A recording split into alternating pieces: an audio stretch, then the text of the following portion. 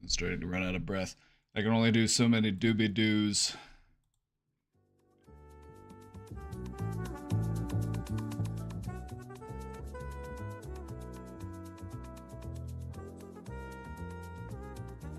Welcome back. Hello? Welcome back. It's Tuesday. Survived another week. We're here again. That light fixed. There we go.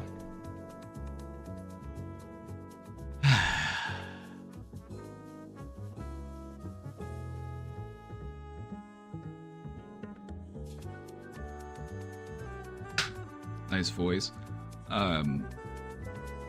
Thank you.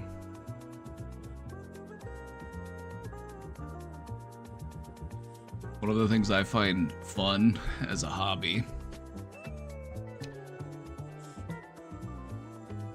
to just see how low I can go.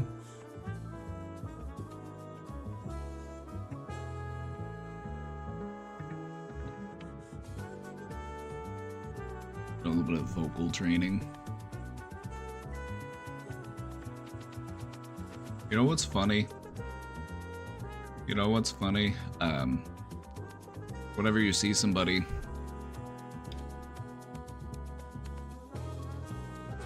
and you can tell that they're making their voice deeper, kind of intentionally. You remember Elizabeth Holmes?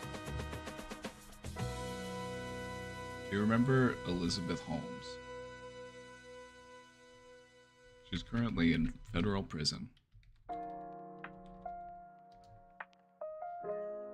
She was also best friends with Jen Shaw in prison of The Real Housewives. They met in prison and they became friends.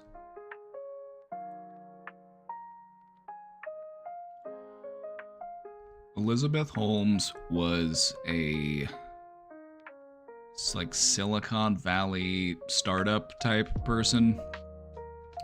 And they started this company called Thanatos. Theranos. It was Theranos, not Thanatos. Thanatos, that's the Freudian death drive. The names are very similar though, so I got it mixed up. It's Theranos. They were like, oh yeah, we're gonna make this machine. We're gonna make this machine, and it's the size of a fax machine.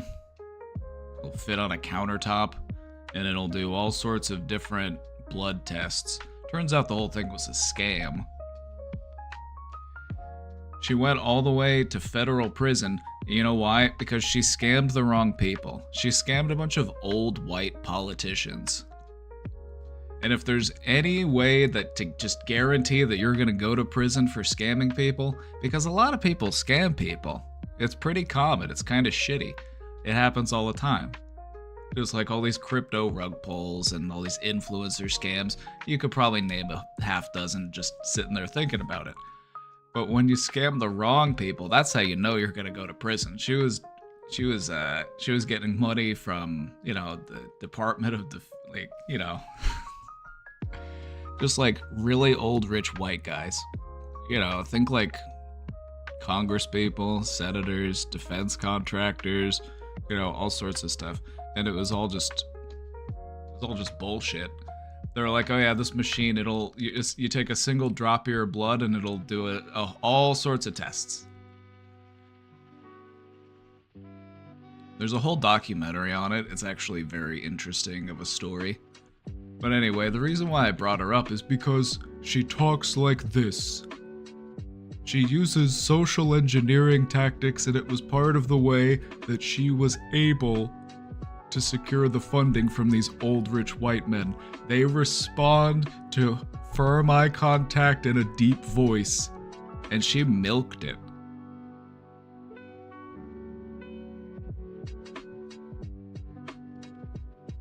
It's honestly so funny because she's just got this unwavering, like piercing eye contact.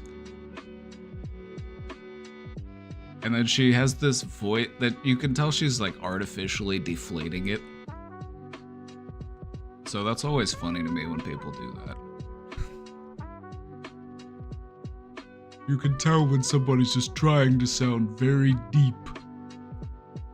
But no, one of the things that I've been practicing is just seeing how low I can go. How low can you go?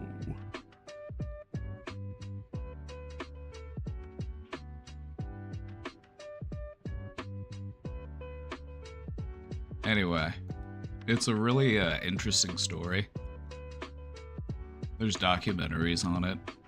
If you haven't checked them out, I would suggest checking them out.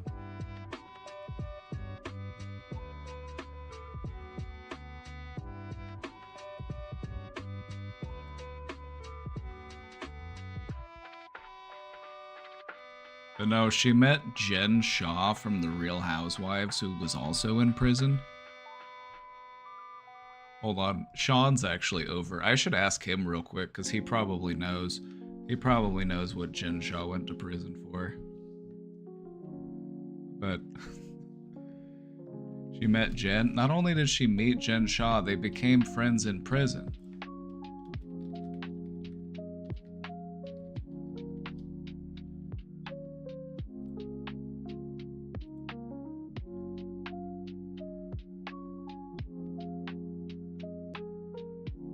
They met in prison. So just, you know, two queens doing their thing.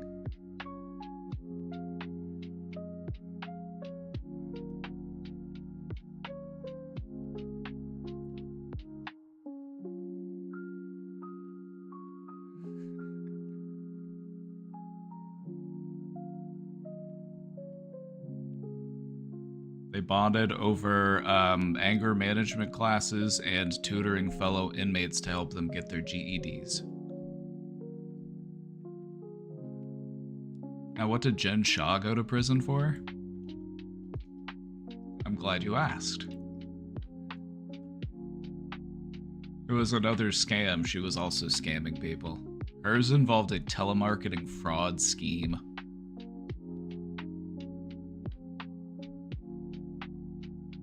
I don't know the details, but it targeted vulnerable people. Okay, that's fucked up to do. They're like, oh, you scammed rich old people? Oh, interesting. I actually scammed vulnerable people. That's so interesting.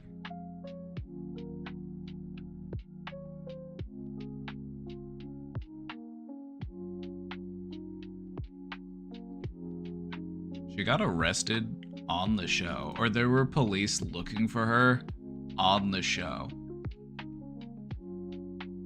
I haven't watched much Real Housewives, but I did watch a clip, the episode where that happened. They were all gonna go on some like ski trip or something, and Jen gets a call on the phone, and she just leaves. They're like, everybody's just confused. They're like, wait, where'd she go? We were about to leave for this trip. We were about to go to Breckenridge or some shit. I don't fucking know.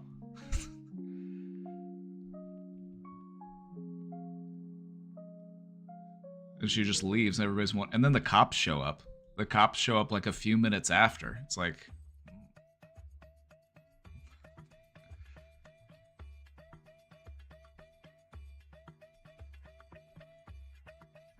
I'm too poor to be scammed. You'd think, but no. They'll still find a way to scam you. Scammers don't care. They'll go for, if you have 2 pennies clattering around in your pocket, they're gonna try to take them from you. Ever watched Real Housewives? Salt Lake is interesting because it's a bunch of like There's like a Mormon overtone, so that's kind of funny.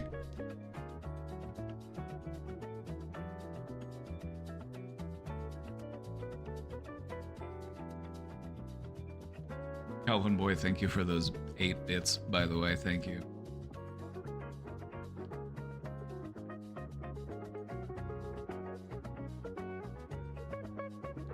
Alright, we've got some questions in the box.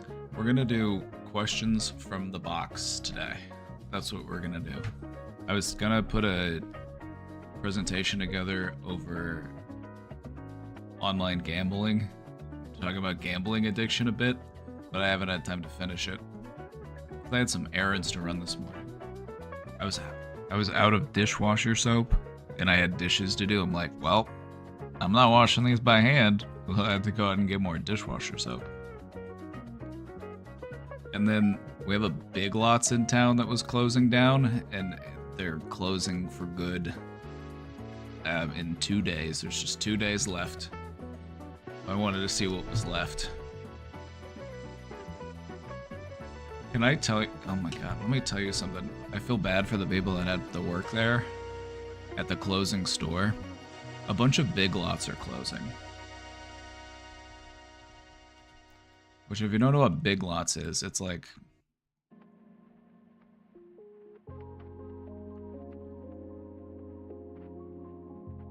It's one of these, like, stores where they'll sell, like, they sell furniture, but then they also just sell a bunch of other shit. You know, it's kind of like Home Goods. You ever been to Home Goods?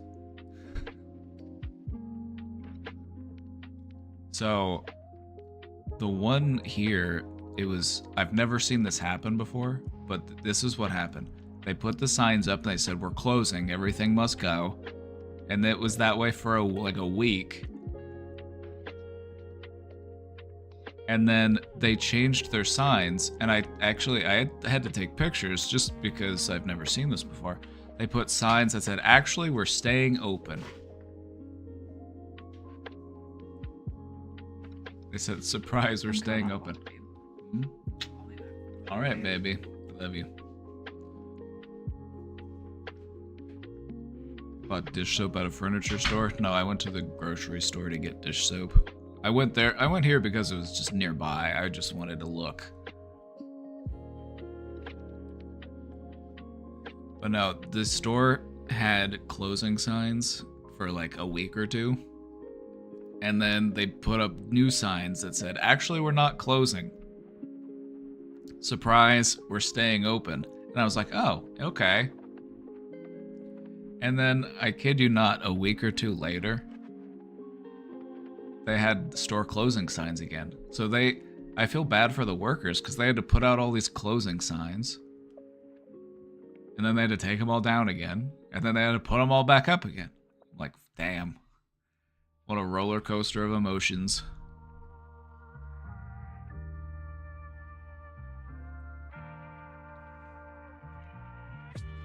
All stores close. All stores closing? Oh. I think what it was they were going to keep some stores open, but then they decided not to keep any stores open. So they're all closing now.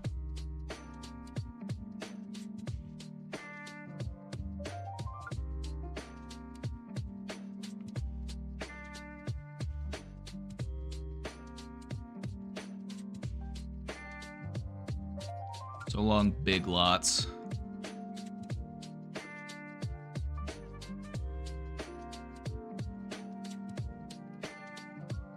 So long, Big Lots. We hardly knew ye.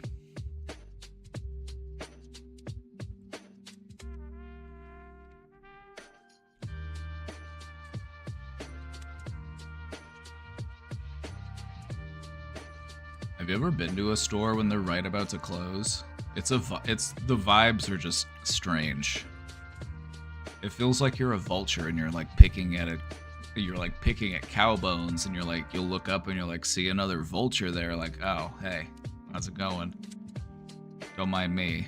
We're just picking at this desiccated corpse. I worked in one. I would always imagine that it would be very depressing.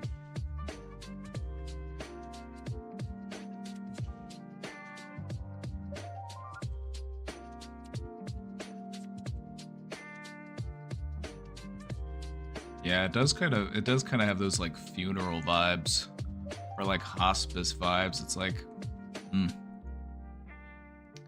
or it's kind of like being at an estate sale. Or like, oh yeah, this stuff's all on sale because the person they just died.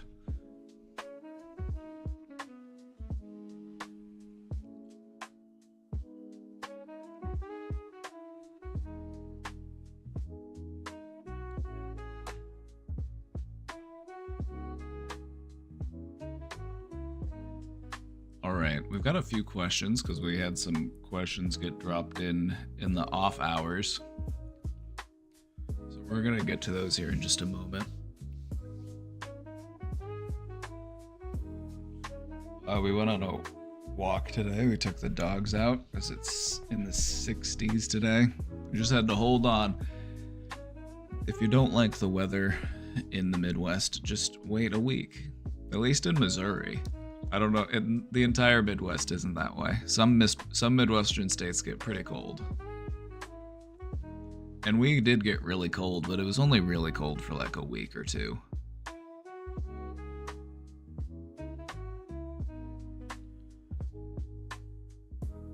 I applied for a master's program starting in the fall. Nice.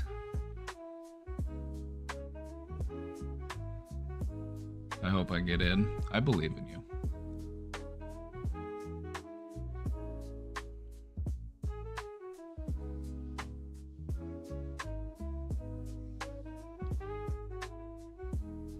Alright, everybody. Hope you're all doing well. Let's go ahead and get into it, shall we? I know your advice is always. See, now here's the thing. As soon as you hit me with that, I'm going to give you different advice. As soon as you hit me with that, I'm going to give you something you weren't expecting. So that's clever on your part. That's clever on your part. Pretty clever.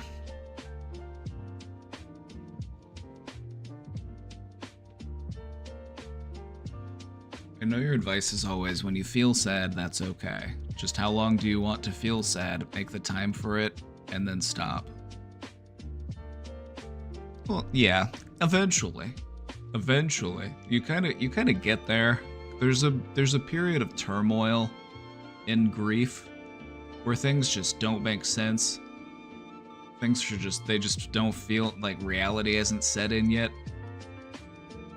And this is the kind of stuff where, like, okay, after that initial blow, once you're kind of like started to reestablish a sense of normalcy, I guess.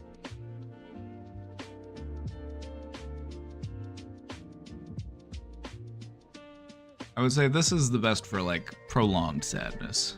Sadness that's you still feel, you know, and maybe it's been a few weeks, maybe it's been a few months, still relatively recent.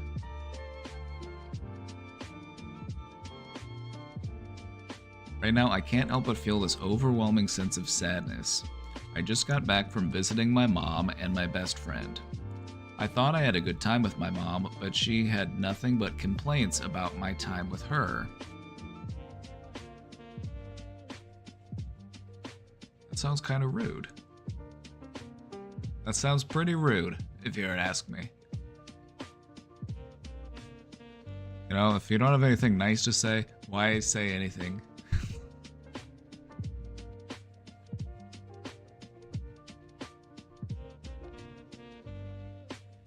In contrast to hanging out with my best friend and her beautiful family, they made me feel like I actually belonged. I wasn't a third wheel. We had such a nice time, but after talking to my mom, I feel robbed of that joy.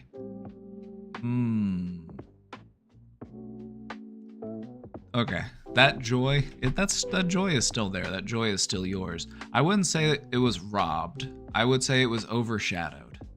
Because once the shadow clears and it's not hanging over you, then you're, okay, now I can see it. The joy starts to sparkle again, now that the light is shining on it.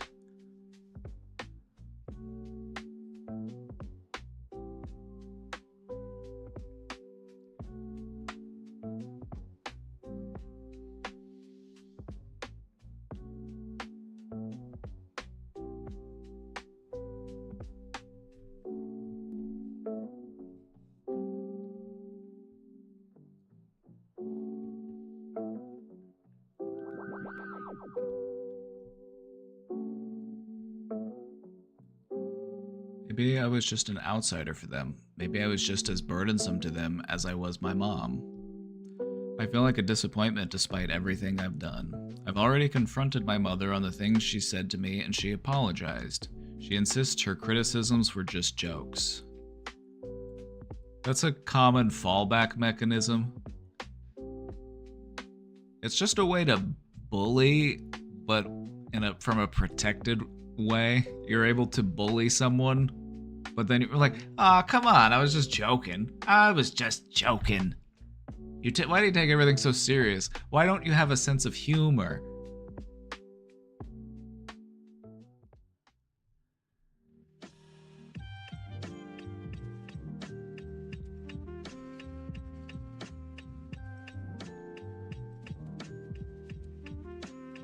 But I've come to learn that people tell truths with humor. I wish I was a better person. I wish there was some way I knew my mom loved me for me, but there's always that voice in the back of my head telling me otherwise. Let me just stop and ask you a question here. You think your mom loves herself? I don't think that a person that really actually truly loves themselves would be this insecure and project this much stress onto their child. Because this to me just reeks of like an insecure person.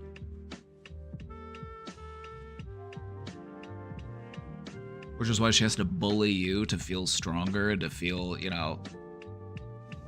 more capable, more, you know what I mean? She's punching down.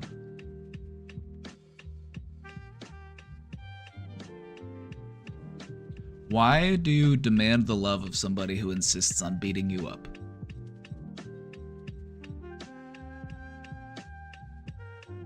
I'm not saying it's right, I'm not saying it's fair. I think it's actually disgusting to treat your kids this way.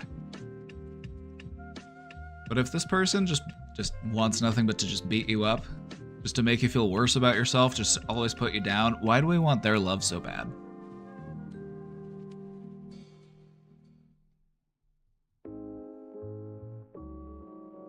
Why is their love that important to us?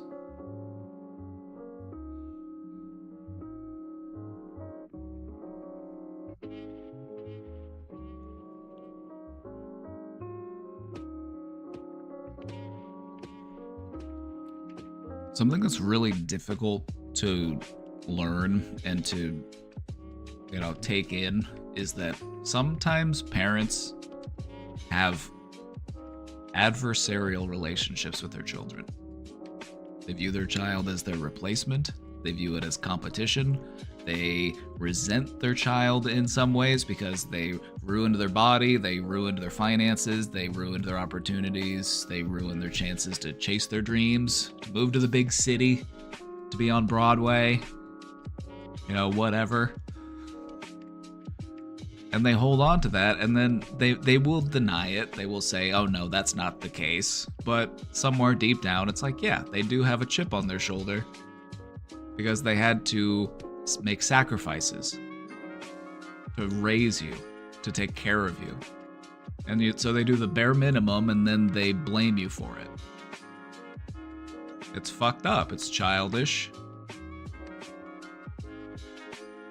So what do we want to do with that information? Do we want to hate ourselves forever because we had shitty parents? No. No.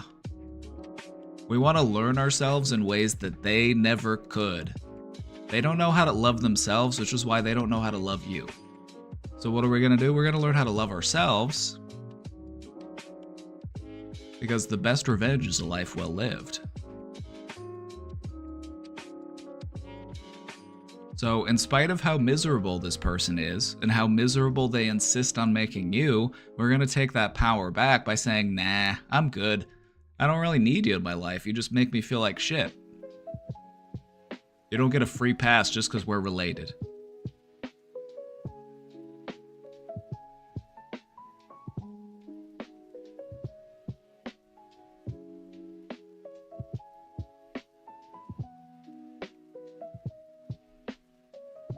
Sometimes you just have to straight up tell your parents, if you're going to treat me like shit, I'm not going to be around. You're not going to see me. And some parents will be fine with that. And that's fucked up. But you know what? What can you do about it?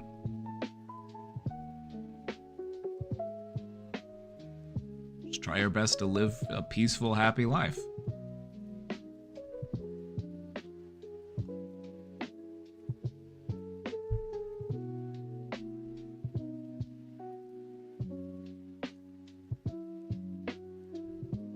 That was my dad's biggest op, apparently.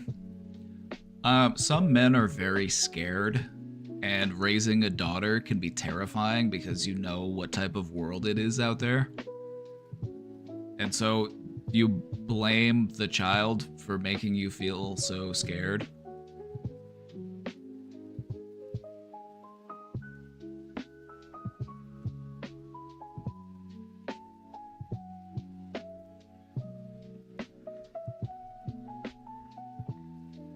You know, if you're dealing with shitty parents, it's like you have to be the parent to them because they don't know how to be the parent to you. You have to be the grown-up in the relationship, and you have to say, Just because they're older than you doesn't mean that they're more emotionally capable than you.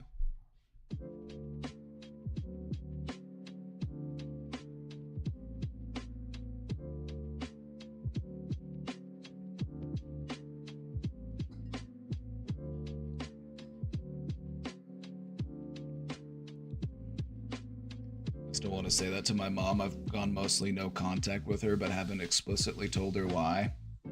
And here's the thing is you don't actually have to if you don't want to.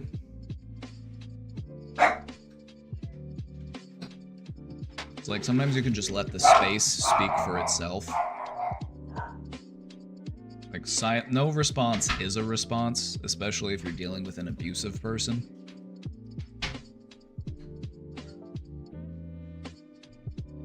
You know, not responding to somebody is a way to a boundary. Penny, be quiet. What are you talking about? Penny, you're fooling.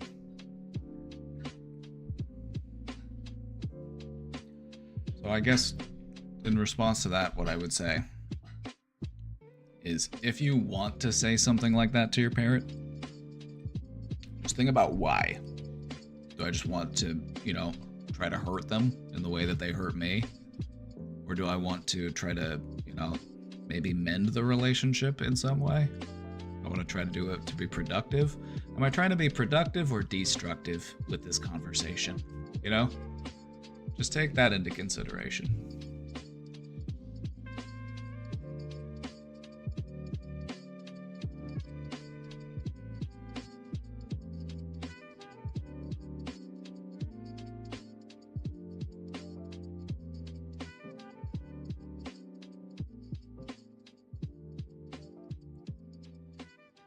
Watching my best friend be one of the best moms I've ever seen just makes me mourn something I didn't have. I'm not going to let me be sad all night, but for some reason I can't stop crying at the moment. I'm sure by tomorrow these feelings will have subsided, but for the future, do you have any advice on how to stop these intense feelings without coping with drugs and alcohol?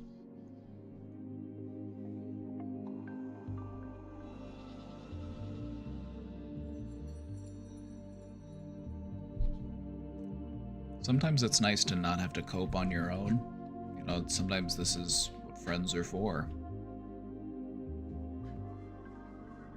You know, if we're down at our lowest and we need somebody to just talk to or just to be around or just to, you know, help us feel understood, that's what friends are for.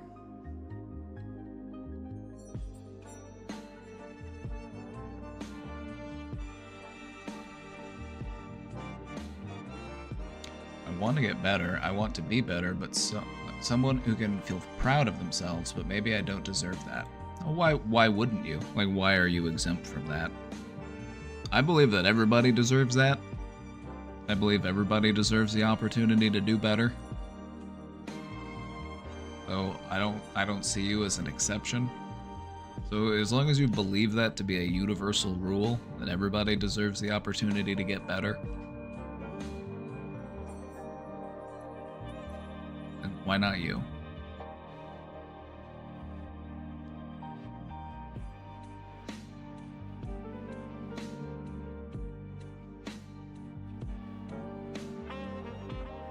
I think the problem with our thinking here, because a lot of people will struggle with this. You're not the only person who's struggled with this. You know, this is something that I've processed myself.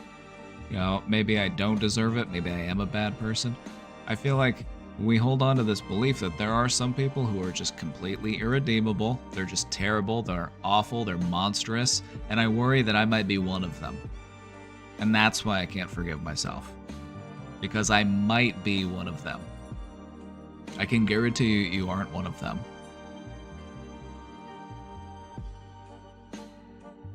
You know, you're not out there eating people.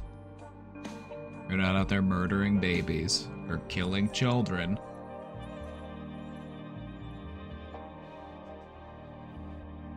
You're not a bad person.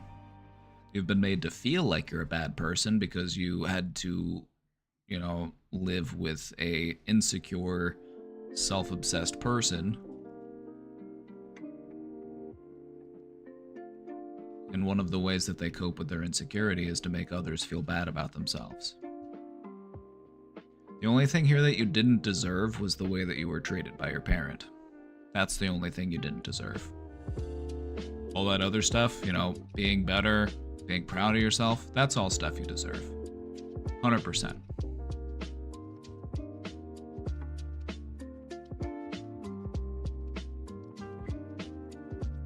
Thanks for everything you do, Papa and chat. I truly appreciate you guys. We appreciate you too.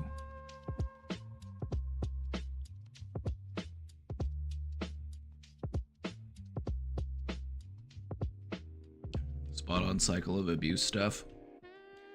Yep, abuse is a cycle. People who have been abused oftentimes go on to abuse others because it's the way that they cope with those feelings of, you know, powerlessness, insecurity. Sometimes people fall into this belief of, well, if I am such a bad person, if everybody believes I'm such a bad person, well, then I'll show them what a bad person is. You know?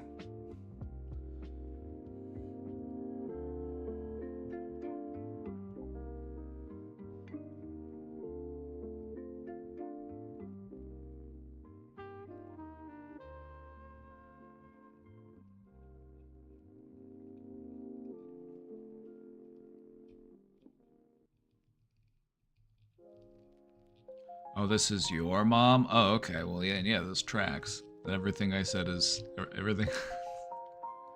Everything I said tracks. Do you think I would VIP a bad person? No. Do you think I would VIP somebody who doesn't deserve growth and change?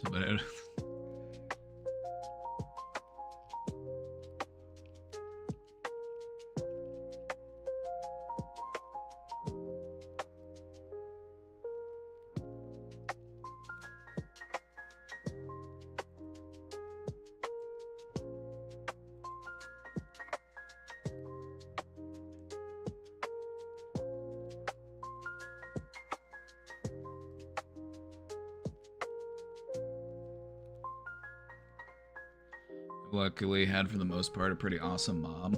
I have too. You know, my mom is great. She's smart, she's funny, she's, you know, sociable, she's entertaining. You know, she was a great mom. My only complaint, sorry mom, if you're watching. My only complaint is, you know, she knows that she's all of those things. So it's like, you know, she likes her time in the spotlight. You know, we're both Leos. She's got that Leo energy too. We can be a little self-driven sometimes.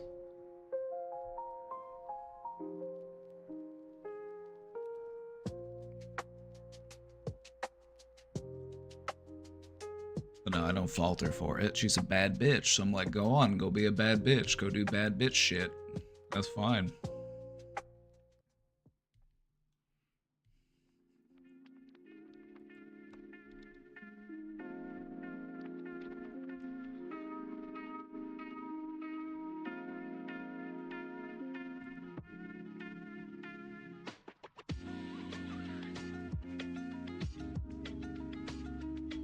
You know what we'll do sometime for a sub goal?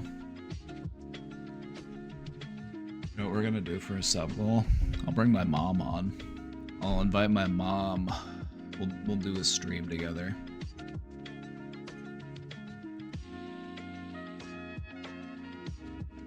You can see where I get my bad bitch behavior from.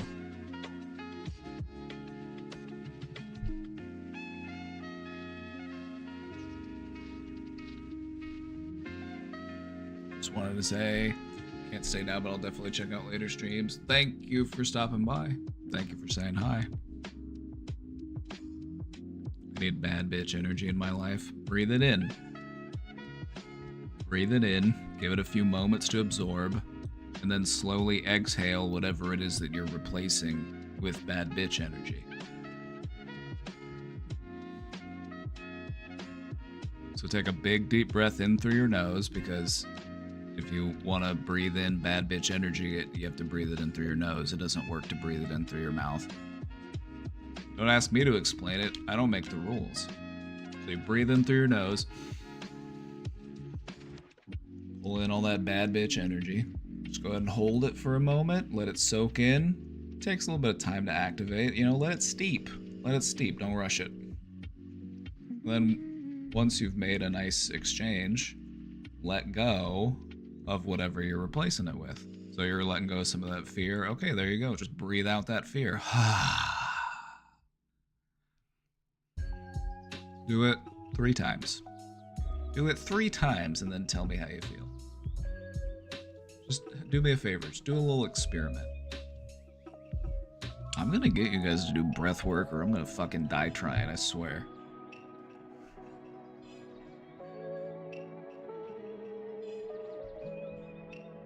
The thing about your life is that you will be breathing through 99.9% of all of your biggest problems.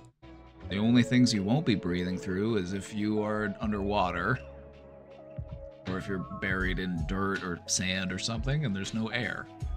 You can't breathe through those ones. But all the other ones, you breathe through those.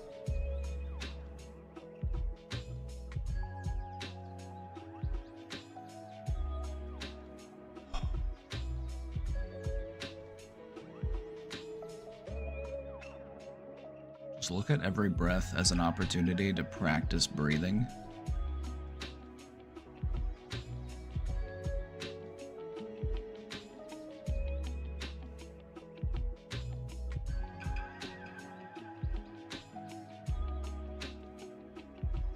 Why do I get upset whenever I'm called a cis straight man? Are you? I don't know. I don't want to assume.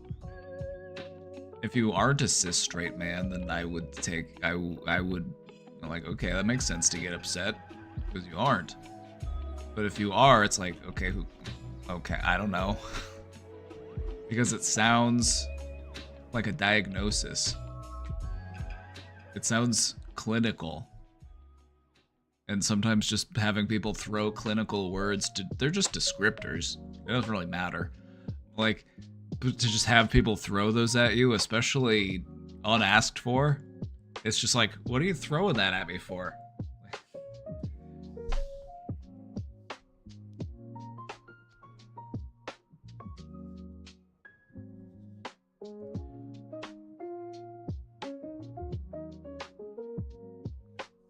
Or if they're using it as a way to be like, to infer something about you, to like generalize you or stereotype you. Like, oh, you're being such a cis straight male right now. Cis straight men, we're a very diverse group of people, okay? All right? We're not all the same. So I would say if they were using it to like generalize you or to stereotype you, I would say it's rational to feel a little bit frustrated by that. But it doesn't really, you know, I would just let it roll off you. It doesn't really matter. At the end of the day, whenever somebody says something about you, just remember they're just making sounds. They're just blowing air through their meat holes. And when you think of it that way, it's like it is kind of funny that we allow ourselves to get upset about something that was just air being blown through meat.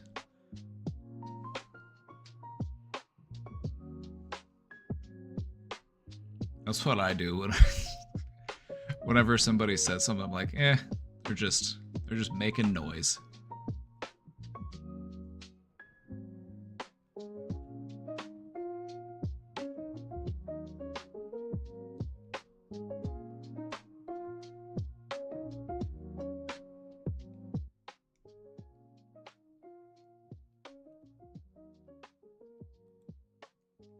How do you feel about people who broadcast their mental and eating disorders online for a living?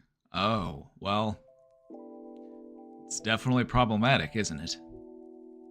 It's totally unregulated. We had somebody who came in and just dropped off a few questions early in the morning, in the wee hours of the morning.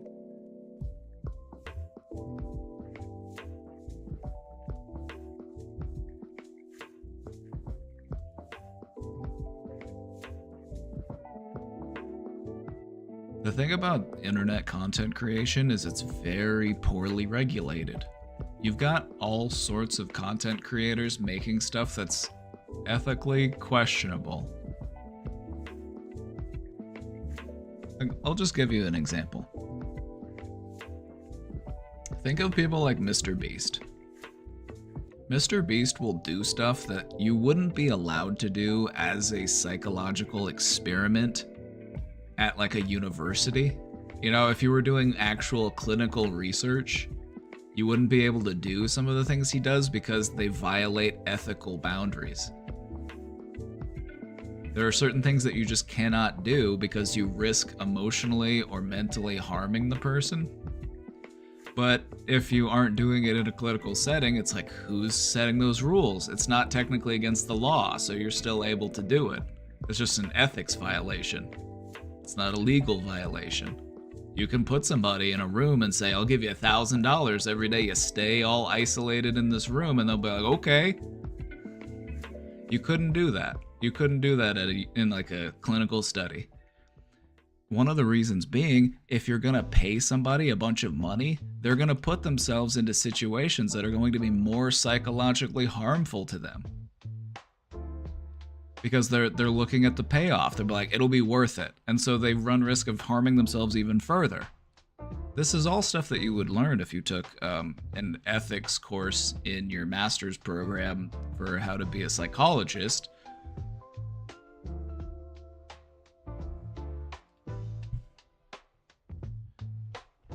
So yeah, I got to learn all these different rules. All this stuff you can't do this kind of stuff. You run the risk of harming people. And you can't pay them. You can compensate them for their time, that's fair, but it can't be anything unreasonable. You can't be like, I'll give you $500 if you do this. But like, no, it's too enticing.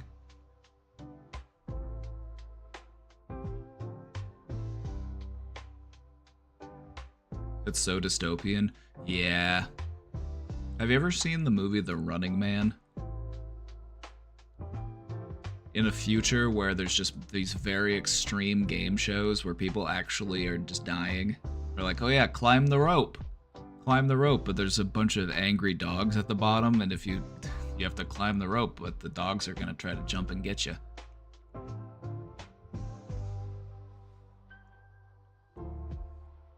Yeah, but see, you've heard of it? You should watch it.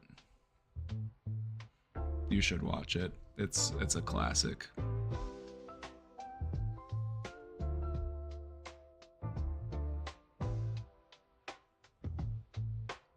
It deals with, oh yeah, I forgot about the doctored footage stuff because it's been a while since I've watched it, but like, yeah, that movie, it's probably aged pretty well.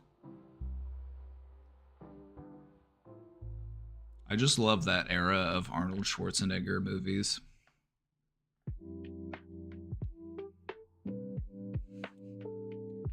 was a great time for action films. So yeah, how do I feel about people who broadcast their mental and eating disorders online for a living? I think it's really fucked up, but it's like, what can we do about it?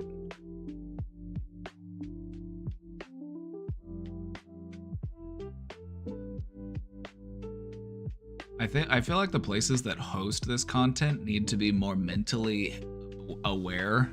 You know, they need, because they're the ones that are allowing it to exist, right? Like if I can't post this kind of shit onto YouTube and I can't stream this kind of shit onto like Twitch or some other platform, it's like I wouldn't be able to make this content.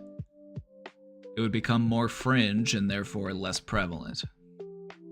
You wouldn't be able to eradicate it completely because there's just you can't. But if you can curb it on the main platforms, you just push it off to the side and you're able to minimize the amount that people are doing it.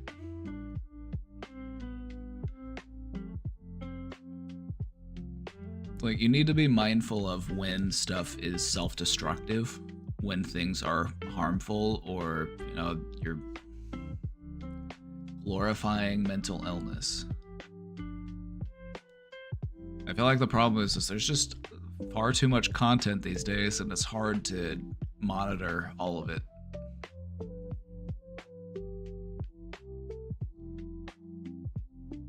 But I would say people pull up to watch this kind of stuff.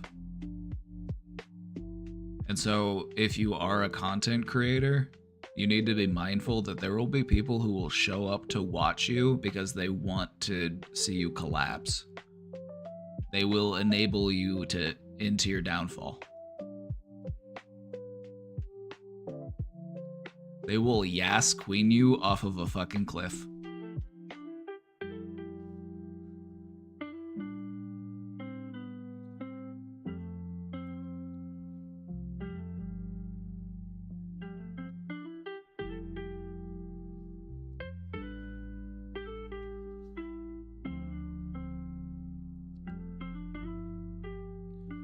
So yeah, I mean, I feel like we just need to be more mindful and more educated about what this kind of stuff is, and we want to make sure that we're not enabling this type of stuff. I don't know if we're ever going to be able to completely get rid of it, but we need to do what we can to make sure that we're not glorifying it and enabling it. That includes other stuff that you might not think outside of this. Like, think about reality TV. Like, think about reality TV where they just basically take advantage of these, like, lonely, desperate people. Like, hey, we'll give you a bunch of money, we'll put you on TV, you're gonna be a star. And then they get them all liquored up. And then they prime them for, like, getting into fights with other people. They're like, so, tell me how you think about this person. Oh, what happened between you and them? Like, they're just instigating.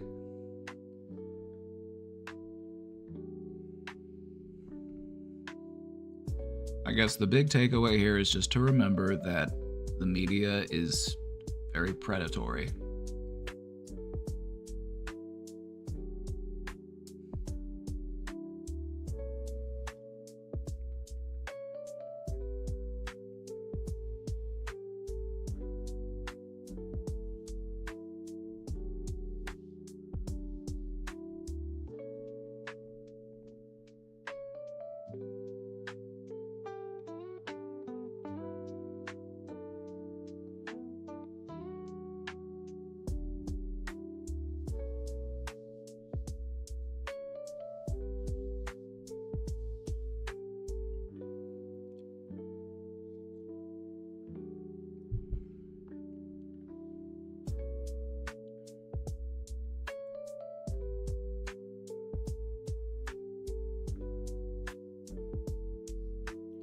Is this a real thing? Because I feel like he's talking about me, but I'm also extremely Delulu.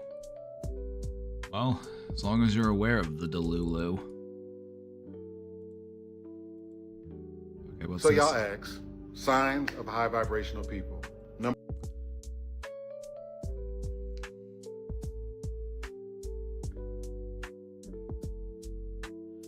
What was the question? Is this a real thing?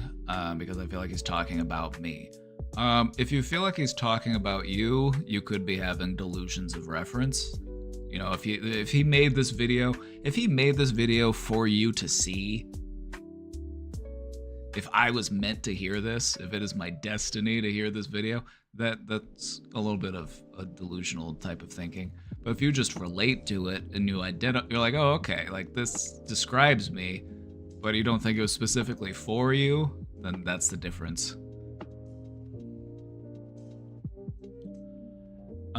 Okay, let me actually listen to what this guy has to say before I start. So y'all ask, signs of high vibrational people. Number one, people stare at you. Kids like you. Animals feel safe around you. Strangers tell you their life stories. You instill fear in your enemies. Y'all like that one. When you walk in the room, the energy shifts immediately. The party doesn't start until I walk in. Okay, so am I delusional? Maybe. In some way. I don't know. I don't think so. But you know, I could be.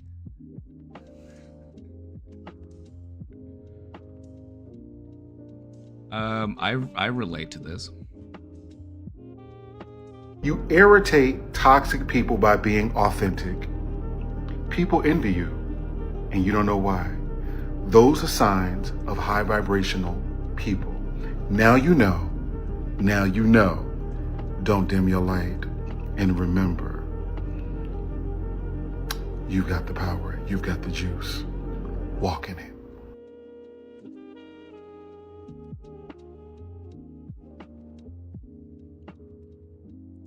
So is this a thing?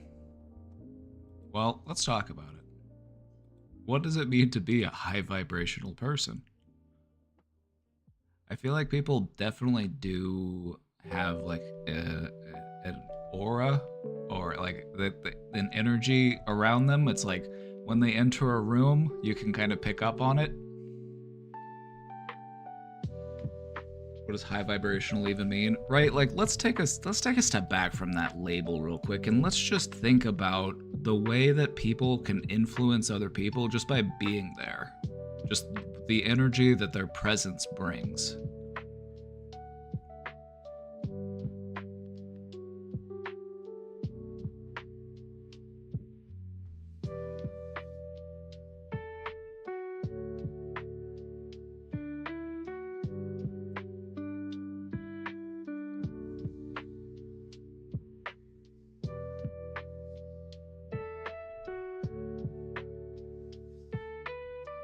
I feel like when you think about your senses, the way that you perceive the world around you, you are picking up on things that you aren't actively aware that you are picking up on. Because there are things that our senses are picking up, but they might not be things that we are consciously, actively aware of.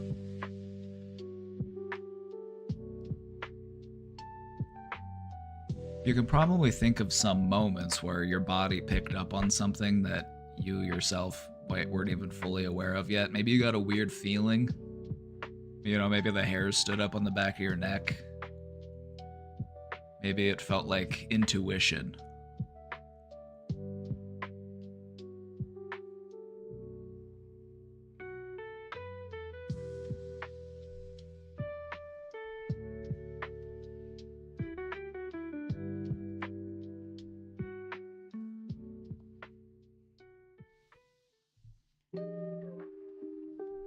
Is it the CIA training manual that says 90% of communication is body language?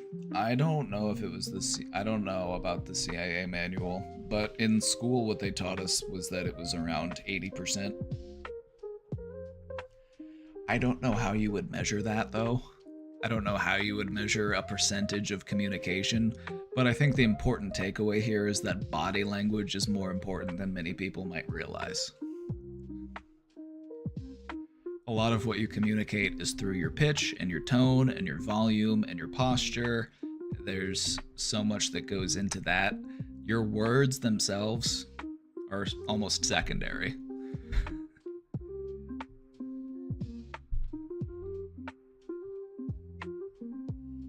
Is that why some people are so boring in text?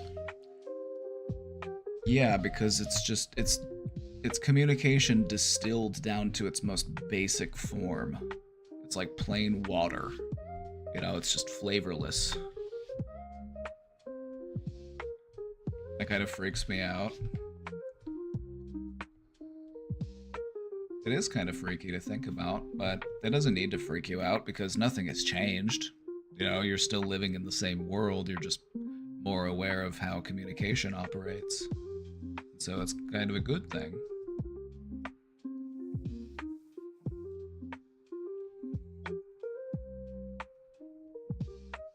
You want to get woo-woo for a second? Let's get woo-woo for not even that woo-woo, because this is actually something that's scientifically backed. We're just kind of postulating on it.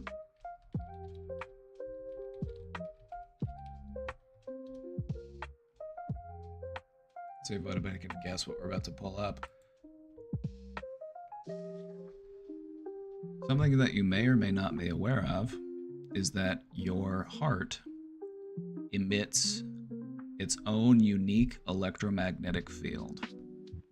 Your heart runs on electricity, and anything that operates on electricity makes an electromagnetic field.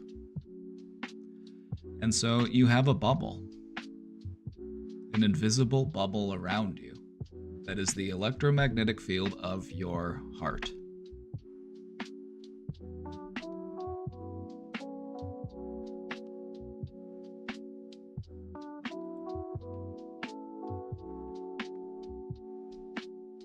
Now, what is this? Okay, so this is true. This isn't just like, this part isn't woo-woo, because this is, you can measure this. If you have a device that can measure electromagnetic fields, you can find out that you actually do have an electromagnetic field that is emanating from your heart, and it kind of creates this sphere around you, kind of like the electromagnetic sphere that exists around Earth.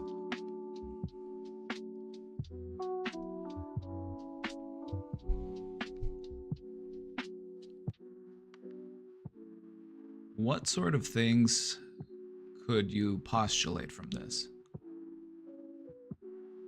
What could this mean? Could there be ways that we could consciously perceive or interpret other people's electrical signatures in ways that we're not fully consciously aware of?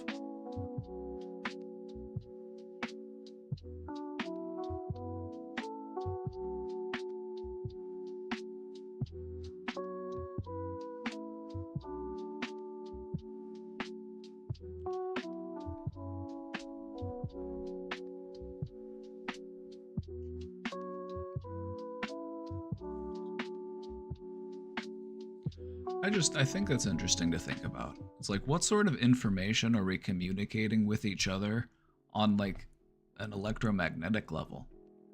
You can tell, like, I can tell that, you know, we've all been in a situation where we were around somebody, or somebody comes into the room and the energy in the room shifts. It goes up or it goes down.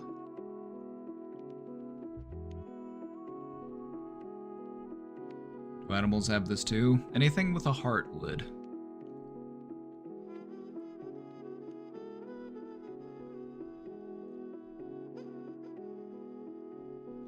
Is this why the Matrix robots turned us into batteries?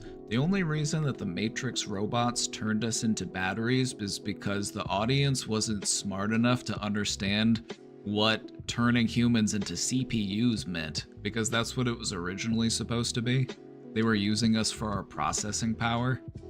They were using our brains as the computers that they are. But the test audiences didn't really understand it, so they changed it to batteries.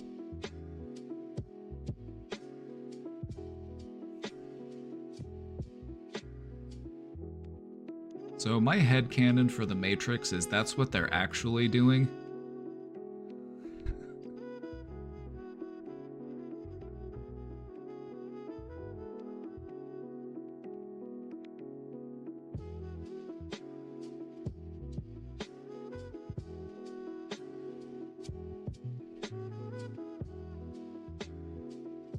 I thought the Matrix was about the trans experience.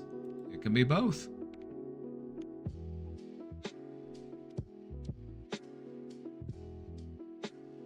What the fuck is the Matrix? Have you not seen the Matrix?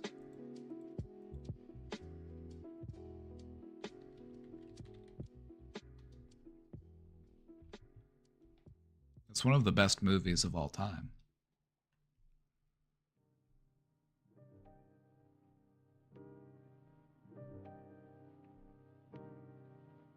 also haven't seen The Matrix? Are you kidding?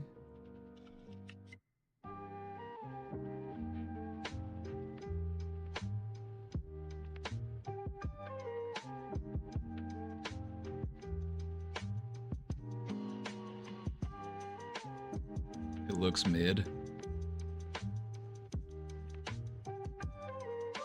Give it a try and prove me wrong. Give it. If you watch it and you don't like it, that's fine.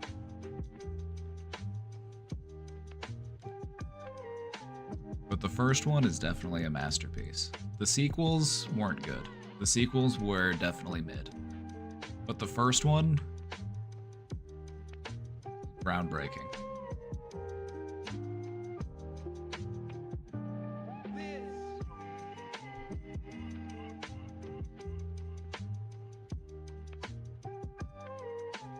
I get mixed up with the pill stuff. Just watch the movie. Just watch the movie. If you haven't seen it, just watch. It's very good.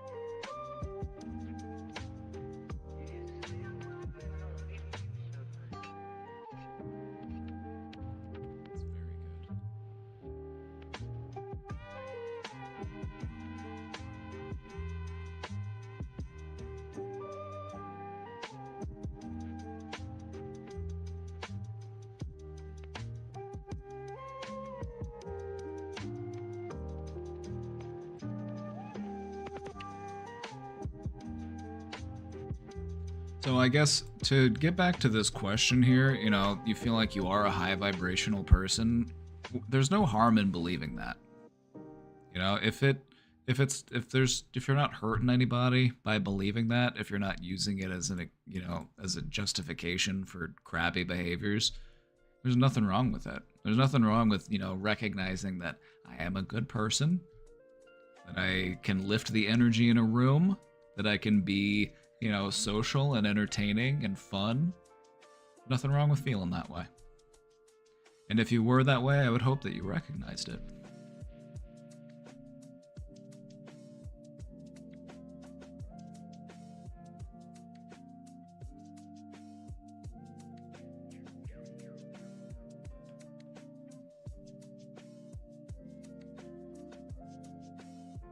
I have terrible luck with women. The only girl in my life that ever gave me a chance is my ex, who I hate. I'm just tired of waiting and would really like to just get some experience. By the way, I've tried dating apps and barely any luck there, because most are pay to win.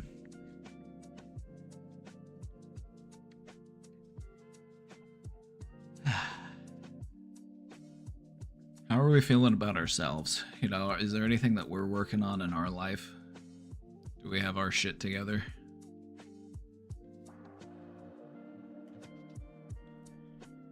Like, in general, my advice for people would be, if you're looking for a person to, improve your life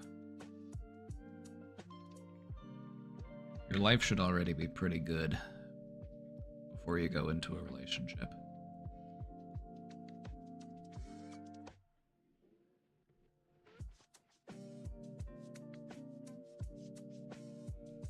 We want to focus on feeling good about ourselves. We just want to make sure that we're not rushing into a relationship for the wrong reason, and that kind of sounds like what might have happened with you and your first, is because to be with somebody was preferential to not being with somebody, even if that person was just not a good fit.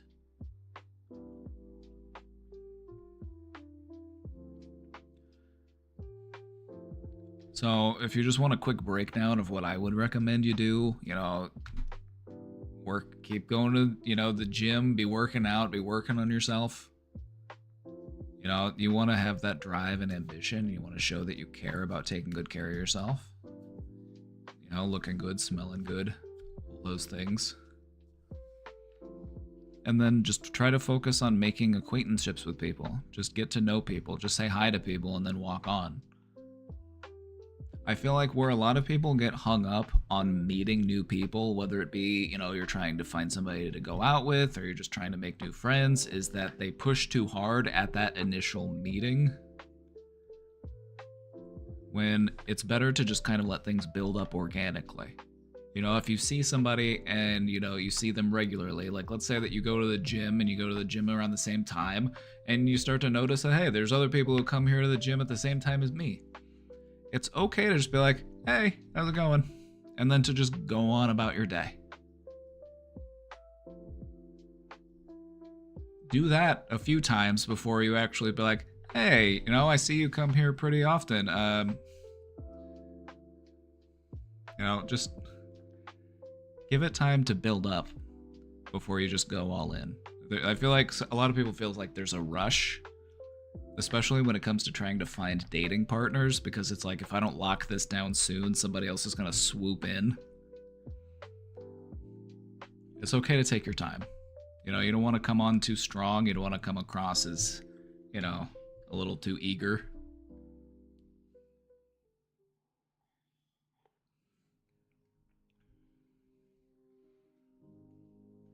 I don't want to use the word desperate. See, I don't like to use the word desperate either. That's why I like to use something like, oh, you're a little overeager, you know? You're a little too excited.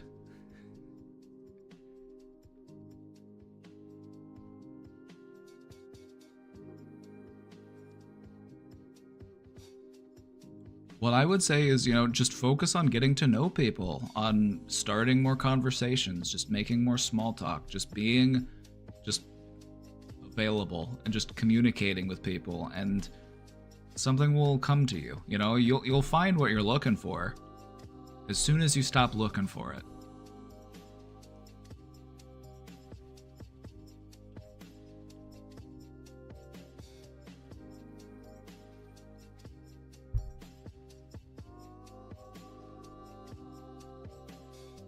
Oh yeah, we took Atticus on a walk. It was so nice today. We took the dogs on a walk, so I think he's a little tired out.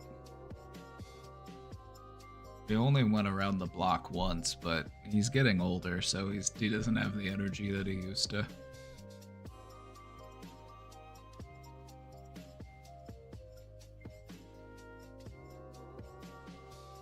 Are we vibing? Make friends with women and they might even introduce you to someone who could be a good match. See, that's another thing to remember is it's like, let me give you an example. Let's say, I'm going to use the gym example because that's the one I've been rolling with, but this could apply to other stuff. Like this could apply to meeting somebody at work or meeting somebody at, you know, college or something. Just, it's about noticing that there is somebody that you are seeing recurringly. You know, like we occupy the same space on a regular basis, because that's what gives you the potential to start to engage and to start to familiarize and to start to become acquainted with this person. So once you know, are aware of this person and you're like, okay, I want to talk to this person, I want to get to know them a little bit better, just start off small. Just start off by just saying hi. Like, have a good day.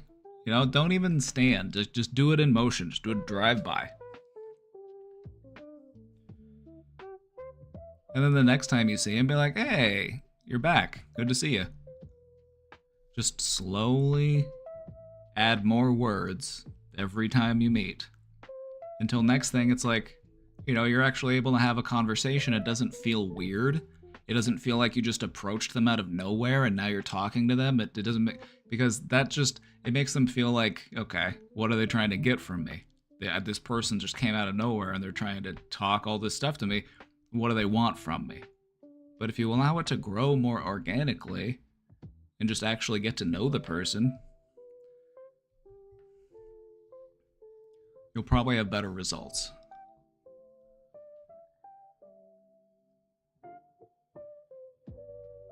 And even if that person ends up not, like, let's say you are looking to date somebody and that person ends up not being available, well, it's like, at least they now know you exist, and so if they have a friend or, you know, a sibling, you know, maybe they'll put in a good word for you. Maybe they'll recommend you. A lot of people meet people through their friends. So just be friendly with people. Take time to let it grow and just become acquainted and be friendly. That'll get you places.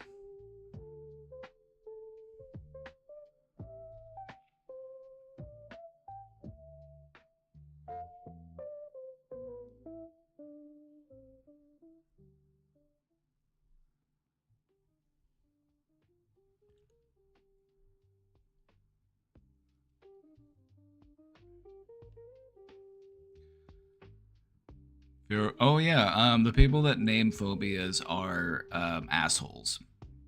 A fear of a palindrome is it's a palindrome.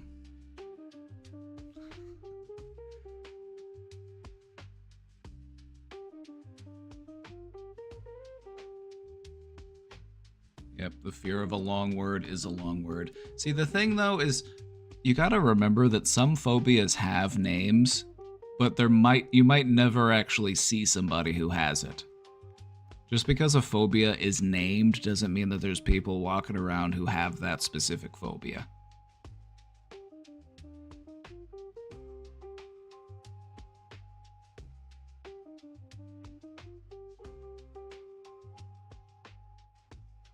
So I think some of it is just kind of done jokingly.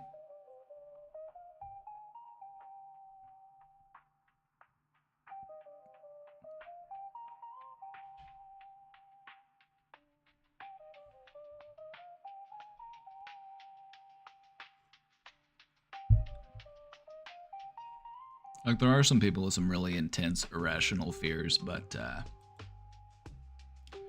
not that common. They're pretty rare.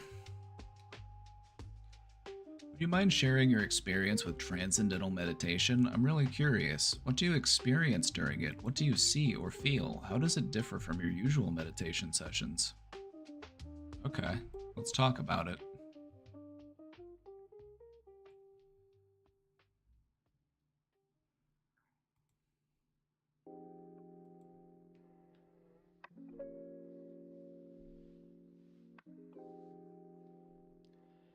Transcendental meditation.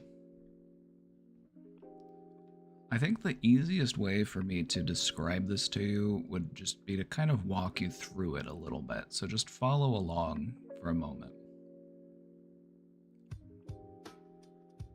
Start off by just taking a big deep breath, just, finding a sense of peace and relaxation. We're just chilling for a moment. We're just gonna exist. We're gonna create a little bubble for ourselves. A little bubble in which the past and the future do not matter. We're taking this moment for ourselves. We're gonna just fully commit ourselves to the moment that we are in.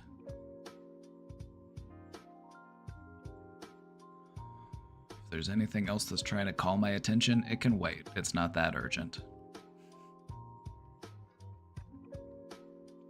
Transcendental meditation is something that you can do once you have a little bit of practice with meditating and you get better at just creating some space for yourself in the moment that you are in. When I don't go after those thoughts that are calling me to either the past or the future, or I'm not worried about anything except for this moment. Right now I'm just going to exist. Whenever you focus on just existing, what you will notice is that there is an aspect of yourself, the part of you that is aware, the part of you that shines a light onto everything else that you are, but which cannot shine a light onto itself. So take a moment to just focus on awareness. Be aware of your awareness.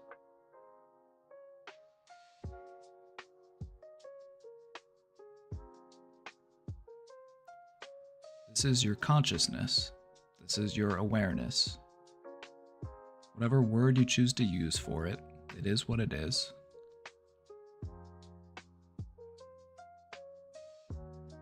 In transcendental meditation, what we do is we try to follow that light back to its source. The source from which all consciousness springs. That universal force that pushes plants to reach for the sunlight, that drives squirrels to store nuts for the winter, that drives birds to make nests.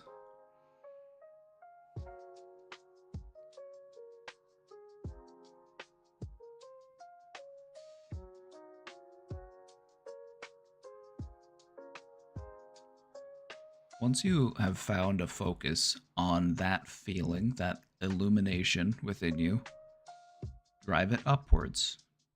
Drive it upwards to the top of your head. Try to focus all of your awareness, all of your intention, all of your presence onto the top of your head.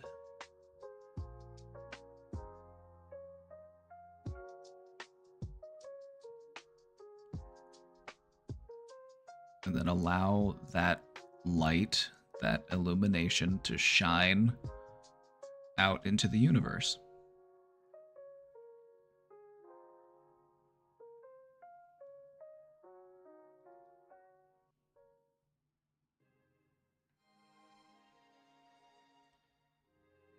One of the main goals of transcendental meditation is to feel a deeper sense of connection with the underlying consciousness that exists within all living creatures.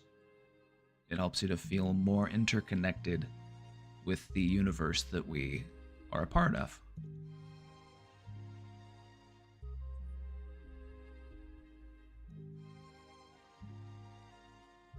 The more you practice this, the more you can go into it.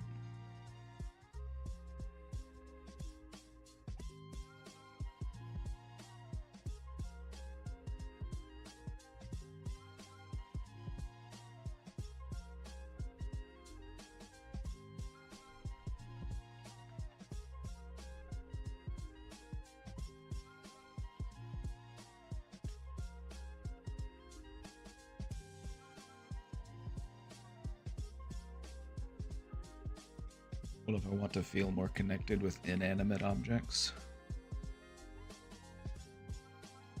There's a saying that goes like this. There are two main types of meditation. Meditation on an object. That object could be any type of intention or any type of goal or, point of focus for a meditation. You want to do a body scan meditation, you want to meditate on compassion, you want to meditate for creativity or insight or clarity. That would be to have an object of meditation. And then the other main type of meditation would be to feel free from all objects. And that's kind of the side that transcendental meditation kind of falls more into. It's about feeling more interconnected with that underlying network of life.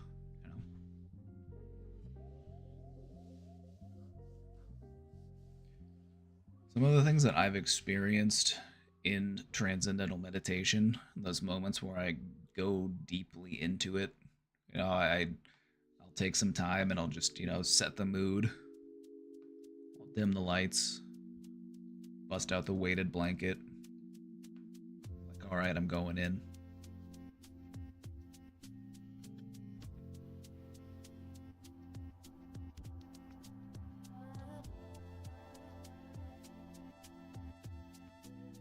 What I noticed was it kind of felt like my consciousness was this ball of light. And I traced it back to its source. And then it felt as if my awareness, my consciousness was this ball of light in an ocean of light, and this ocean felt occupied. All of the other living beings, they had their own representation here. And then I went above it, and I recognize, I am all of these things within the ocean. We are all interconnected. We all stem from the same source. So I was no longer a fish swimming in the ocean. I was all the fish. And then I went a step above that, and I was the ocean itself. And then you imagine that ocean as if it is a drop of water in a larger ocean, and you just kind of do that, and you kind of go up and up and up. As soon as you hit your capacity, you make that your new 1%. And then you continue to expand.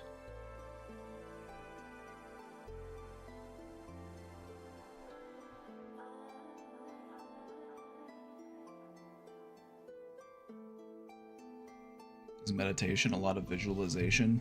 You can get some closed eye visualizations. You might see some geometric patterns or some like flowing, shifting blobs of light, that kind of stuff.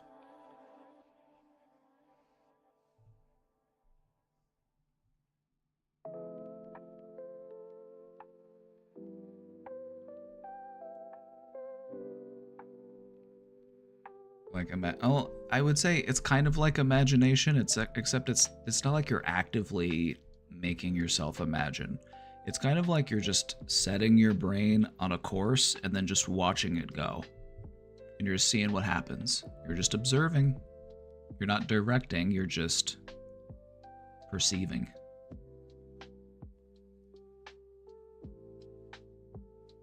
And so these were things that I experienced in moments where all I was trying to do was perceive.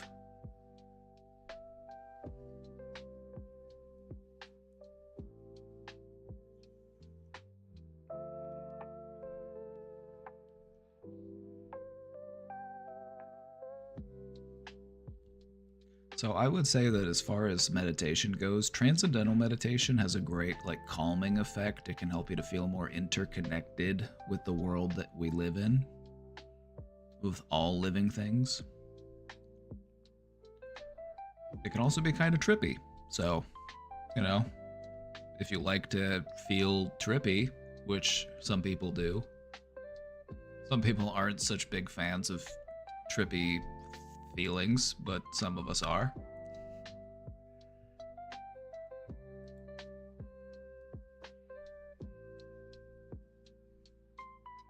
What you'll notice is that your brain can do some pretty incredible stuff when you just sit back and watch it work.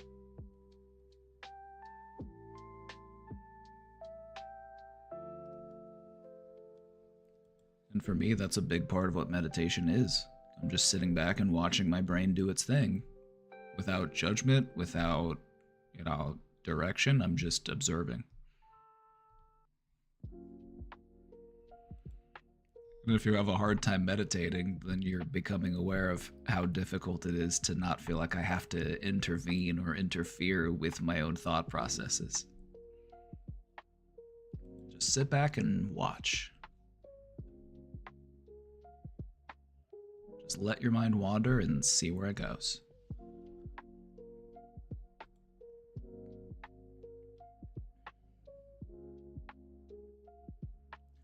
Hi, Papa. Have you heard of a secretary bird? I have. It's actually one of my favorite birds. We have them at the zoo here, and they're always very cool to see.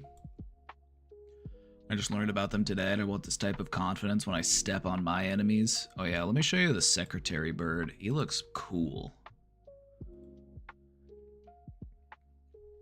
Isn't that a cool looking bird? He's got these big long legs, and he'll eat like snakes and stuff. Or like little rodents. Isn't that cool? Look at those. Oh, there it goes. It's going for the pounce. God, I hate whenever an image is on Reddit. I hate whenever an image is on Reddit. I have to view it like this. It sucks. Yeah, it's going for a snake. Wait. Yeah, is that a snake? It almost looks like a giant horn. This almost looks like a big ram horn. Like, yeah, that is a snake. It's a big snake. Yeah, it's a snake. Kind of interesting how you'll see those recurring patterns in nature, though. Like, it almost looks more like a big horn. But no, that's a snake. That's its belly.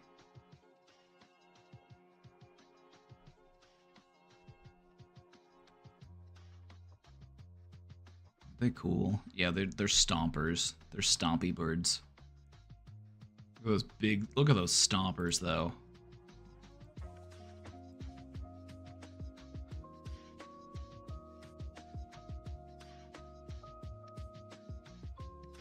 So yeah, secretary bird is one of my favorite birds.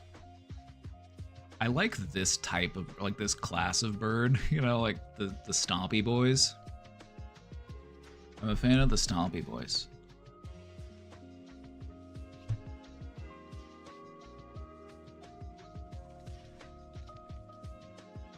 Another one of my favorites. This is one that lives down along the waterfront, and it's more of like a fisher bird. The great blue heron. There are a lot of them in Missouri, so we see them a lot when we go kayaking and stuff. So cool.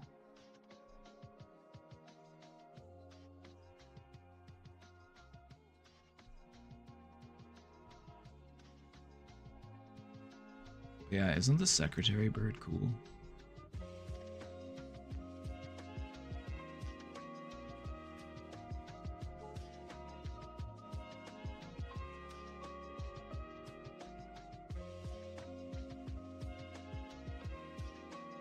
Does this bird have a beak or a bill? I guess it would be a beak.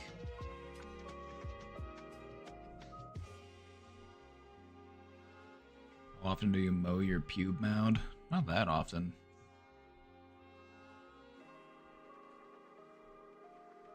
Whenever it gets overgrown, I just trim it like the hedges.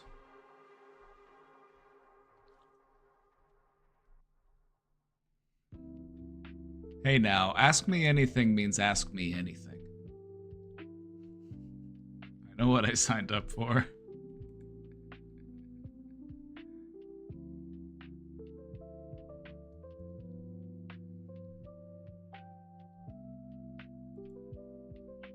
I would say I probably have to trim my beard more often. I feel like my beard grows faster.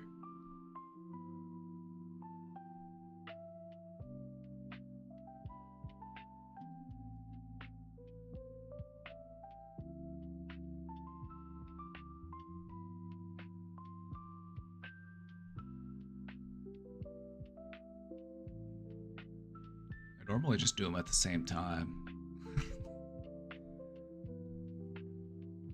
I probably have to do that about every third time, I guess.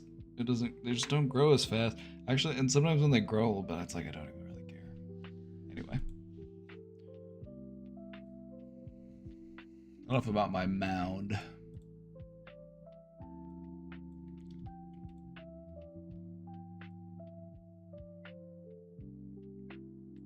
Hi. I've been sick. Had a bad cold for the past week, so I haven't been able to watch your show lately. I did notice something about myself while I was resting in bed.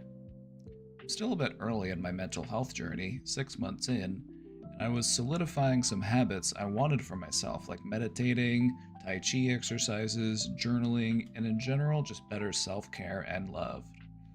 I wasn't very disappointed when I wasn't able to keep up with those habits, but I definitely relied on those old habits that I had back in the day. And in the end, I even forwent eating because I have an addictive personality and kept playing games in bed. Let me just say, I appreciate the enthusiasm.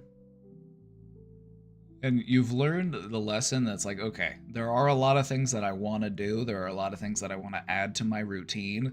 But now you're seeing why it's not easy to just add a bunch of stuff. Like, all right, I want to be more fit. So what am I going to do? I'm going to go to the gym 18 times a week. I'm going to eat nothing but cauliflower. And I'm going to do 1,000 push-ups. It's like, too far. Too much.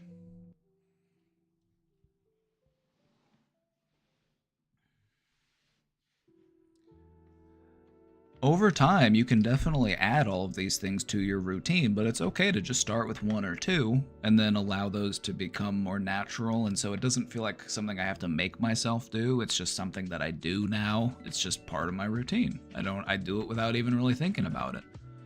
And then you can start adding more stuff to it. So you're off to a good start.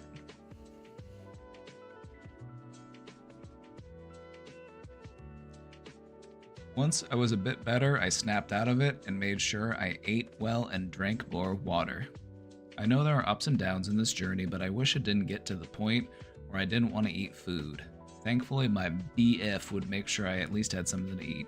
If you have any advice, I would love to hear it. Thanks.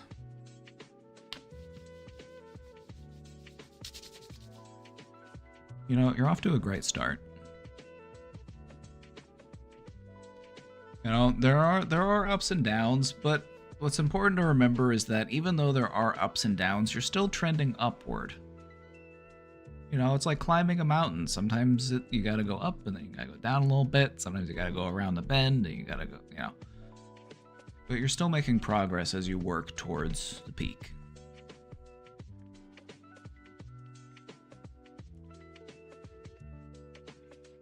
Is that why you feel resistance when you do too many things?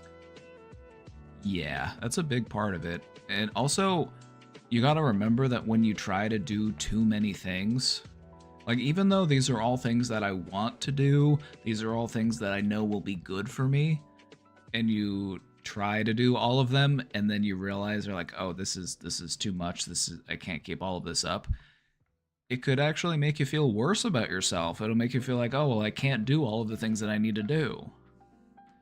So that's why taking it slow is so important, especially when it comes to adding like new habits or new things in a routine. Because if we want to make them stick, that's the best way to do it. Is it possible to just completely overhaul your routine? Yes. But it can interfere with your odds of being successful.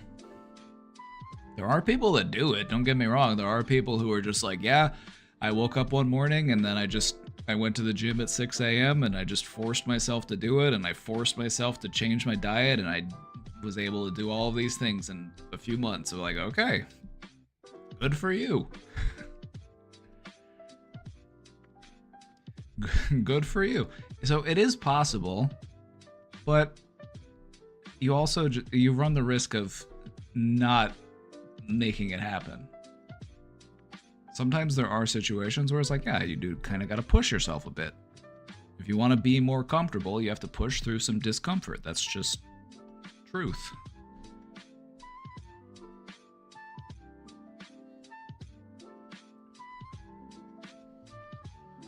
Just start with building a firm foundation for yourself. A firm foundation of, self-care and love, and then add to it. Set up the framework and then continue to add to it. Just build it up over time.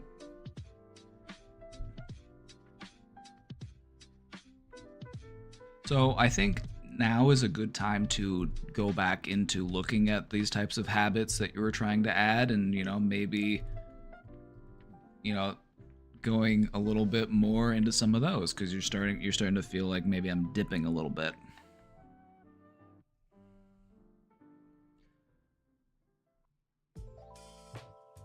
Sometimes when you start to feel like you're dipping a little bit, that's a good sign to, maybe I need to step on the gas a little bit.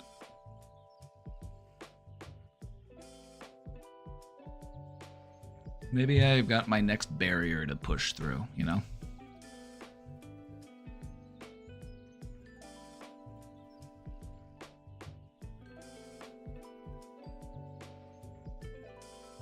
What kind of things do you do when you feel that pressure? Like, I've been successful to make those into habits, but at times I find some days I don't have the motivation, but I try to say it's okay if I can't do it.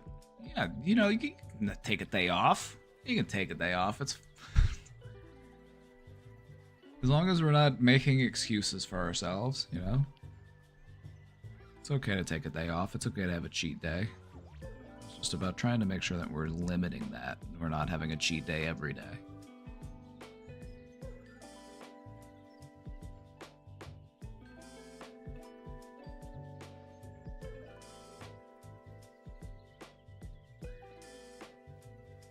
It's been a bit hard to redirect my habits because I crave the endorphins.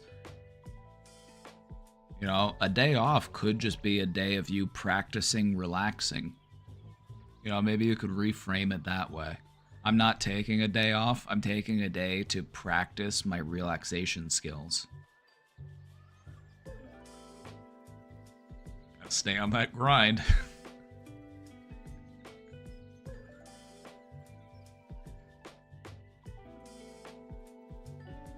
I've met a lot of people who have a hard time taking a day off because it feels like, oh, there's so much stuff I need to do. I'm like, have you considered that perhaps you also need to practice relaxing? I've met people who are not very good at relaxing, and they could definitely bother to, take some time to practice that a little bit. Not talking about any of you. I'm talking about people that I know from my life. Uh,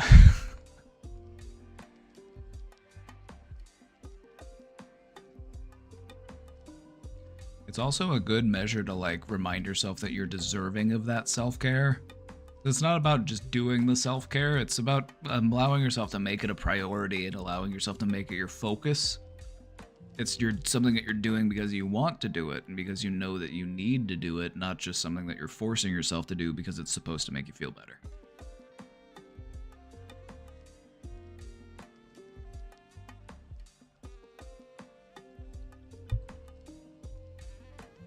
Not good at relaxing. Well, you're good at pretty much everything else, so I feel like you'll get this down in no time.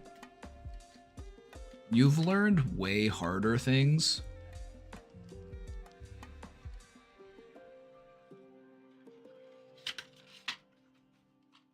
So I feel like you've got this in the bag.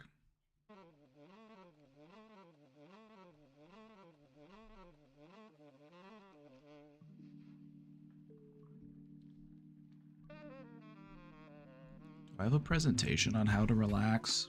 I don't know. I might. I'll have to look.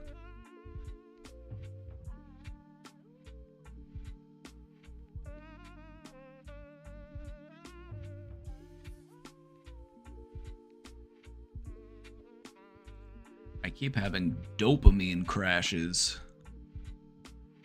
When I'm around other people, especially coworkers that I like and feel comfortable having fun with because I don't really have friends outside of work that aren't online friends, I can be super silly and goofy.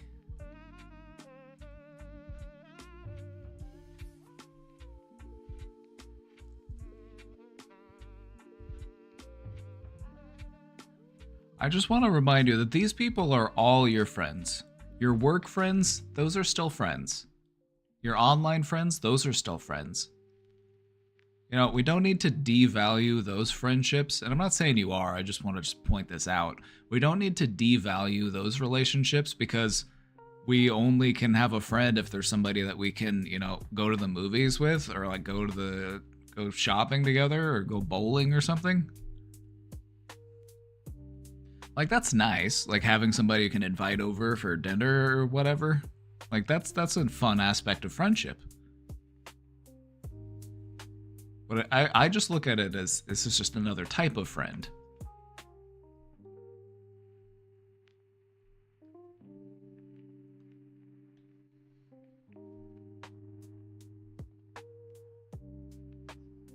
I just think it's a benefit to us to not put different types of friendships in like a hierarchy, like friends are friends.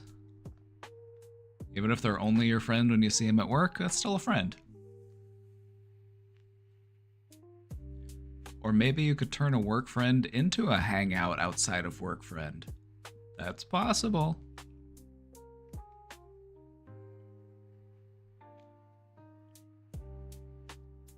When I'm hanging out with friends, I can be super silly and goofy. I'll have a great time, but as soon as I'm alone, I feel horrible. I feel so unbelievably annoying and unlovable. Like, yes, I make my friends laugh. We bond over frustration with the same things. I feel like I'm open with people. I talk about my trauma a lot, though, mostly as a joke, but it's still real. But it just doesn't feel like anyone really knows or cares about me. Do you really know you? Do you really care about you? I go home and I have no one. You have yourself. And that's not for nothing.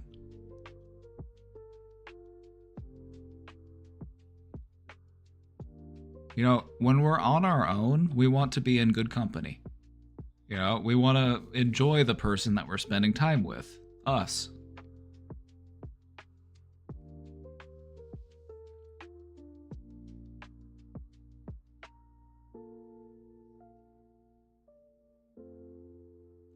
So I think something to think of would be, how do I perceive myself? How do I feel, spending time with myself? Do I just feel stuck with my thoughts?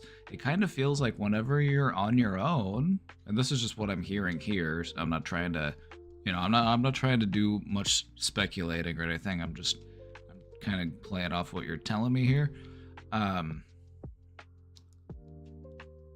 When you're by yourself, the thoughts that you're having about you just aren't very pleasant. They aren't very kind. Having other people around you kind of gives you that cushion, but when you're alone with your thoughts, it's an uncomfortable place to be. So what can we do to change that relationship with ourselves?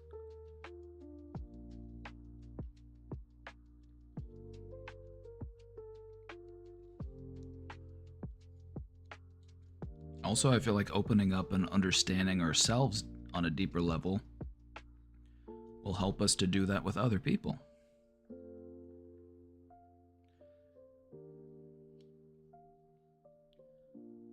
I'm not the first person anyone thinks of, and I give off independent energy, so I don't think anyone thinks I want to be loved and taken care of, but I do. Have they said that to you, or is that just our assumption? I just want to make sure that we're not projecting our own worries onto other people. I don't want to just assume that other people think these things about me because these are things that I actually think about myself, and they just agree with me. How might I cope? By getting to know how to like yourself.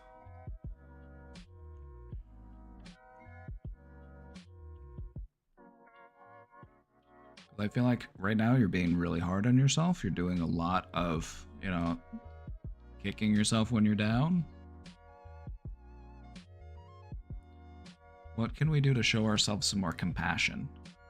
We want to be patient and understanding and compassionate and kind to ourselves. We want to be a good friend to ourselves. We want to be someone that wants to see us doing well.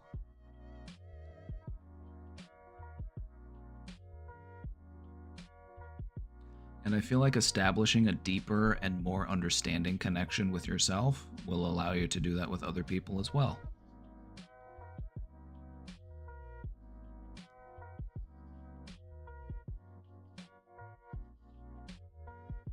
This is so relatable. All right, listen up. One of these days, you're going to have to come to terms with the fact that you are cooler than you think you are. You are nicer than you think you are. People like you more than you realize. And as soon as you learn to stop beating yourself up, things are going to get way better. Your biggest enemy is you. So quit kicking your own ass. Treat yourself like you would treat somebody that you actually care about. Treat yourself as if you were your own best friend. Show yourself the same level of compassion and care and kindness and understanding that you would to somebody that you adore.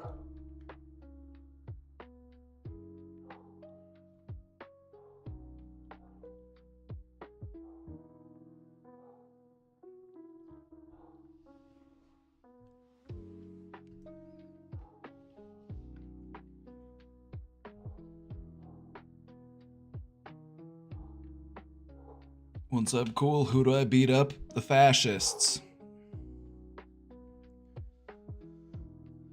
We need you in fighting shape so that when we, have to fight for our lives and fight for our rights against the fascists, that we will be able to do that. So once you're done beating yourself up, we need you.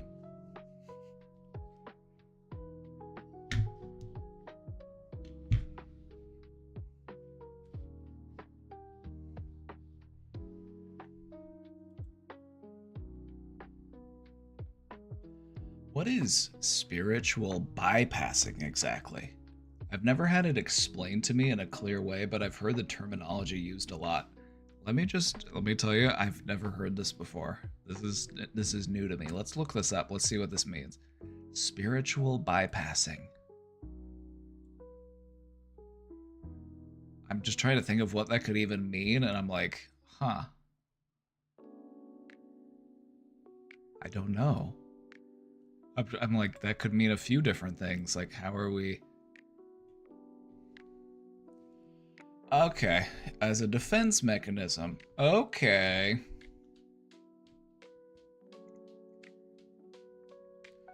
Alright, I know what this is as a concept.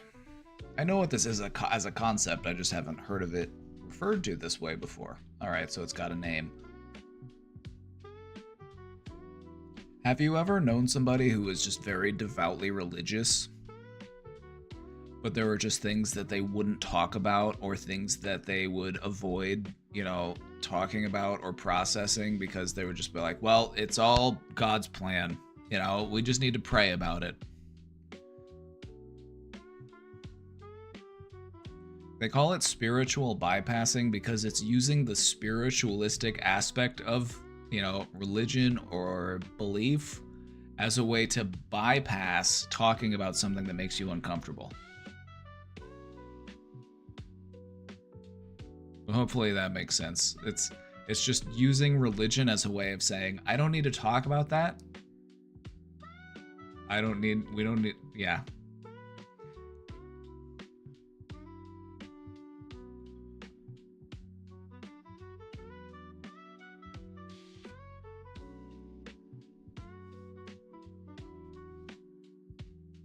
It's defined here as a tendency to use spiritual ideas and practices to sidestep or avoid facing unresolved emotional issues, psychological wounds, and unfinished developmental tasks. So the things that come to mind for me are like you were the child who was growing up in a religious family and you know, your parents had their own issues and their own traumas, but they were unable to resolve those because, you know, we use the spiritual ideas and practices as a way of avoiding those things. Like, oh, you don't feel good? Clearly you just need to pray more. Like, no, we don't need to talk about that. It's in God's hands now. It's just a way to be, like, dismissive of stuff. And this can be very frustrating, especially if it's somebody that you're dealing with in your family. Sometimes the only way to get through to somebody in this situation is to use their own beliefs as a way to circle back to the point that you're trying to make.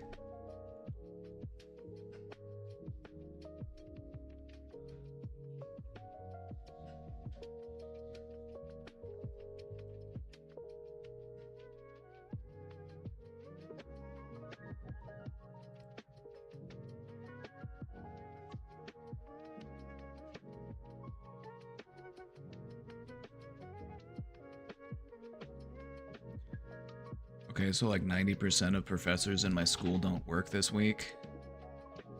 Should I just go? Like, if they don't work, they're probably not going to be there. Like, if they're not there in the morning, they're probably not going to be there in the afternoon either.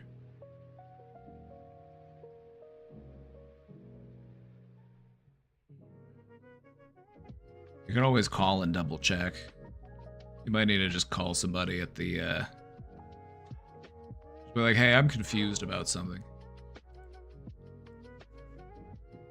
Probably just ask somebody at the school for clarification.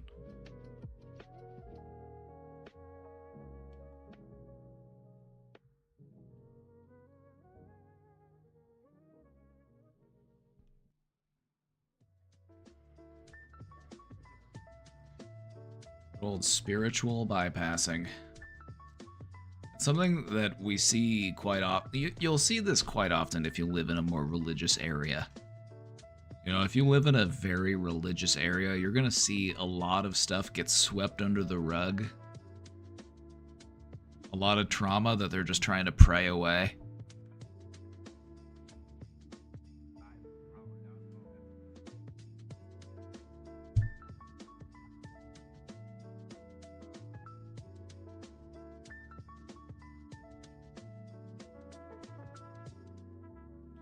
You have a class list for this week. So you get a list do you get a list every week and it says this is your classes for the week? Or wait, what, you get a class, what? You got a list?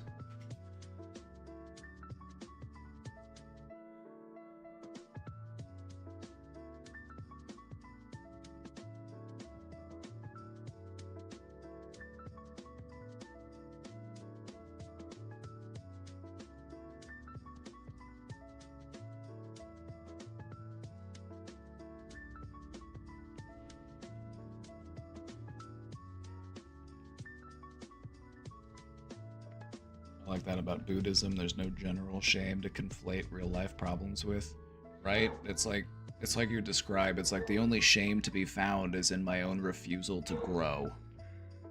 Like I don't need to be ashamed if I'm not a big tree yet. I'm growing into a big tree.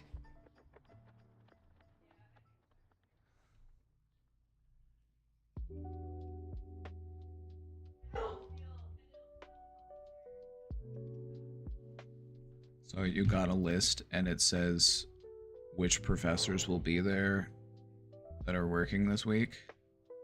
Then I guess just go to those classes. This whole situation just sounds weird and confusing. Like, why are 90% of the teachers off? I don't get it.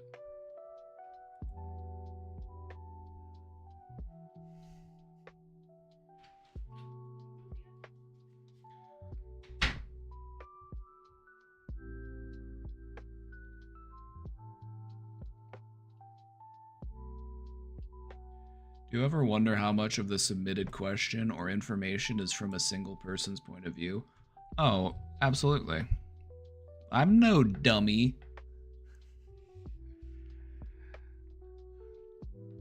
Maybe exaggerated or even entirely untrue. Does it even matter, or is it the point to provide your attendees with positivity?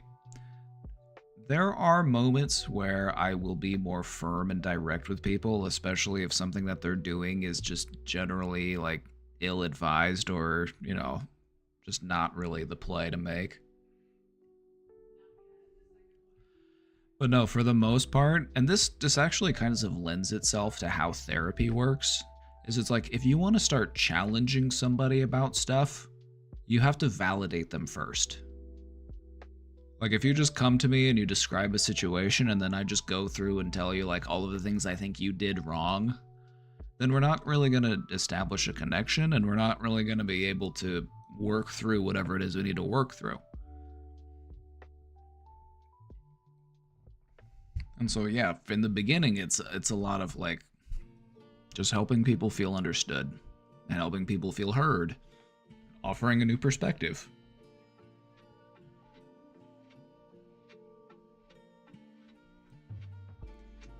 To be completely honest, it doesn't really matter to me how biased or unbiased a submission is. You know, I'm going to treat them all as if they are accurate and true. I can't prove or disprove that, so I'm just going to, you know, assume that they're operating with good intentions. You'll also notice that what I do is I'm always encouraging people to be more mindful, to just continue to be more aware. Well, sometimes it's not just an issue of pointing out what somebody's doing wrong, it's encouraging them to be more aware and saying, hey, I understand why you did what you did. And then allowing them to come to the realization themselves about how they should act differently.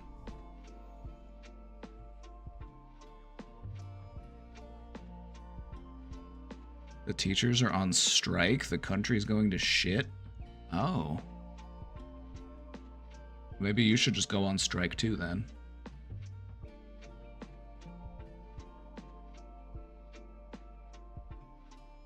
Do you support the teachers in the strike? You should just go strike. You should, yeah, just go join them in the strike.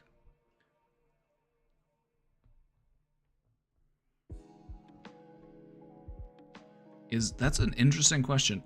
Is going to class when there is a strike amongst the teachers, would that be scabbing? Would that be crossing a picket line?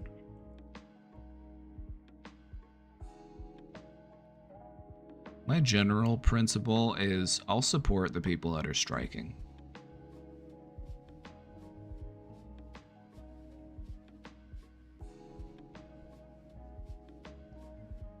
Whenever I see people striking, I'm just assuming that yes, they are doing this for the right reasons.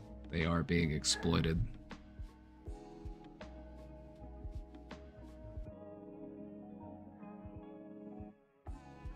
Anyway, this is a good question. Yeah, it's definitely something that I think about and I wonder.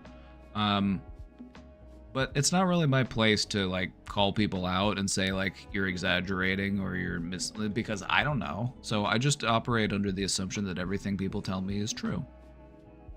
And then I just encourage them to be more open and mindful and, you know, try to encourage positive behaviors.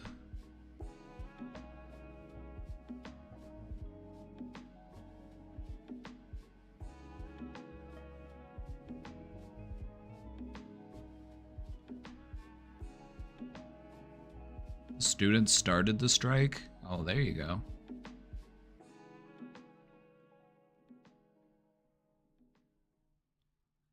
You want the story from the beginning? I can tell it. Maybe later. I've got a few questions to get through. How to stop fawning? Fawning. How to stop fawning when I feel like I have to play a role, but I don't really have to because it came through trauma or judgment. Oh, so it's like a trauma response? Yeah. For those who are unfamiliar, fawning refers to, it's kind of like people pleasing as a response to anxiety and stress. It's like, how can I make this better? Like, how can I just be agreeable? Like, how can I just say yes, you know, not be a problem? Not go against what other people want to do. So you could include this as one of the F's of like the flight or fight response. You could also say that there is freeze and there is fawn. So now we're up to 4 F's.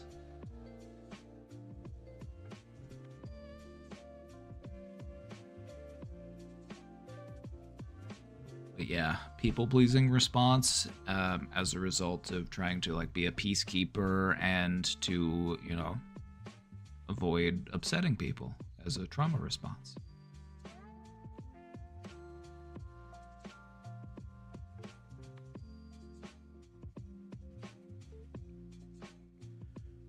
An example is when someone says they like to eat a certain thing, but I don't actually like to eat that food, so I say I like it too.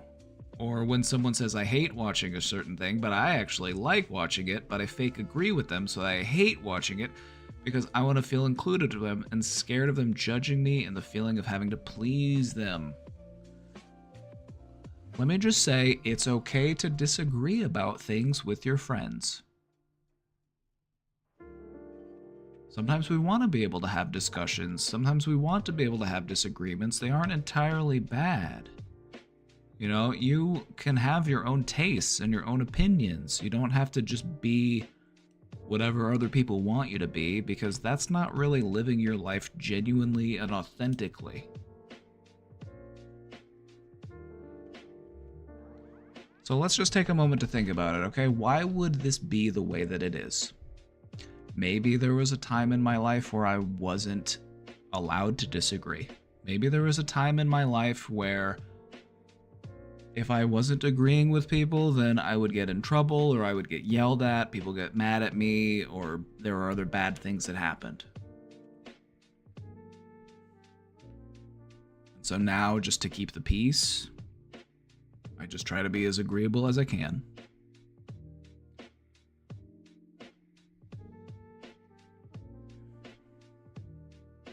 So what we have learned is, how do we respond to perceived conflict? You know, if there's conflict happening, if people aren't agreeing, what does that look like? Are we actually able to have a discussion? Are we able to talk about it? Can we have differing tastes and opinions about stuff?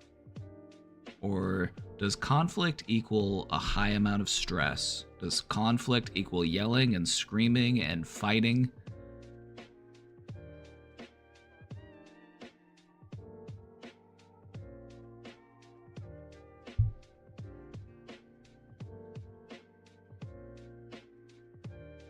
Try this one on for size. This is what I would encourage you to try.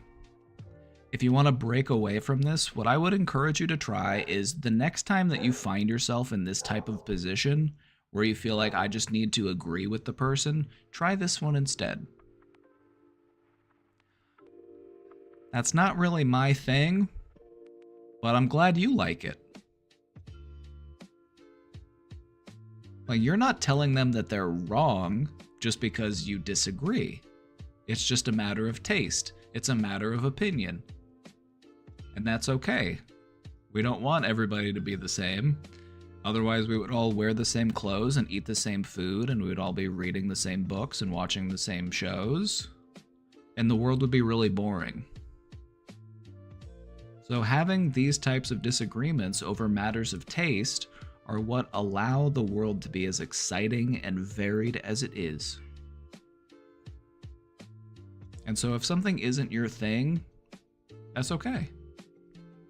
But I find it's nice to remind the other person that I'm glad that you like it.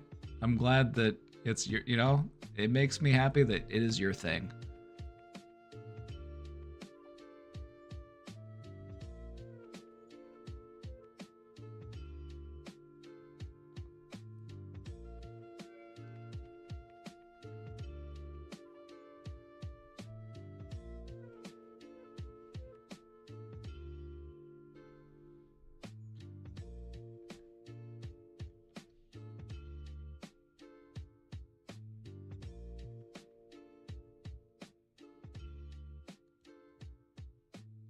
Try to be authentically you, okay? It's okay to have your own tastes and your own feelings. And if people want to judge you for that, that's on them.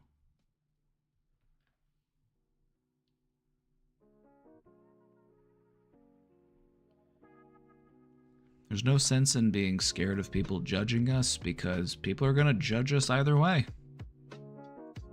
We could do everything right and people would still find a way to judge us. So don't worry about people being judgmental. That's their business.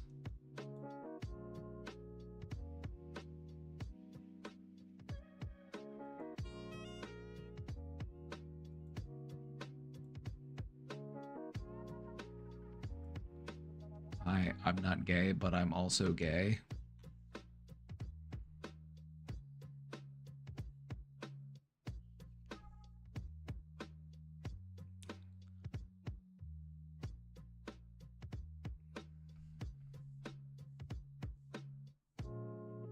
What am I supposed to make of this? This is a real head scratcher here. But which one is it? Paradox.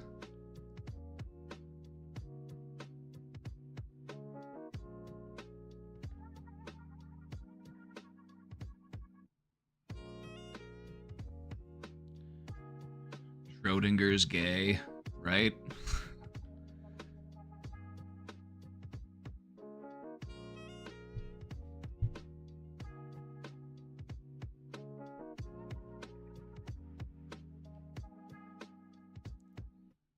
I don't know. I'm gonna have to think about this one.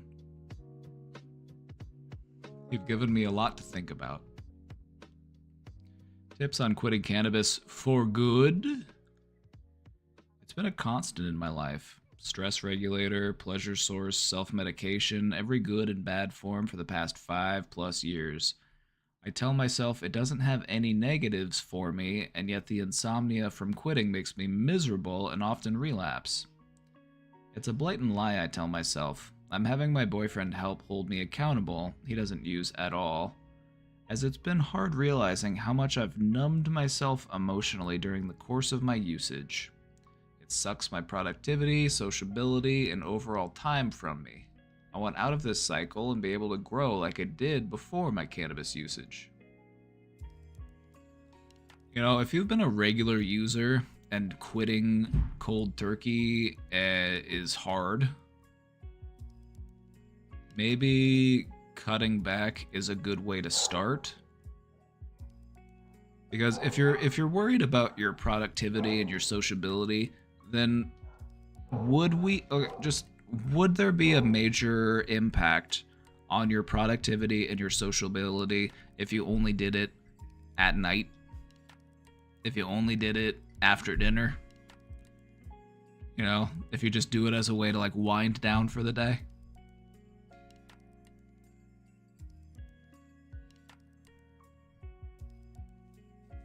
I think that starting to, forming a good working relationship with weed is the best way to change your patterns overall and to just like completely cut yourself off from it. But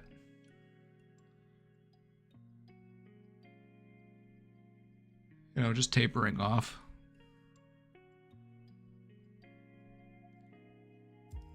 I found another thing to be helpful is, treat it like medicine. There's a time and a place and a dose. So.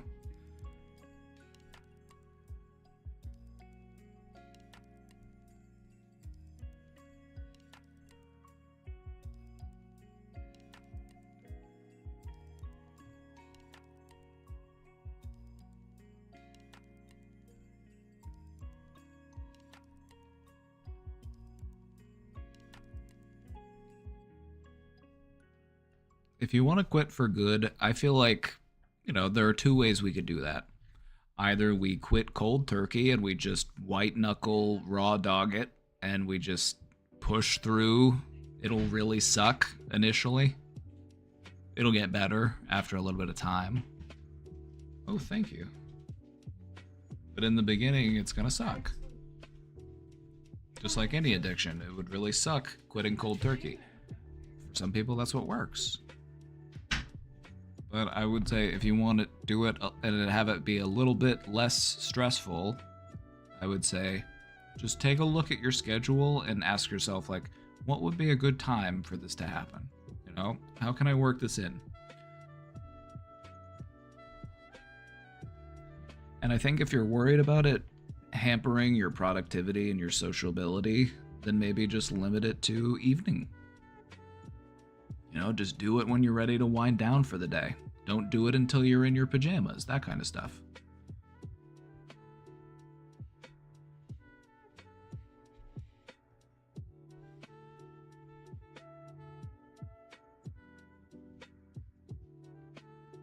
Like, I definitely agree. Like, just smoking weed all day, every day, it's like, yeah, it makes you a lump. You just become a couch potato.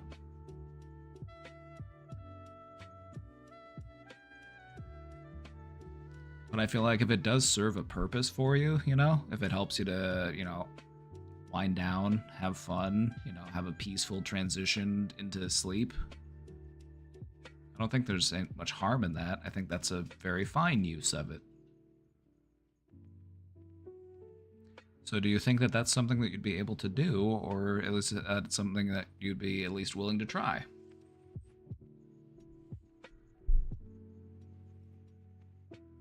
Salad.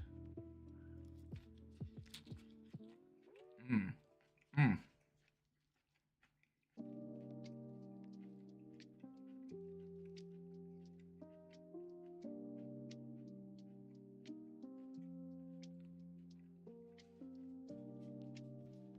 The green screen salad.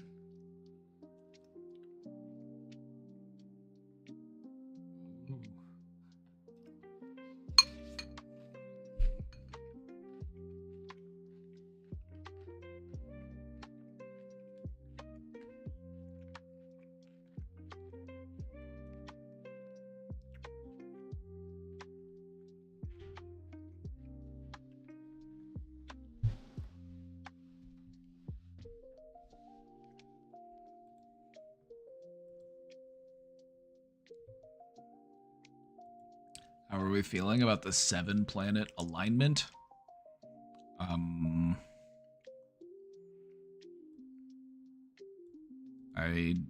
haven't heard of this before.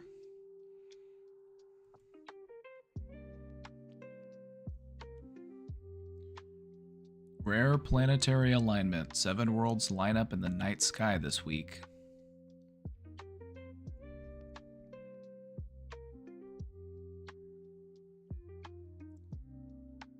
A rare celestial event known as a planetary parade.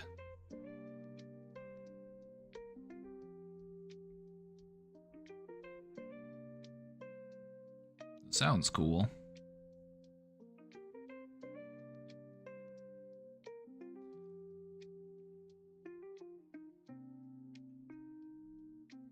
This sounds fun. I'm in.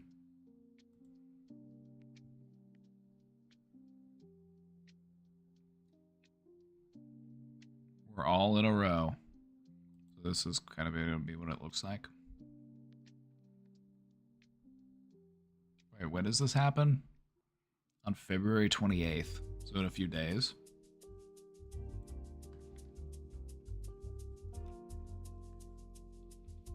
A very rare treat. That's an interesting way to phrase it. Is about to grace Earth's night skies.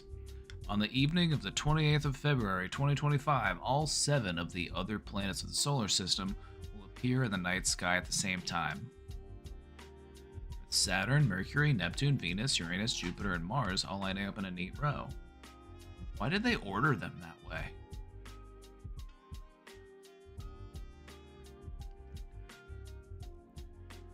Why does Neptune not have its own link? All of the other planets have their own link, but Neptune doesn't? I feel bad for Neptune. Oh, that's why they listed them in that, because that's the order that they're going to be. Okay, that's the order they're going to be arranged in. Saturn, Mercury, Neptune, Venus, Uranus, Jupiter, and Mars.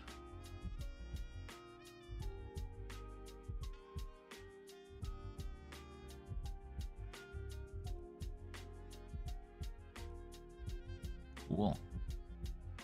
Time and date as an interactive tool that allows you to set the date you want to view. Hold on, let's look.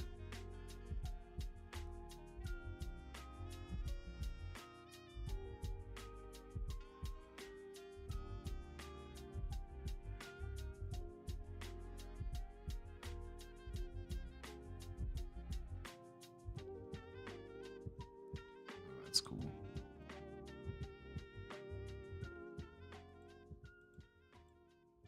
Gonna go to the next day.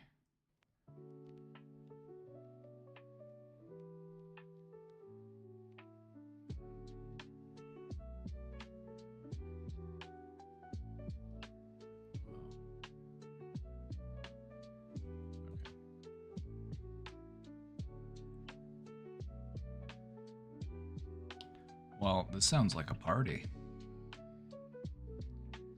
Make sure to put your crystals out. Make sure to leave your crystals out overnight so they can absorb all of that celestial energy.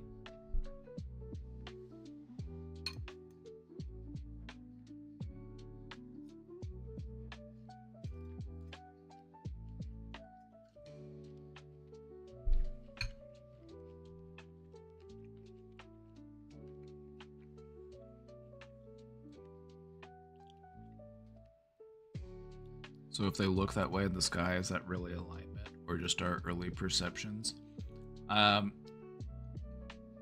Yeah, they're all aligned on. If they form a straight line on the elliptic of their rotations around the sun.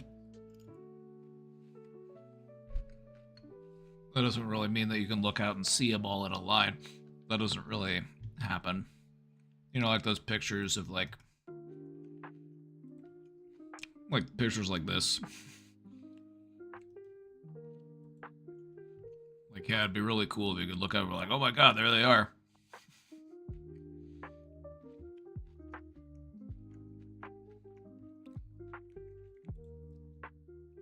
In reality, it's more like this.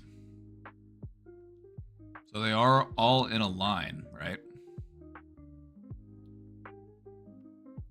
But because of the way that we perceive it, we don't view them all as a line. We view them as, like, spread out.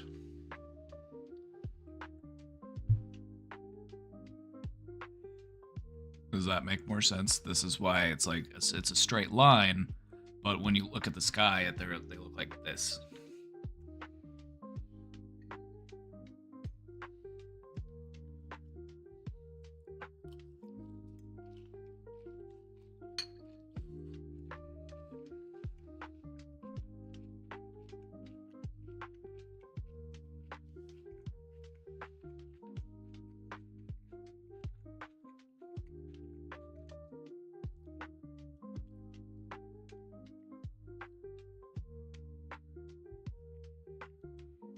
like that this was from the debunking. Wait.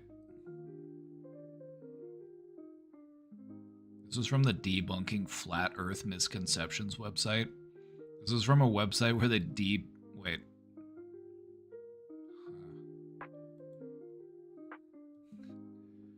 Are they debunking misconceptions about flat Earth, or are they debunking the misconceptions that flat Earth people have? I'm not sure.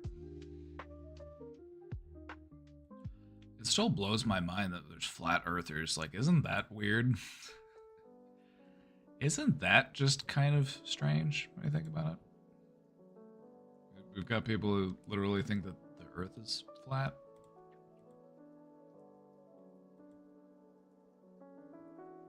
I mean, have you ever been to a beach? Have you ever been to like the shore and you see a boat sail in and it comes over the horizon? Like, where does it go? It's like it goes around the curve.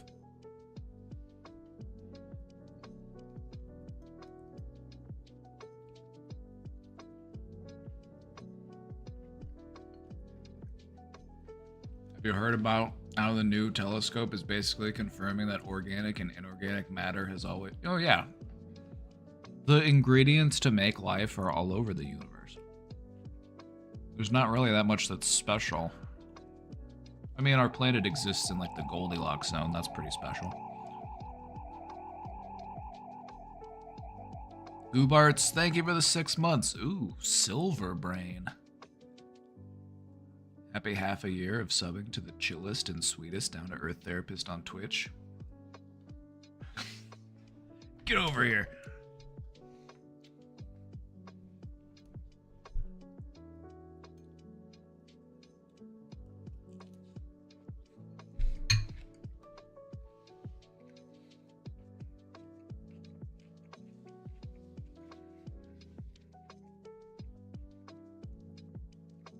The ingredients to make life are actually all over the universe.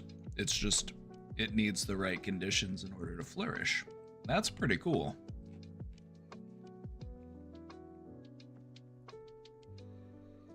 You're just the universe trying to understand itself. That is something that I fundamentally, that is just one of my core beliefs. There is a universe that exists outside of me, and there is a universe that exists within me. And I exist as the focal point between those two universes. The inner and the outer.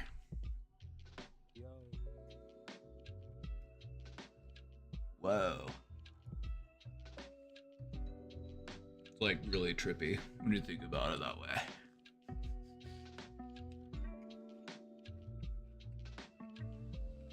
Far out, man.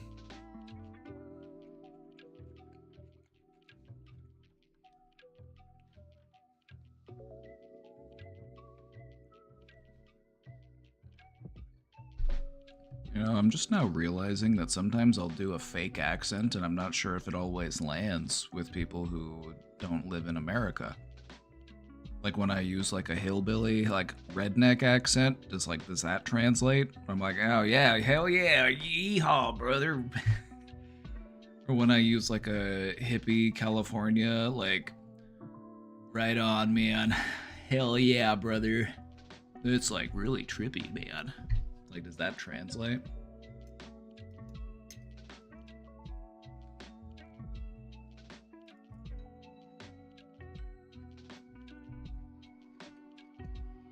I watched enough South Park to get it. Oh, good.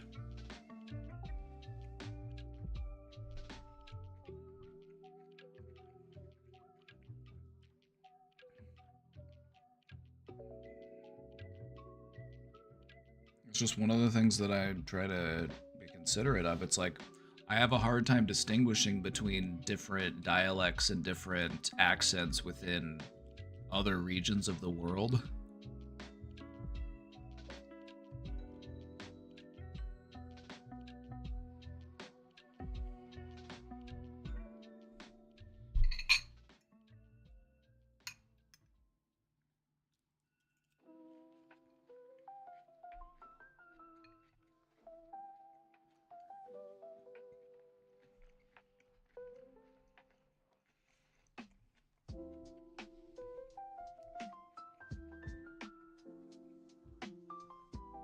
field day distinguishing British accents. Yeah, like if I tried to do a British accent, it'd be all over the place. It would sound like I'm from 15 different areas. Wouldn't make any sense. I can do a little bit better of a Canadian accent though, because I've actually got some Canadian friends.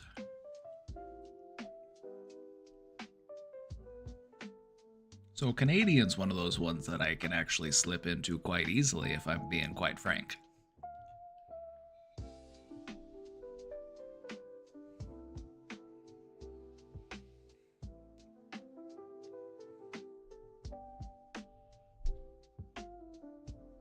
Oh, me? Oh, yeah, I'm from Regina. It's a small city in Saskatchewan. It's just a few hours south of Saskatoon. Yeah, my family, they grew up on a farm out there.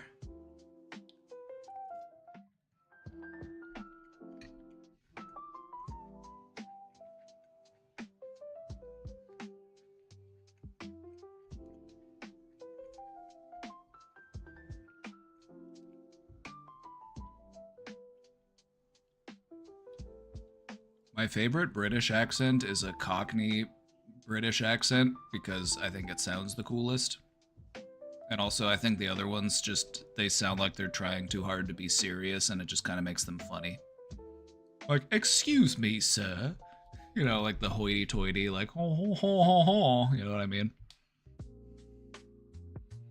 I'm more of a like, you what, mate? Oh, that's the problem, innit?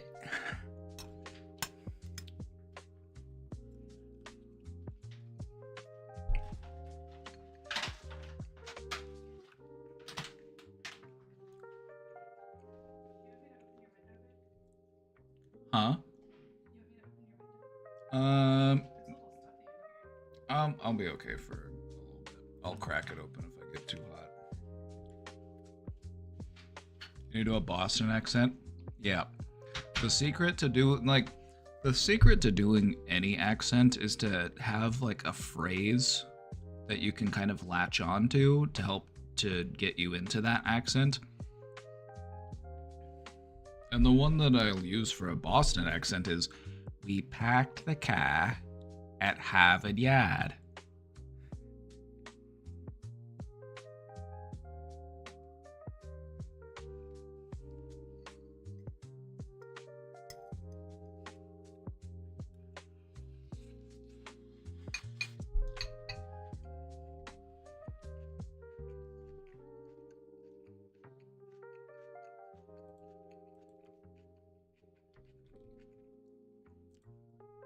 One of the accents that I just cannot do, though, is a Baltimore accent.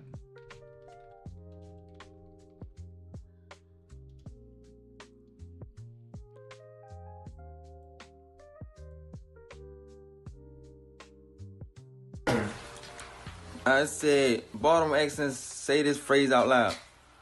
Earn, and earn. Hold on, Aaron earned an iron earn. But in a Baltimore accent, it sounds like earn, earned, and earn. Aaron, earn, and iron, earn. Damn, what the fuck? We really talk like that? Let me see it. Earn. Let me see it. Earn, the iron, earn. What? Earn, the iron. No, Aaron earned an iron, earn. Earn. Nah, dummy. Earn, and earn. Yo, it's Yearn. earn. Dummy, it's not that, dummy. It's Aaron. It's earn, and iron, dummy. Aaron earned an iron, earn. Earn, and iron, Earn, and iron, earn. Fuck it. Iron, bro. Where Baltimore descended from. Baltimore is in Maryland, so it's one of the original like colonies, and so it's not all that far from like DC and like Philadelphia. So you get like a little bit of that like Northeast type accent, but it's a little bit different.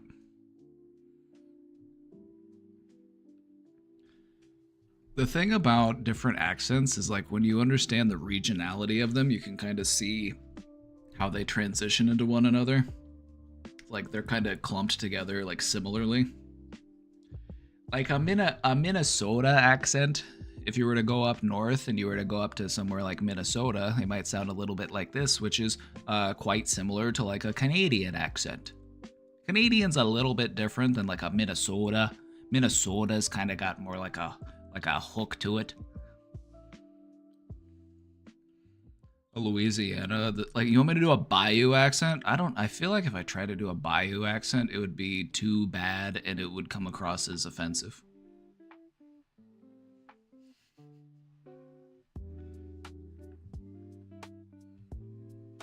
Actually, there is a YouTuber that I like who has a Creole accent, and he's always cooking stuff out on his flat top.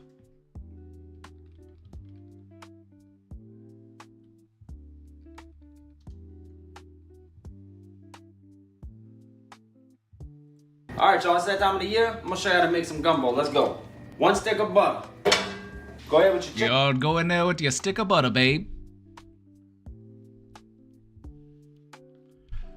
Now get that pepper seasoning in there now. It's kind of like that.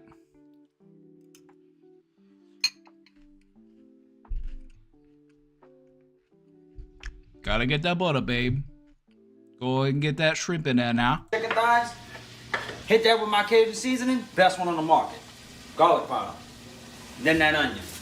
Hit it with that black pepper, y'all. That W sauce, because that's how I say it. 1 pound of that swole smoked sausage. Best in Louisiana. Well, we got the chicken.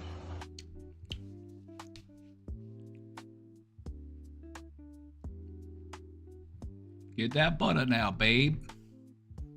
Creole accent is so fun. I love it. I love Louisiana. When we went on a multi-city road trip and we went out east, we went down south. Louisiana, New Orleans was so much fun. It was one of my favorite cities. Everybody down there knows how to cook. I ate some fantastic food. They ain't afraid of using a seasoning now there, babe.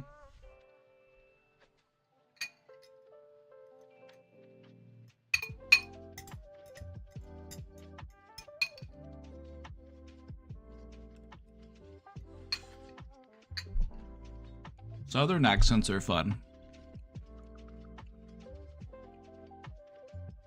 Are you ready for the story? How everything went to shit in like a month or two? Oh yeah, fire away. I want to hear it.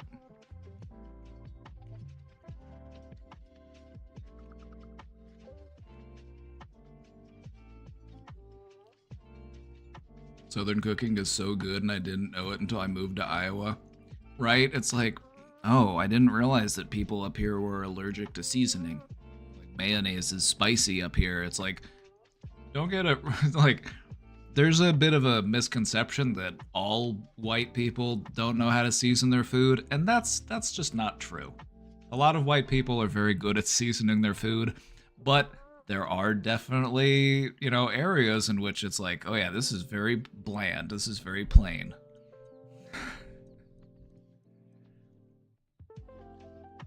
I've been to some places that were just downright just like gross. It's just like, ugh, this tastes like hospital food. This tastes like food that you would give somebody that you're like, all right, we need to monitor you medically and we want something that's not gonna rile you up too much.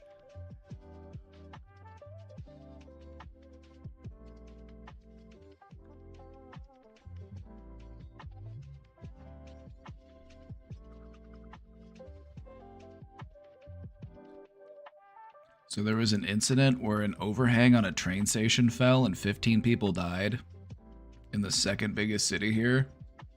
Can you tell me what country this is? What country is this?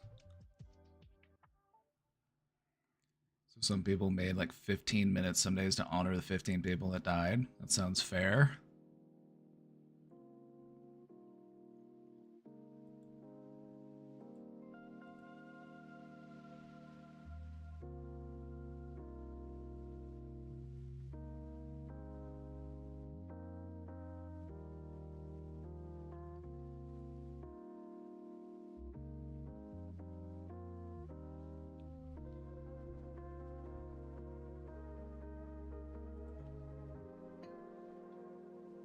Serbia. Ah.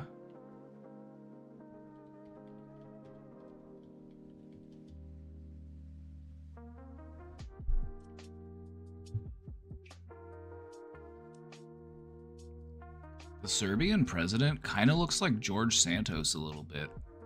He's kind of got that George Santos vibe going on. The president apologizes for accidentally backing Ukraine at the UN. I was tired. Serbia's police raids civil society groups over US aid funding.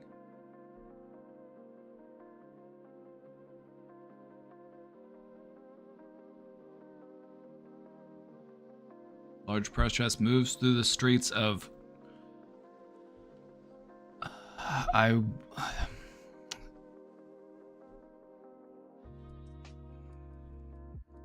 gonna take a crack at this one. Krajujevac.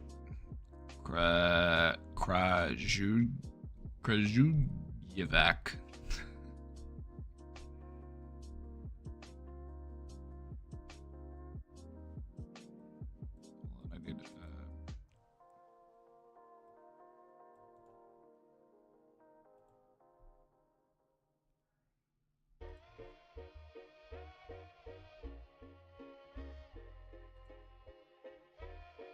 Kragujevac. I was not close at all.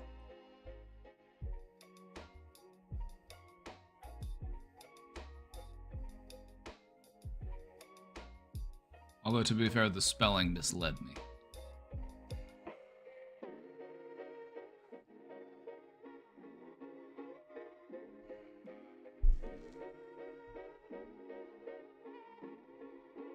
Students went protesting with demands like wanting to know who was liable for that construction.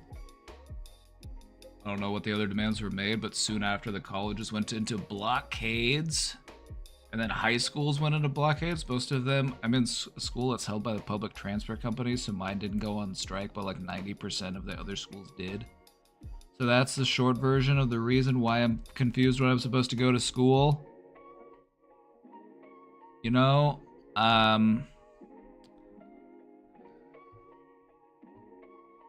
yeah, we might need to try to get a hold of somebody at the school just for clarification, because it sounds like things are...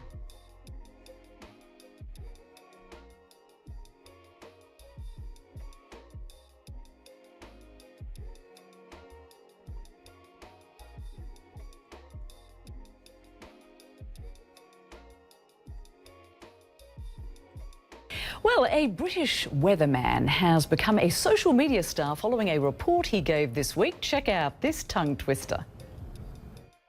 Now today we had a big contrast in temperature across the UK, just 12 degrees over coastal parts of eastern England with cloudy skies, but in the sunshine in northwest Wales at RAF Mona, just up the road from Llanfair Pwllgwyn, Gellgo Drobwll, Llantysilio Gogogoch, the temperature got to 21 Celsius, that's 70 in Fahrenheit.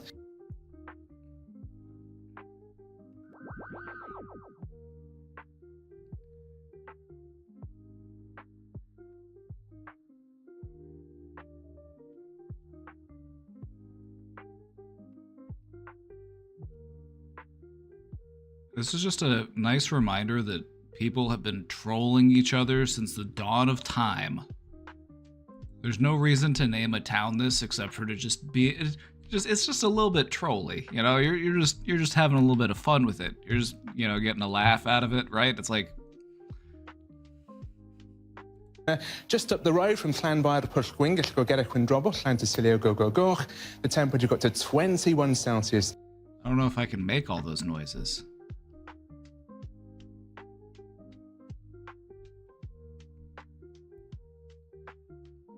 Especially this part here where there's 4 L's in a row. Like, what am I supposed to do with that? 4 L's in a row? What am I supposed to do here?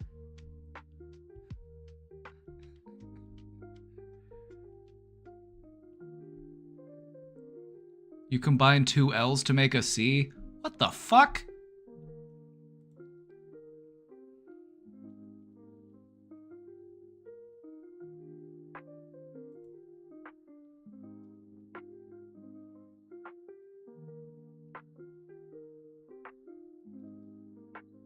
It makes a "k". You combine 2 L's to make a "k" sound.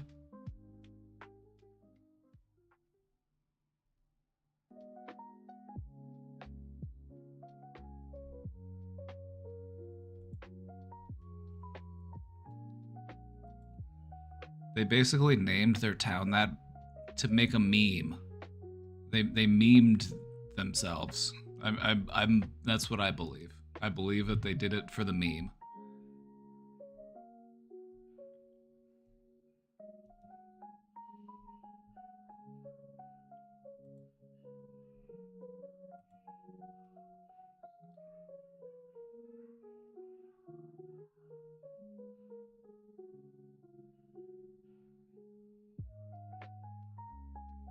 You know, they might end up calling classes off just because if there's not enough people going, if there's not enough people attending, they might just be like, all right, take classes off, you know? I would just say take it day by day and just see what changes.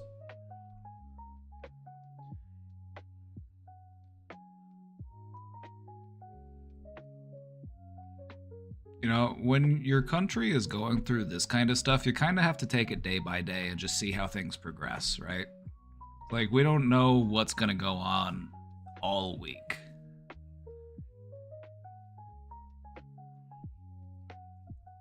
So I would just say just take it a day at a time and just try to stay on the up and up of what's going on.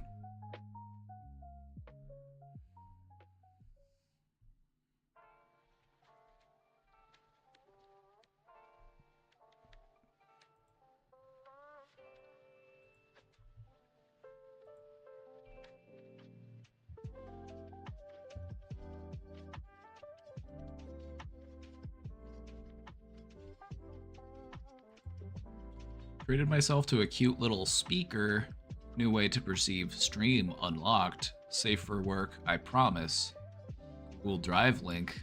Alright. Okay, let's take a look. Get yourself a new little speaker.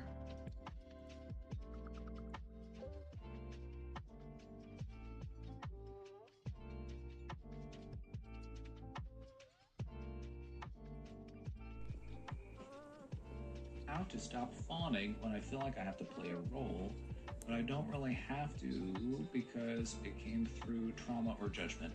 Oh, so it's like a trauma response? Yeah. For those who are unfamiliar, fawning refers to, it's kind of like, wow, that's what I sound like? That's fucked up. You're telling me that's what I sound like? I sound totally different in my head. I sound way cooler.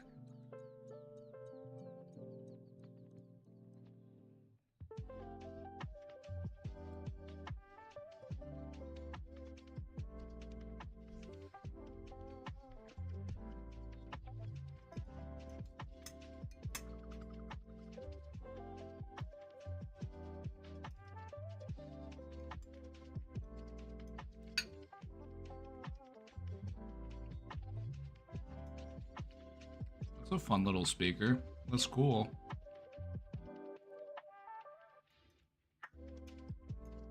Now I just found out that I sound like that. And I'm not sure how to handle it.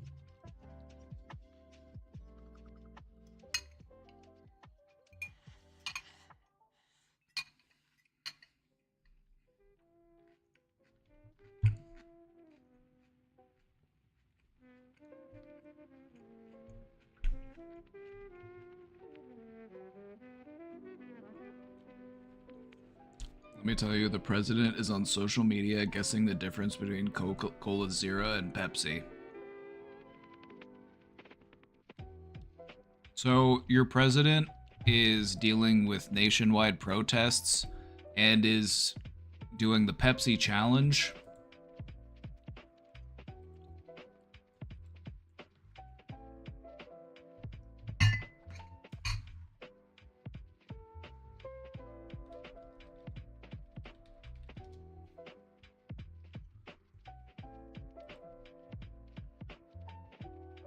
They've been doing the Pepsi challenge since the 70s.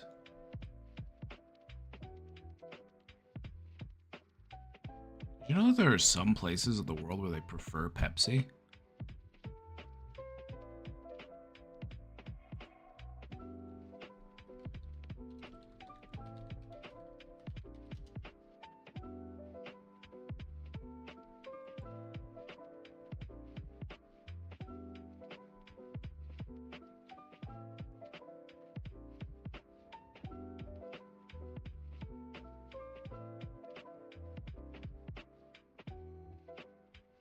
Okay, I'm trying to find the map that I saw the other day, but I'm not seeing it.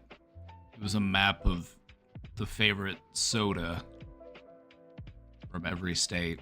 It's like Coke was the most popular. There were some places where Mountain Dew was the most popular, and then a very few number of places, their favorite was Dr. Pepper. Missouri was a Dr. Pepper state.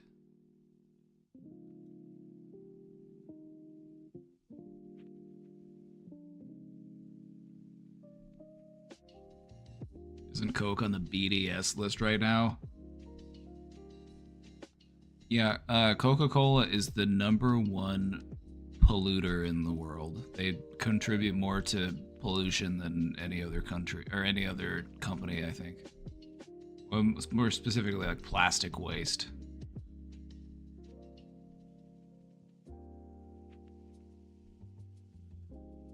All right, have a good night, Andros. Good luck with the political turmoil in your country.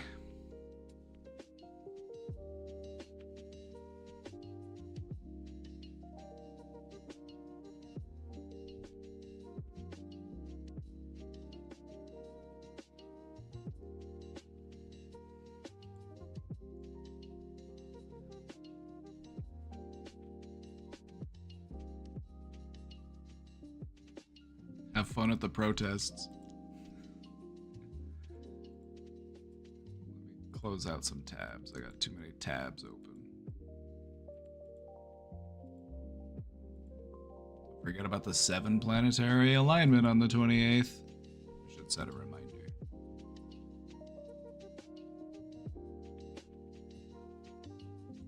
Food review? Alright, let's take a look at the food.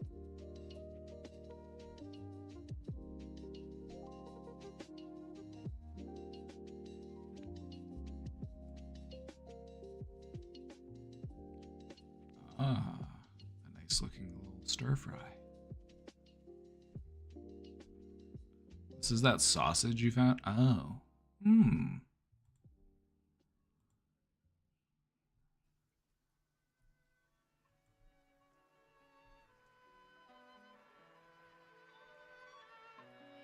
This was the sausage.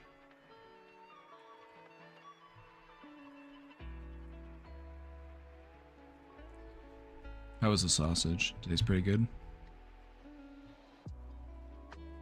Oh, I love a good sausage.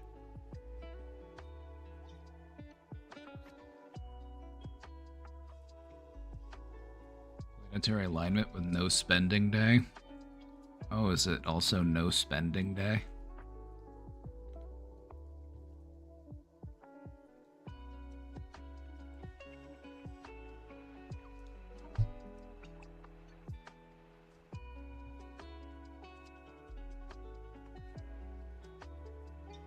Sort of sweet. Hmm.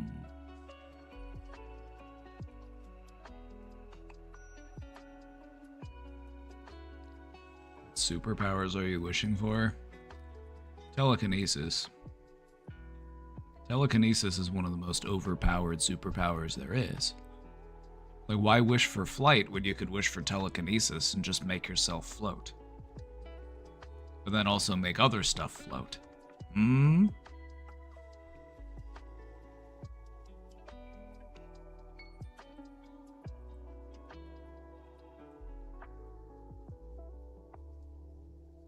If you ask somebody what superpower they're wishing for and they tell you the power to fly, they haven't thought long enough about the question.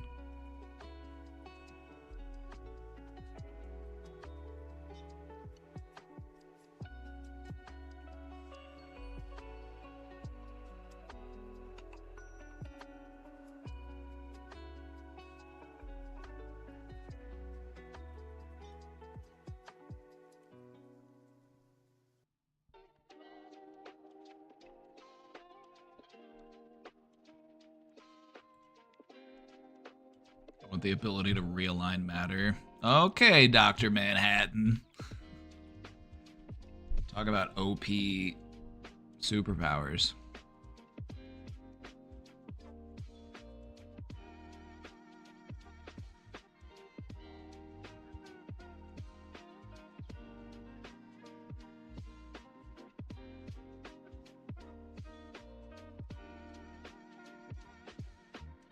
I already spend so much of my life reframing everything for everyone. That's our superpower.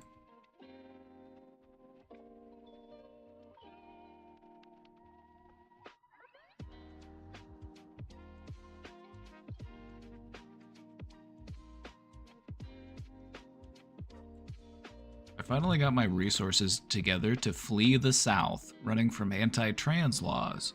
Going to the West Coast soon with no real plan. The problem is actually doing it. Any courage tips? Yes. Plan more.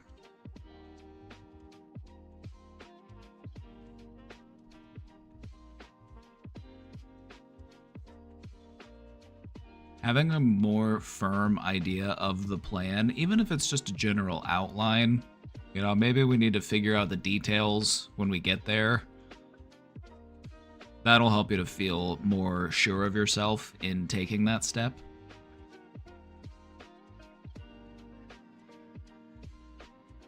You know, I would try to find a community or a place to, you know, go when you get there.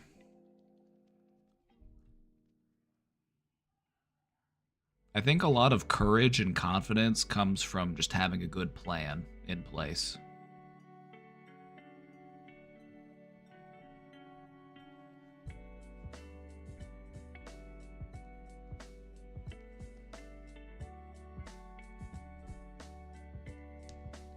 The power to change a Nazi's mind.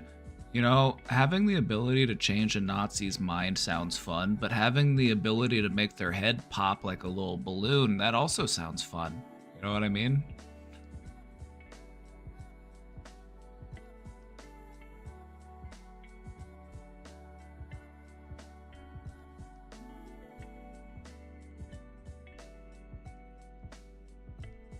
Like, oh yeah, I'll change your mind, all right. I'm gonna change everything about it. I'm gonna change the size, the configuration, and the surface area.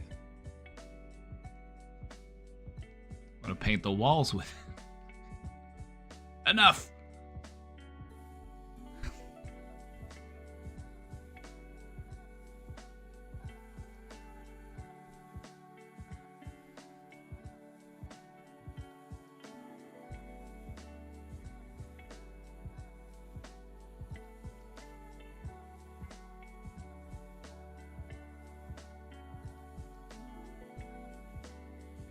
Anyway, back to the questioner here. Let's talk about this, because first off, you're probably not the only person who's going through this right now.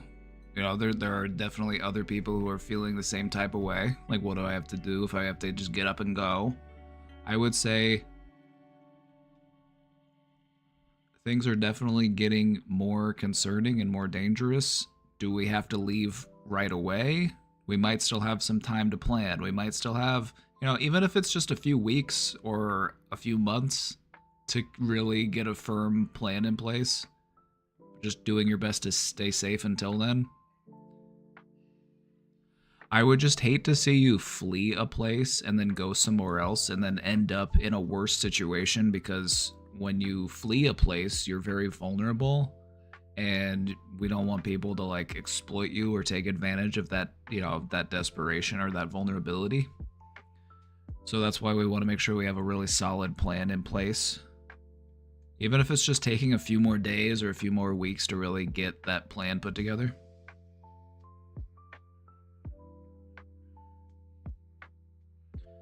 So I would say make sure you got all your documents, you know, if you got social security card, birth certificate, ID, all that stuff, just make sure you got that all packed up and together. Just make sure that if you do have to just get up and go, you can just get up and go.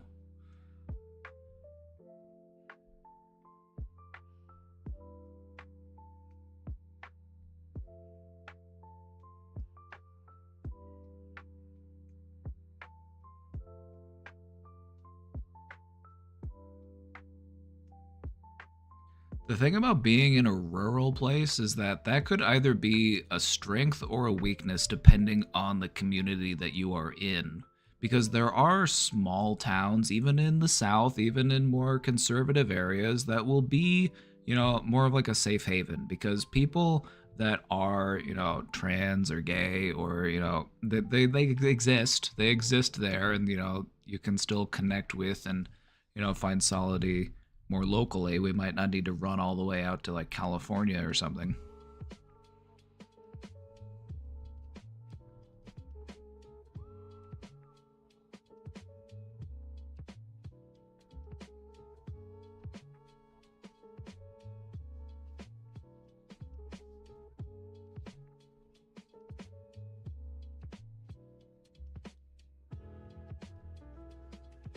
For now. Yeah, for now.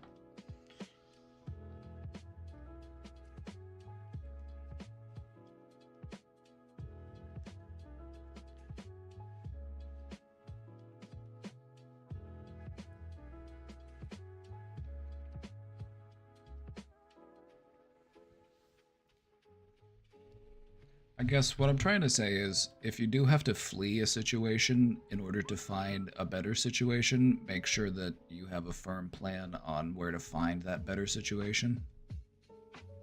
We don't want to see you wind up in a worse situation. We don't want to find you, no place to go, no one to connect with, no food to eat, no shelter, no safety.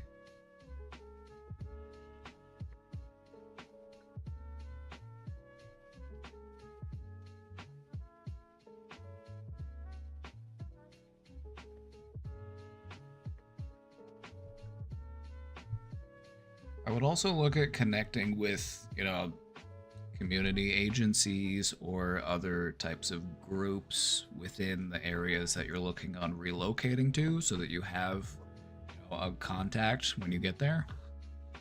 You have somebody that can help you to navigate local resources when you get there, because you're going to need that support.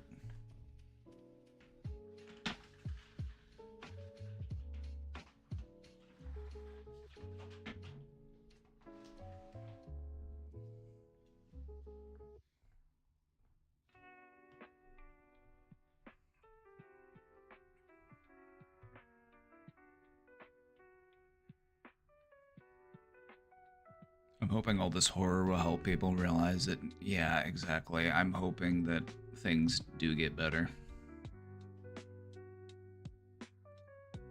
We're doing a lot of fucking around and finding out right now.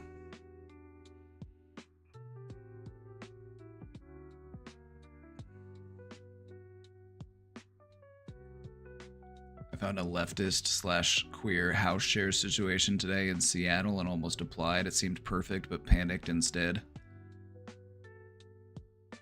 I would, if you do find these options, I would say to do research on those, because I'm not going to say that all of them are exploitive, but some of them can be.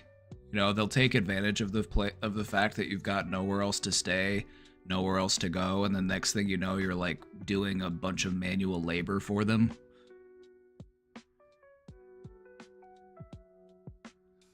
I've helped homeless people who get caught in that situation before, and I didn't even realize that it was really a thing until I helped somebody to like get out of one. It was this organization, and they were claiming to be like a church-led group, and it was like, oh yeah, we can help you with some stable housing. But it was basically just, they were housing people who, very vulnerable, and then they were just basically exploiting them for manual labor. And then not paying them, because their room and board was their pay. So not only do you have to spend all your day working manual labor, but you're not getting any resources or any finances to actually get out of that situation.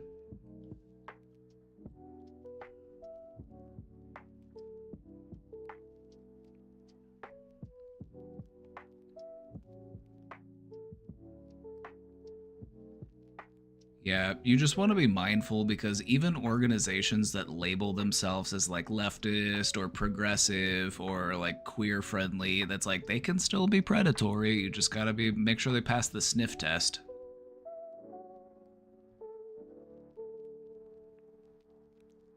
Like, there are people out there who will take advantage of the vulnerability of another person, and they will do that through any number of different means. They will do that by feigning progressivism and tolerance. Just remember all those Minecraft YouTubers that really blew up because they were,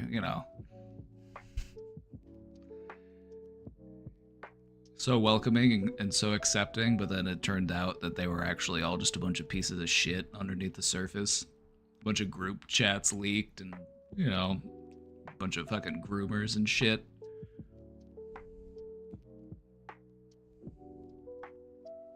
Who? Tell me. Honestly, at this point, it'd be harder to name a Minecraft YouTuber that wasn't some sort of creep. That list is just getting shorter and shorter.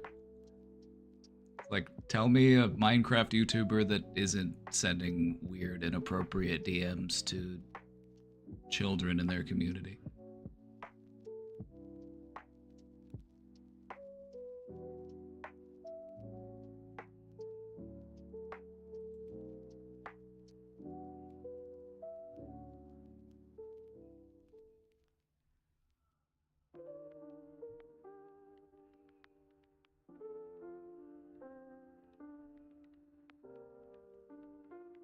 Papa B, I'm wiped.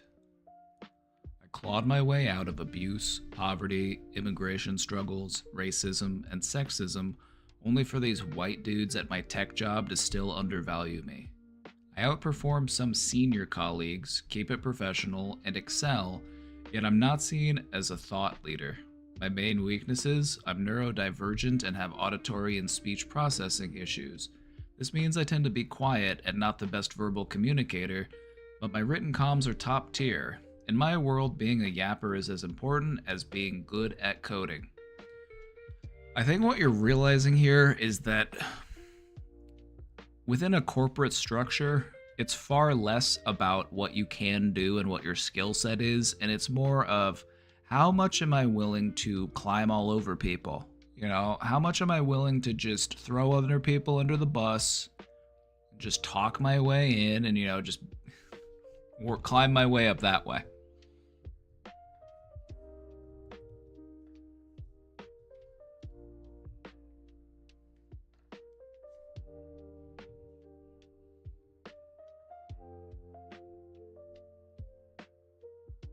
I wanted to fight for what I deserve, but I'm burnt out. I don't want to quit, as it is a prestigious company and was technically my dream job. Do I just keep my head down and push through and keep plotting my come up, or should I just take a rest until I can revisit my relationship with the company? I think I know the answer just from writing this LOL, but I'll submit it anyways. I mean, what I would say is to try to find a better opportunity.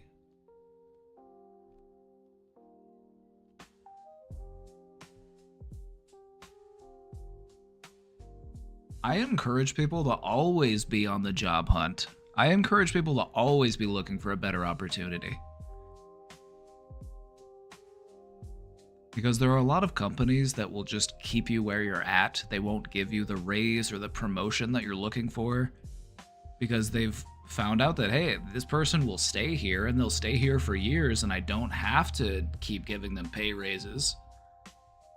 So why would I? You know, so these companies aren't really loyal to their employees, so why are we so loyal to them?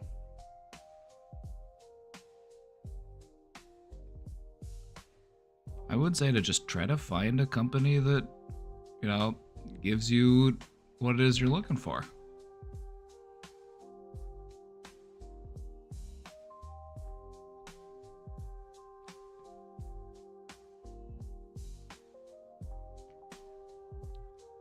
Also, shout out to Casey for trolling sexist dudes for over 10 years. It's very therapeutic to listen to when I'm going through it in my male-dominated workplace. Absolutely. Isn't she great?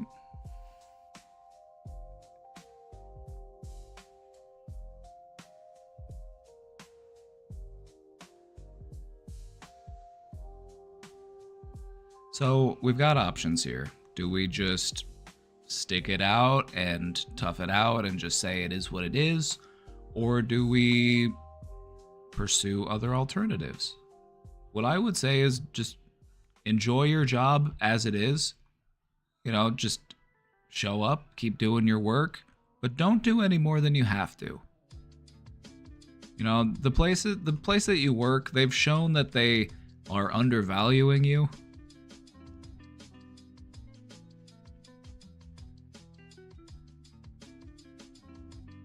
and in that type of situation, I wouldn't do any more than I absolutely had to. They would not be getting the above and beyond from me. Because if they don't value you, you're not going to win them over by working harder. That's just going to show them that they can get more out of you. Because the hardest working people in this country are also some of the people that we treat the worst at their jobs.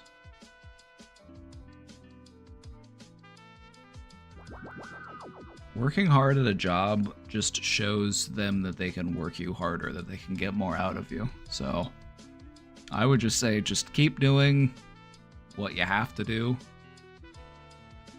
but don't feel like I have to go above and beyond, because going above and beyond is going to do nothing except get me more work. No more prestige, no more pay, no more respect, it's just more work. And so in the meantime, I would just continue to keep an eye out for other alternatives. You know, keep your resume up to date. Periodically check job listings, and maybe every once in a while submit a few applications and just see what happens. You might find a better opportunity. Because right now, having the job that you have is actually a great way to help you secure a new job. You know, it's easier to make that switch from job to job than it is from, you know, having no job to finding a job.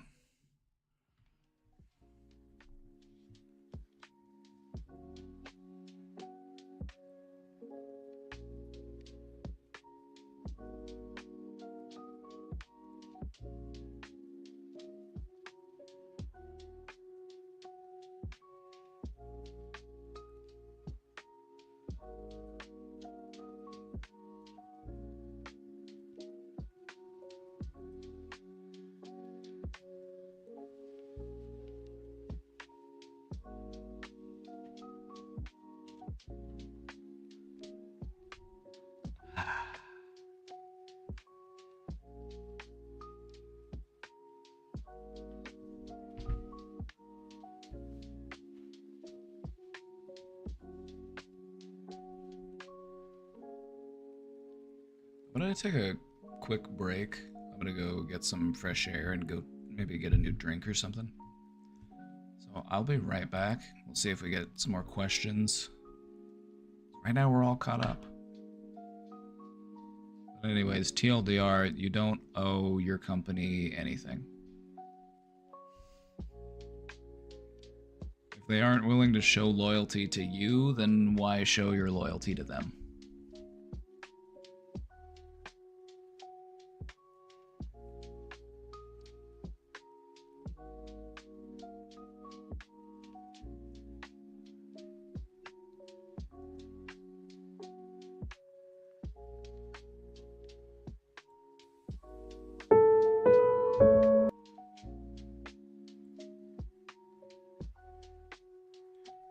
I'll be right back. We're all caught up on the questions, so if you got a question, go ahead and drop it in the box and we'll get right to it. I'm gonna take a little bit of a break. Enjoy these cats.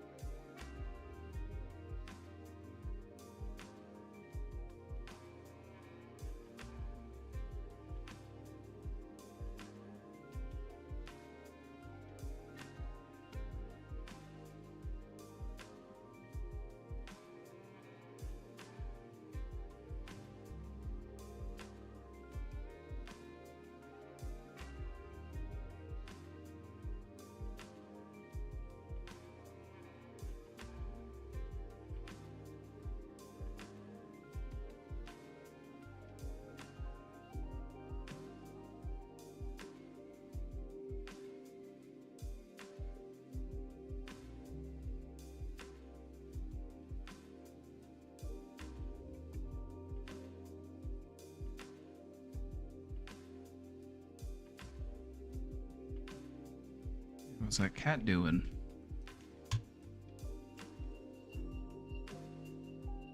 Hey, what's that cat doing?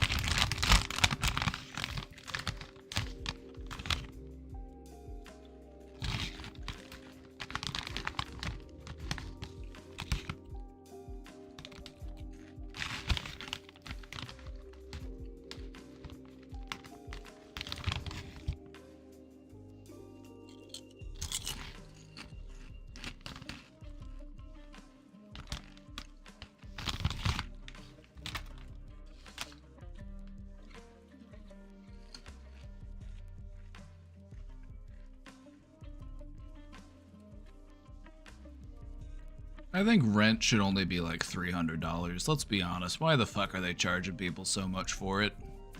It doesn't make any sense. Rent should only be like $300. Like, how much are they really doing for you? Except for owning the property that you live in. Like, why are you paying their mortgage for them? That sounds like a scam to me.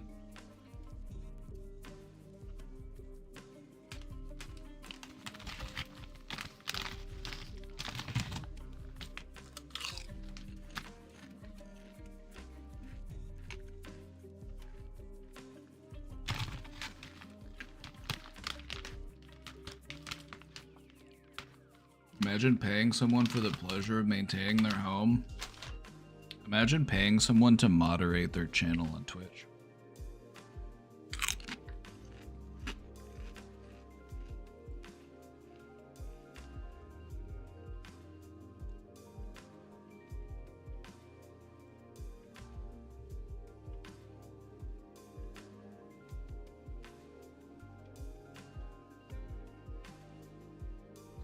Never gonna forget my friend walking in the house, high-fiving the other friend and going, "Hey, me and you had a threesome last night."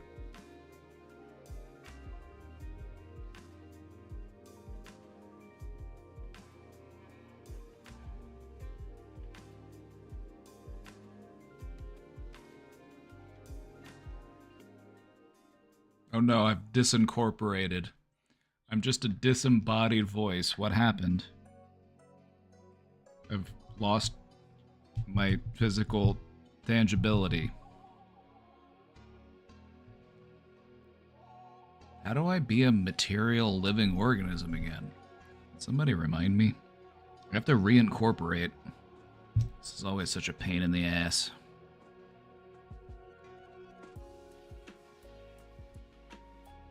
Whoopsie, I accidentally disincorporated.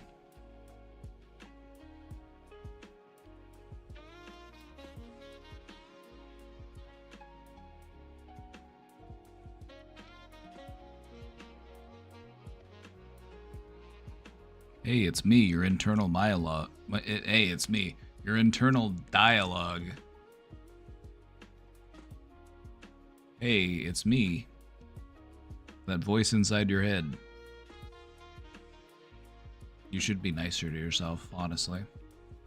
You shouldn't be beating yourself up all the time. Because if beating yourself up all the time worked, wouldn't you be happier?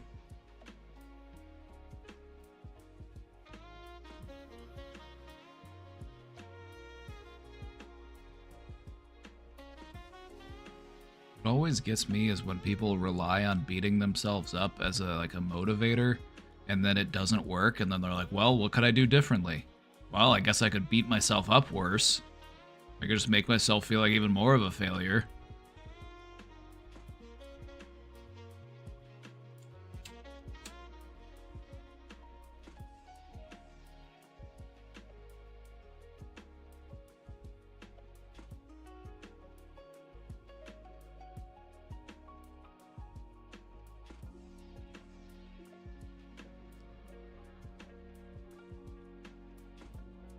Hey, I don't know if you remember me, but how's everything? I came in here a few months ago. Hold on, let me get my body back. Hold on, I have to focus really hard. Okay, we're back. Whew. I was close. I almost ascended to the spiritual plane. I was about to become one with eternity. Let me tell you, it's quite the exciting place to be. But I decided to come back. I've got unfinished business here in the material plane. I've got shit to do.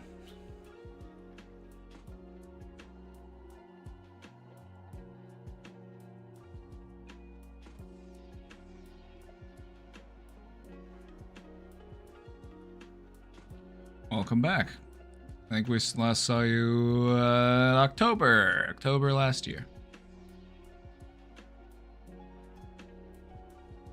So, how you been doing? Did winter treat you well?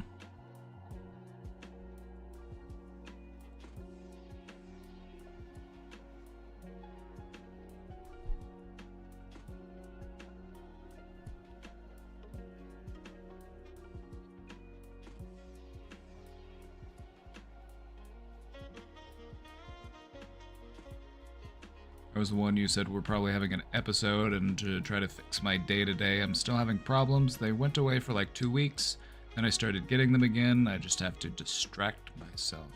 I keep going to the past to validate my current thoughts, which I have to change. Yeah, the thing about spending time in the past is that it's easy to get sucked into. A lot of people spend a lot of time just ruminating on the past. Wondering what things would have been like if things were different, or the things we could have said that we didn't say, or, you know, not doing the things that we did. Wishing we could take it back, you know. Looking to the past is important. It's a good way to learn, and it's a good way to recognize how much you've grown. That's about it.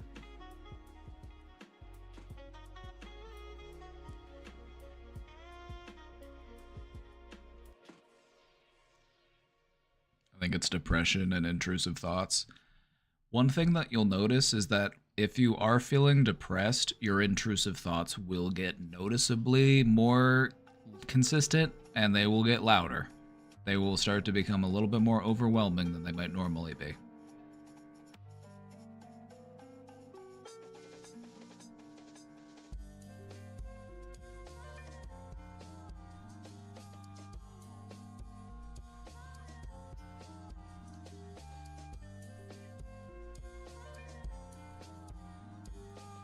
One thing I find to be helpful is to identify the opposite or the inverse of those thoughts that you feel when you're depressed. You know, if depression is making you feel like I am unloved, I am unworthy, I'm no good, what would the opposite of that be? I am loved, I am worthy, I am good. One of the keys that I find in, I find this to be really important in overcoming depression in the long run. Like, I don't know if you know this about me, but I've been a sad boy for most of my life.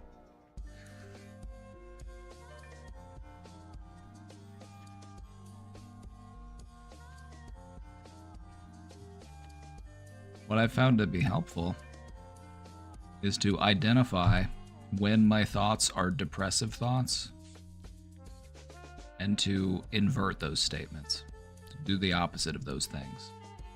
If those thoughts are telling me to stay in bed and not talk to anybody, what I need to do is get out of bed and talk to somebody.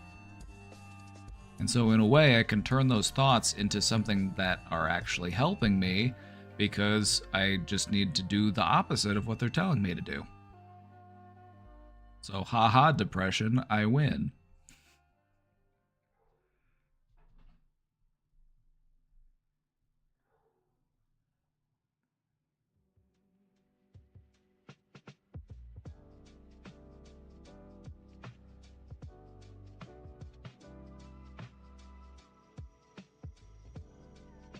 When I get the thoughts, it's so difficult to change them. I feel good right now.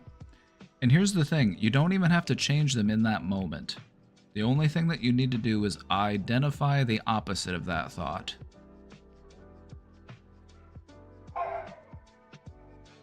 Because these depressive thoughts, they're often, very grim, they're overly negative, they're very deterministic and rigid. They've got a very definitive nature to them. They're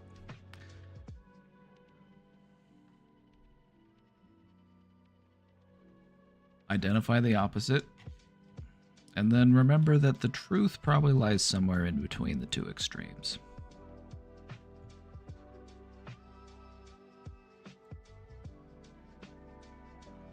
Hello, Mr. Brain Man. I am extending this message as a small token of thanks for the time you spend talking to us goobers all day, every day. I speak for all lurkers too. They can't stop me. If you haven't been told that you are appreciated yet today. I'm a lucky guy. I get told pretty often by people that they appreciate what I do, so that's one of the reasons I keep going.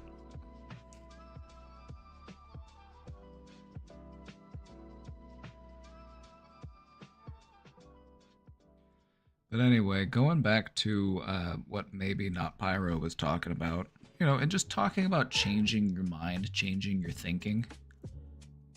It's a gradual process.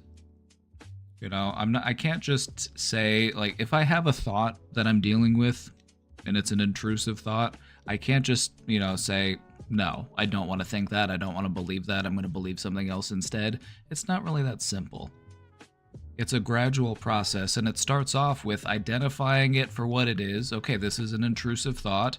I know where this is coming from. This is coming because I'm feeling this way because I am depressed, or I am stressed, or I've got something else going on that's, leading to this intrusive thought. So I can identify it for what it is. That's the important first step. Once you identify what it is, that's where you get to decide, okay, what do I want to do with it? Do I want to keep it? Or do I want to let it go? If I want to let it go, you start that process just by identifying that you want to let it go.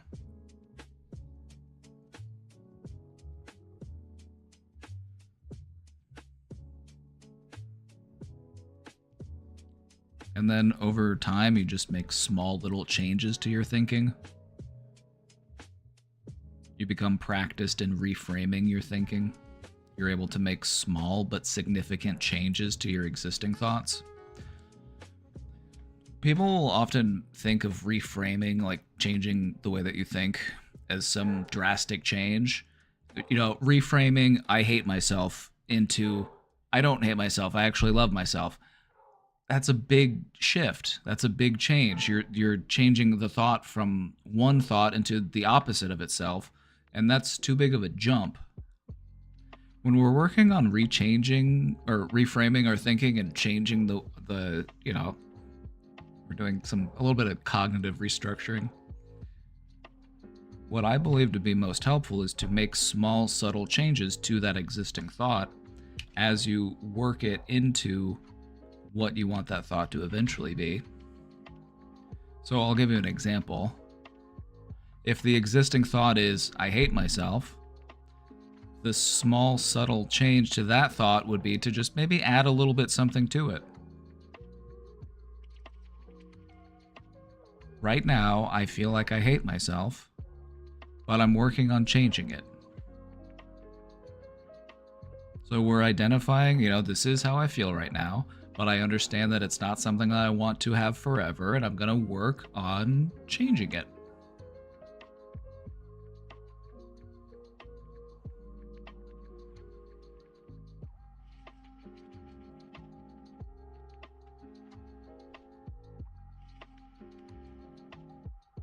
Can you let mental images go?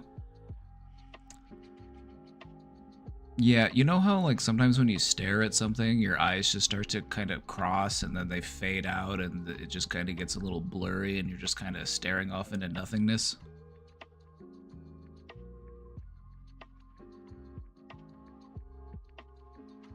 have to do the mental equivalent of that.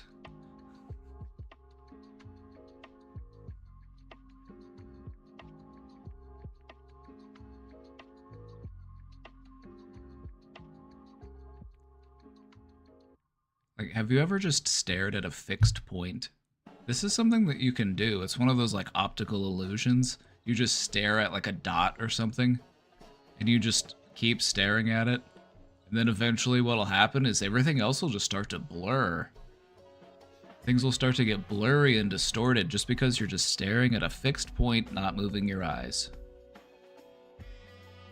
If you're dealing with an intrusive mental image, you know, maybe you do the same thing. Maybe you just stare at a fixed point until it dissolves, until things just shift into the next thing.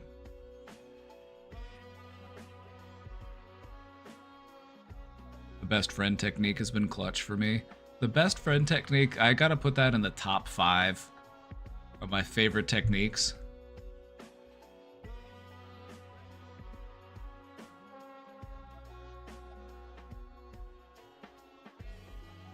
The reason why I wear the glasses is the same reason that Cyclops wears goggles at the X-Men. If I took these glasses off, I would shoot a laser out. Here, I'll show you.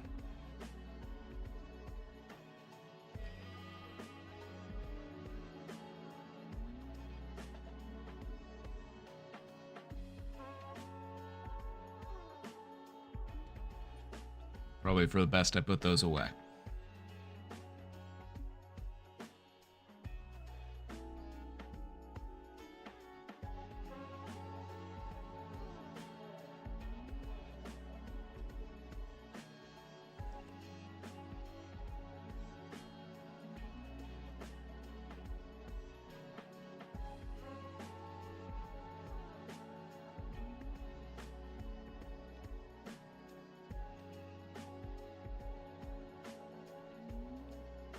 What is the best friend technique?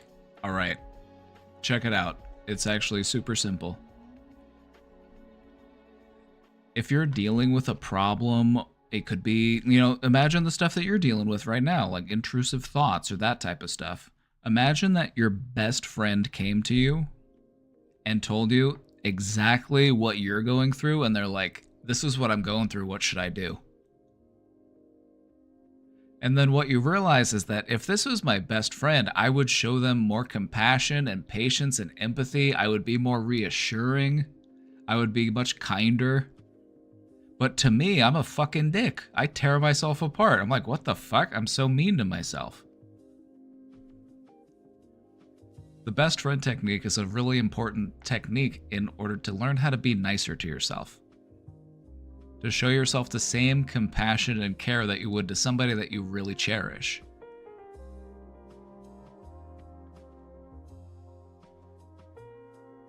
Now that'll be $500. This is America. We charge for therapy here, so pay up. That would cost you easy 300. I'll haggle. Okay, I go down to 300. All right, is that fair? That's about 2 sessions of therapy, about $300. Come on, that would take you at least 2 sessions to. Come on. No? Fine. Fine. We'll just give it away for free. Because I'm the crazy one.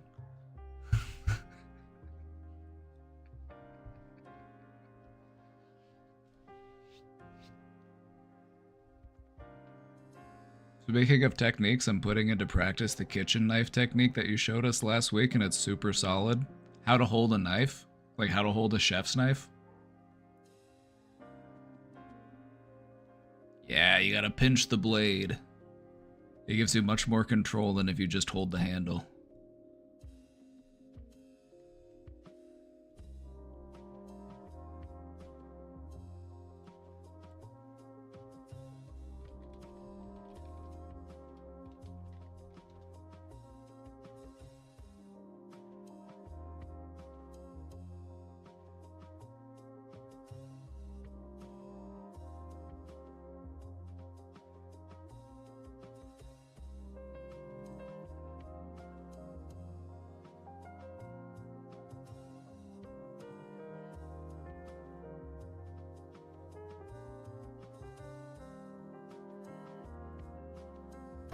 Your index finger is on the steel on the other side, and there's only 3 fingers loosely around the handle.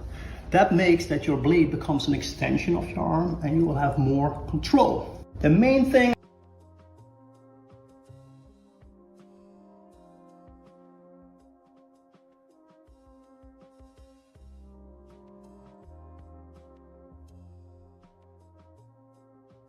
Now, you don't need to do that with every knife, but it's especially important to do with a chef's knife. It's helping a lot because my knife is really dull. Uh-oh. Time to get a knife sharpener.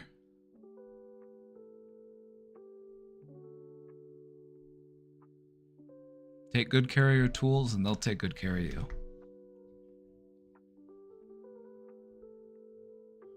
Does that work with smaller blades? It honestly, if you really want to get into it, it kind of depends on what you're cutting.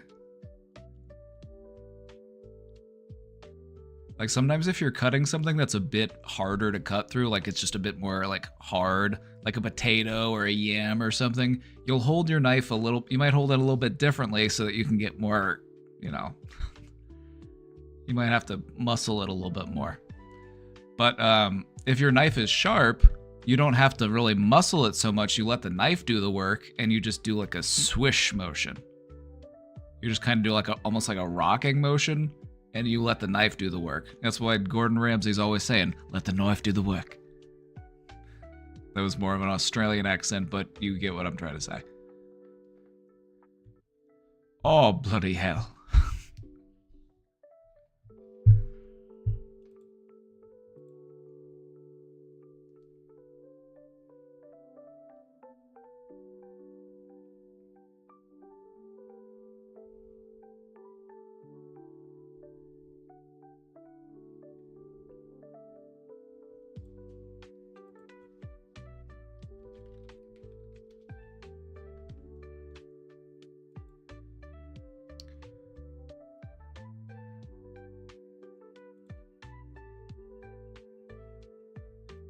I finally got one of these knives. I got like a cleaver knife.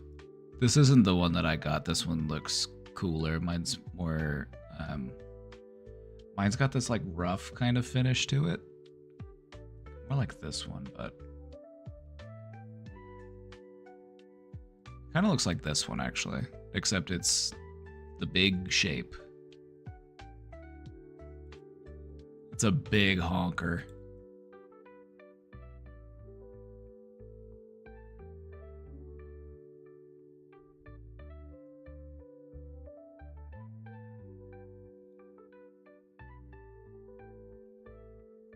Yeah, I got one of these and it came with like a leather carrying case.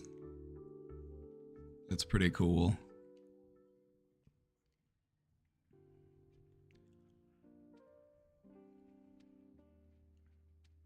So now I feel like my knife set is complete.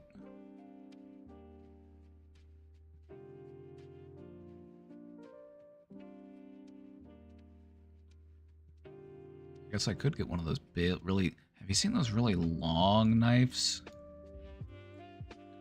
They don't, like, they'll use it only for cutting, like, really wide stuff.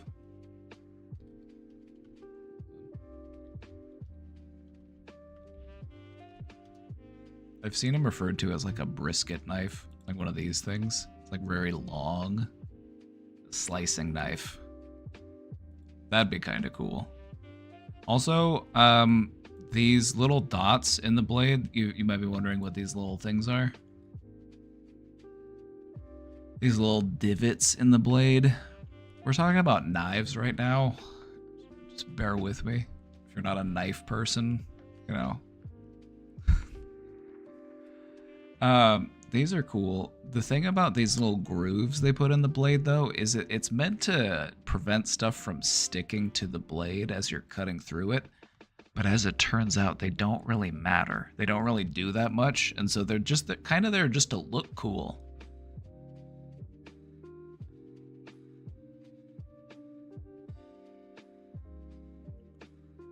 They actually weaken the blade because it makes you have to make the steel thinner. I want a big, long one. I want one that looks like a sword. Actually, you know what? I just want a good sword, actually. They sell swords on Amazon, actually.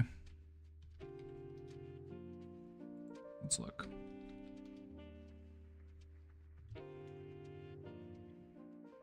I want a high carbon steel. You want a high carbon in your swords? If you don't have high carbon, your sword's gonna chip and it might end up breaking. It might shatter. If you were to use it as a sword in a sword fight. Compromise, get a machete. I already have a machete. I've already got a machete. I've got a machete. I've got 2 hatchets. I've got a couple knives. I've got a folding saw. I feel like I just need a sword to kind of round out my retinue.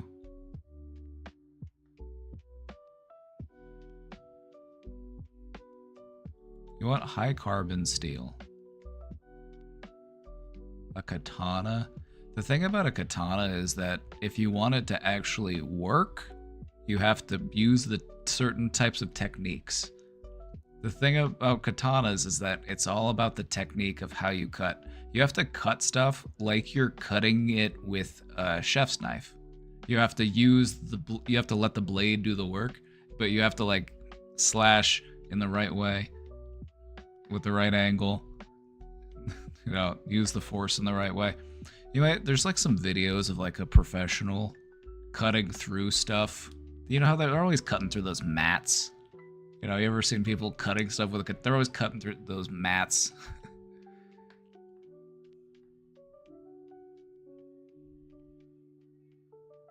Just waiting until I get old enough to appropriately rock a sword cane. You know, I don't think you're ever too... you know... Might as well do it sooner rather than later.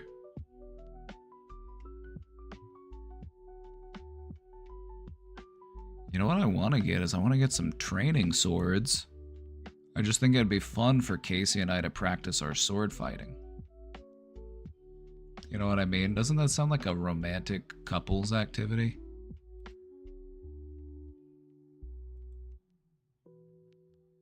Practice your blade combat? Just sounds romantic to me.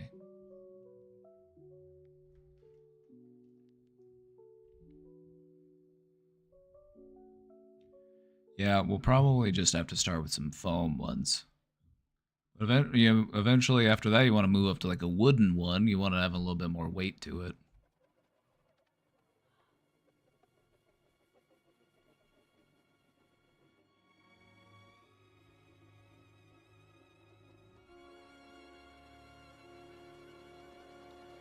You know, I think the sword for me might be...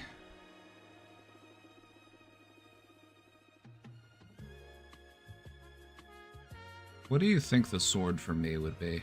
I don't know if I'm a oversized sword kind of person. I don't know if I'm like a, you know, claymore type of guy. You know, those are the big honkers. Claymore. This is anime.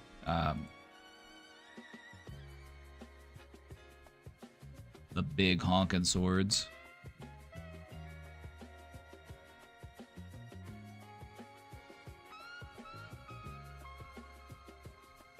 A little too big for me. A little too big for me. I think I want to reel it in just a little bit and maybe go with a bastard sword.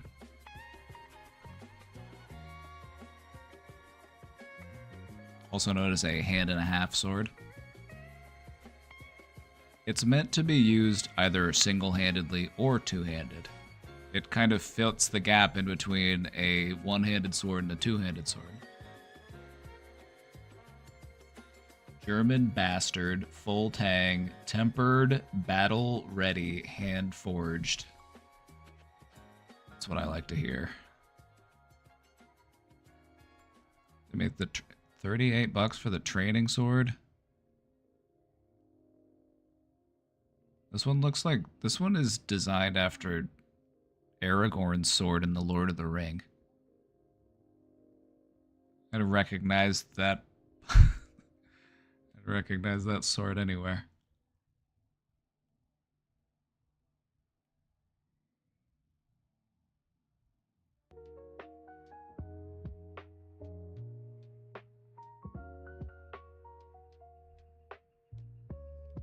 Look up Serbian medieval sword. Alright. We're now talking swords.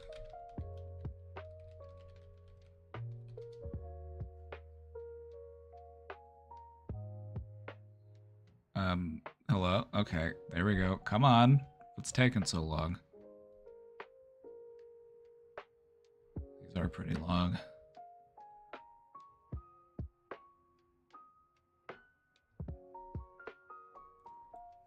What's the longest sword?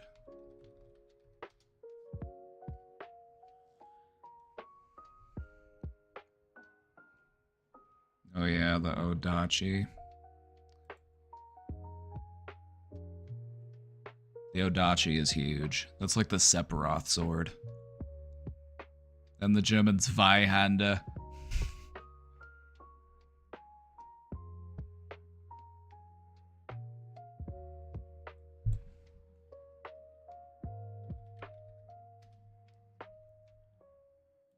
Yeah, this is a big fucking sword. It's basically just a two-handed katana. I mean, you'd have to use two hands to fight with a katana anyway, but it's the size of a German Zweihande, which is just German for two-hander. I don't know what Zweihande means in English. It means two-hander.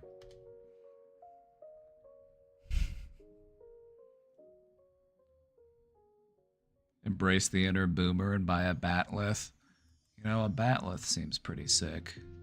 This is the Zweihande. These things could get really long. These things could get like upwards of 2 meters.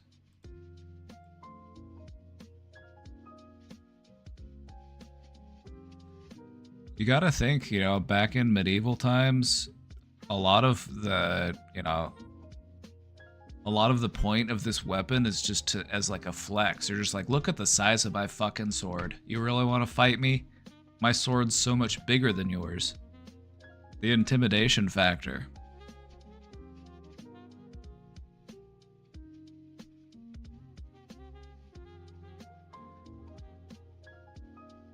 I decided not to go tomorrow because like no one from my class is going. You know, I agree, because if just no one shows up, then it's probably just gonna be a wash of a day anyway. Like, in my experience is like, if there's a day where just like nobody's gonna be there, nobody's gonna show up, then like most people just end up calling it off anyway.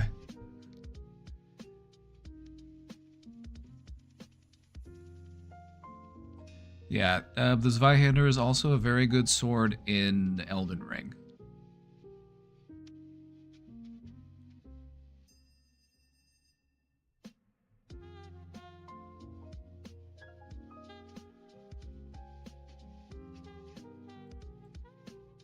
You know what also sounds cool? Just a big giant hammer. I think I would also not, if I'm gonna swing something really big, you know, hammer sounds cool. A war hammer.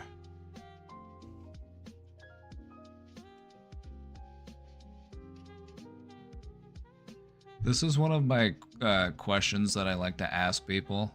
You know, if you're at like a party or something and you're just looking to ask people a fun question. Just tell them like, let's say that we're on a medieval battlefield together. What sort of weapon are you using? Are you a bow and arrow type of person? You know, maybe you're in the back with the bow and arrow. Maybe you got a crossbow.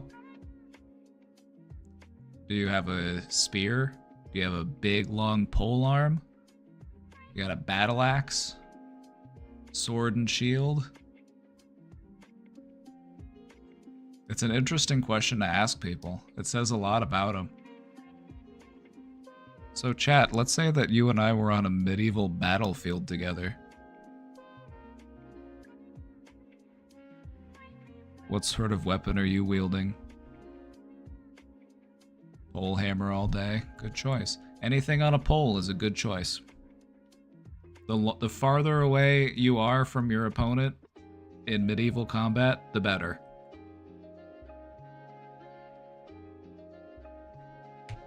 Longbow, a good choice.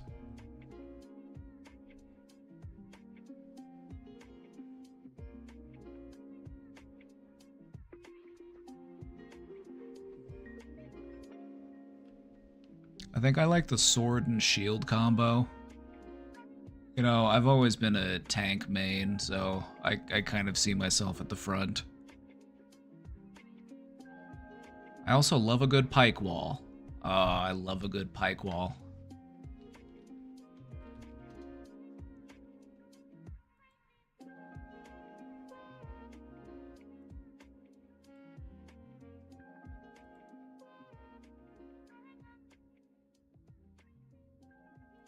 Don't you just love a good pike wall?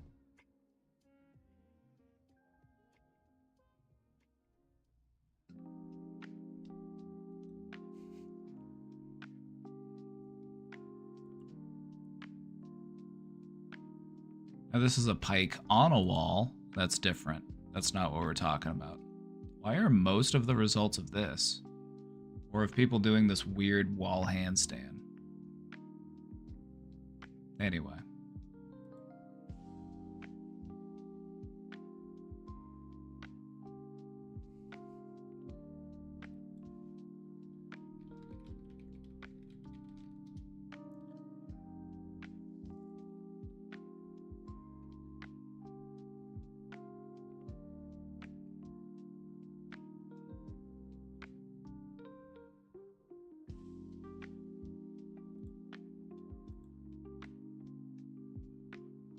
Your neurons are firing. You know, showing a picture of a classic Macedonian phalanx, it's really enough to just get a guy all hot and bothered. You're telling me this doesn't get you bricked up? Weird.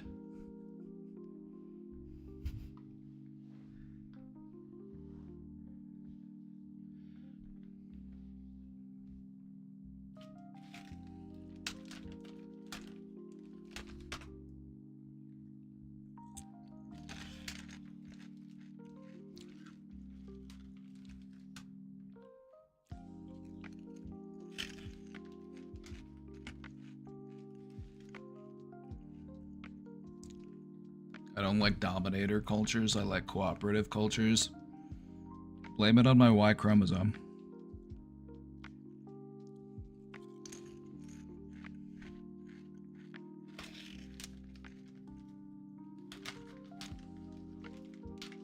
If I was a general back then, I would have found a way to counter this. They had a hard time countering this. This was the Macedonian phalanx, and it was this technique that was a major contributing factor into Alexander the Great's success. He found an OP strategy, and then he kicked armies' asses that were larger just by using overpowered techniques.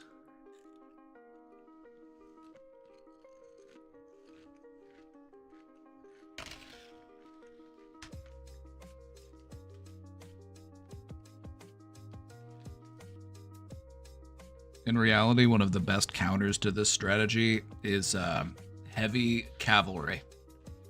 But this was like Bronze Age or like Iron. This wasn't really like the heavy cavalry age.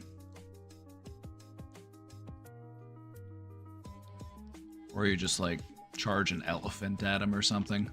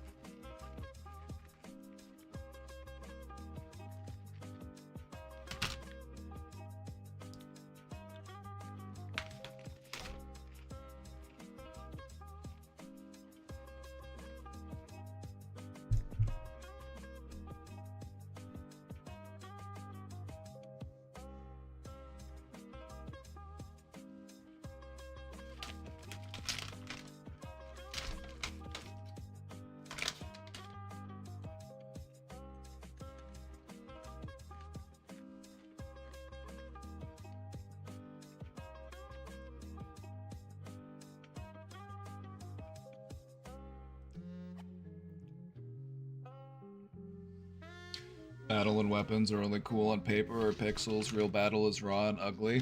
No, I agree. Oh, no, I agree. That's why we keep it to video games. This is why I also fire off my neurons by playing Kingdom Come Deliverance 2. That game is pretty hardcore. If you play the original Kingdom Come Deliverance on hardcore mode, the game does a dice roll to determine whether or not your character survived to adulthood. There's a chance that you just game over before you're actually able to start. They're like, oh yeah, your character died when they were 12. They fell through some ice and they drowned. It's like, what?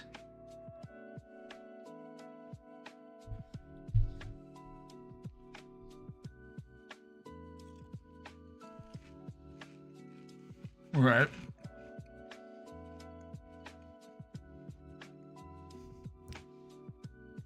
But no, the game's pretty hardcore. It's like...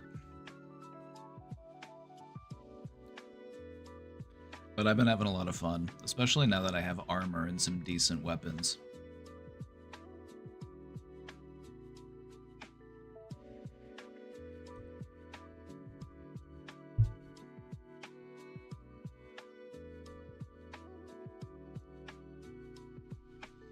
I never played the first game, but the second one's good. Also, you don't need to play the first one to enjoy the second one.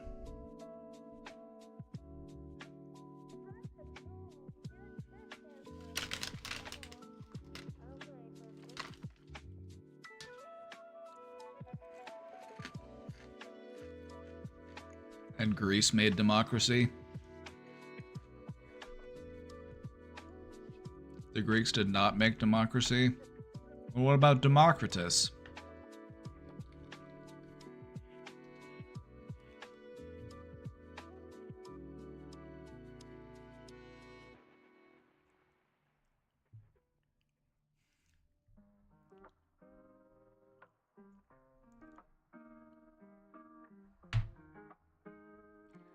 Let's be honest, the idea of consensus, it probably predates the philosophy and the ideology.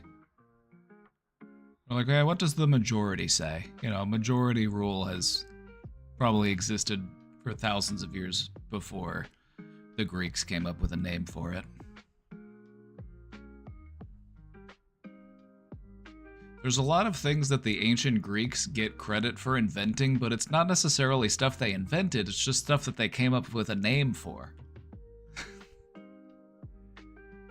You know what I mean? I'm sure that, you know, prehistoric societies were able to understand, you know, the importance of appeasing the majority. Like, do I want to piss off a small number of people, or do I want to piss off a large number of people? It's just intuitive. It makes sense.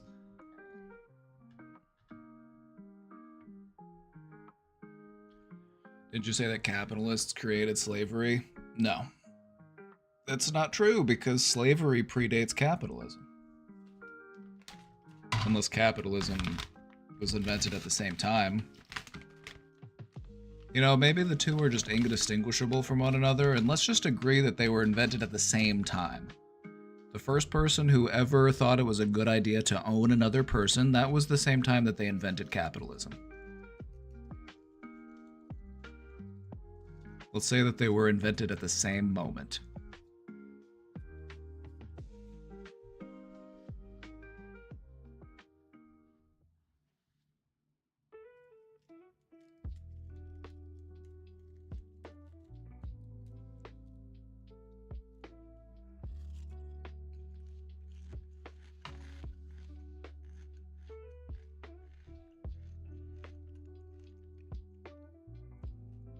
This is a goofy looking dude. Look at this picture.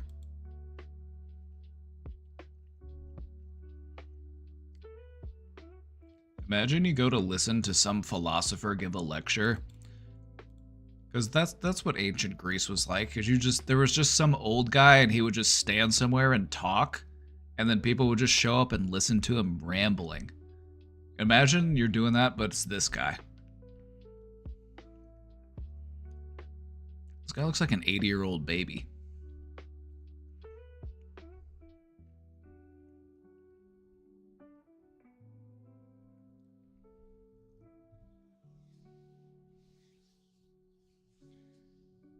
Capitalism didn't exist as a concept. Well, the thing is it doesn't have to exist as a concept in order to exist. Like, gravity predates the theory of gravity, or like our understanding of gravity, and you know, it was something that existed before we had a word for it, or before we could conceptualize it.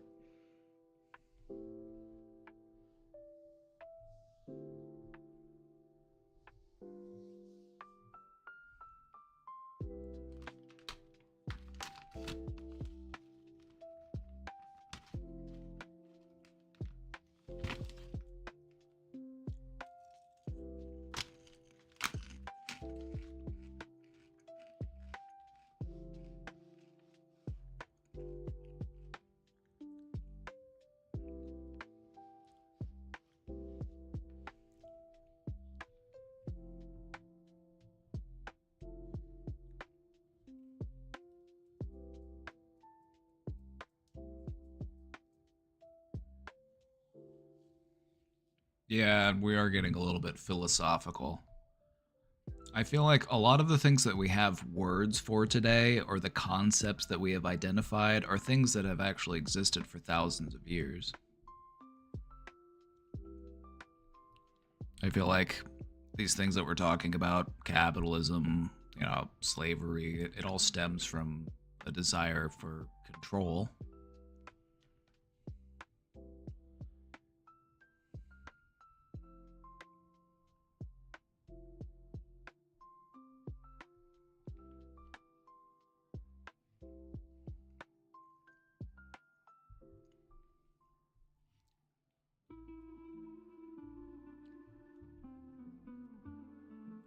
Anyway, I suck ass at the melee combat. In Kingdom Come 2 Deliverance, there's melee combat, but it's kind of a pain in the ass to learn how to do. So I've been using a bow and arrow a lot. And then if they get too close, I just give them the axe.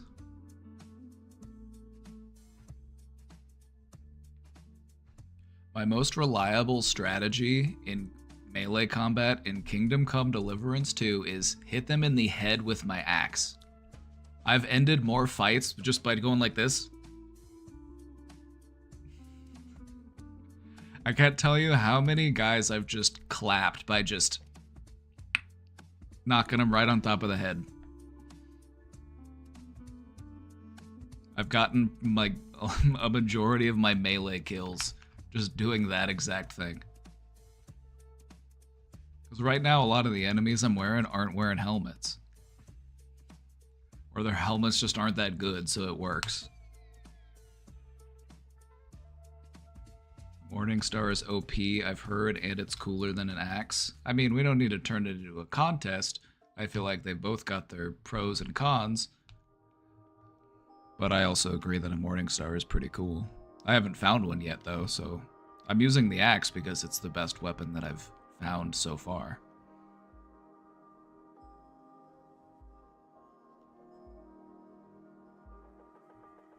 Can my message on how Serbs had forks first in Europe be read?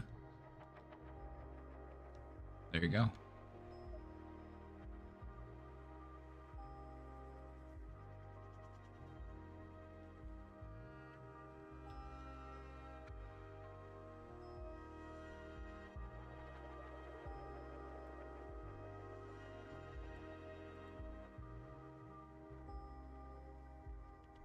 Anyway, I'm looking for 255 people for no specific reason.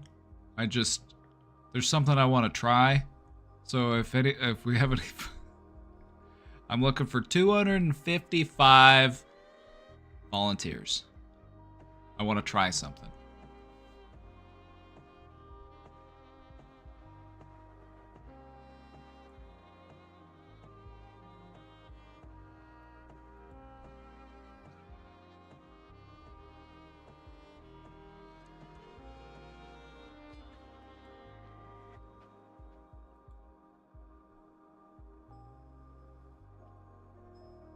I'm not that far in King. I mean, I've been playing it for hours, but like the game itself is actually pretty. It's a pretty slow burn. You know, it's a medieval simulator, and so you're operating at medieval speed.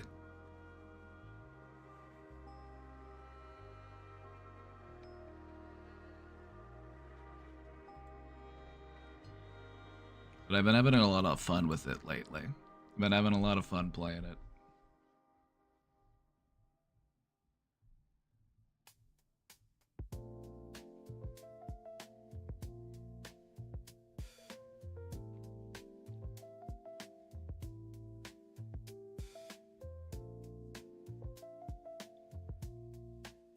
I got to the second act at like 64 hours. Yeah, right? Like, just running around doing stuff. I stole this really nice set of armor off a guy. There was this noble, right? There's this noble, and he's a robber baron. He ends up joining a band of thieves, and then he's able to escape punishment because of his nobility. And so what I did was I went and I found him where he was sleeping, and I stole his keys. And then I went and I stole his armor set because he had a really nice armor set.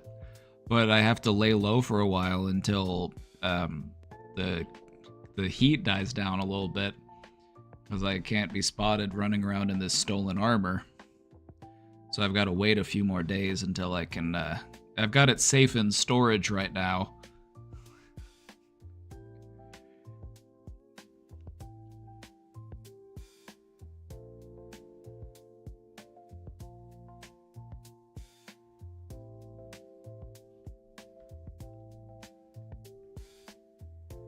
What the hell is this game about? Kingdom Come Deliverance 2. It's set in... where is it set? Like Eastern Europe.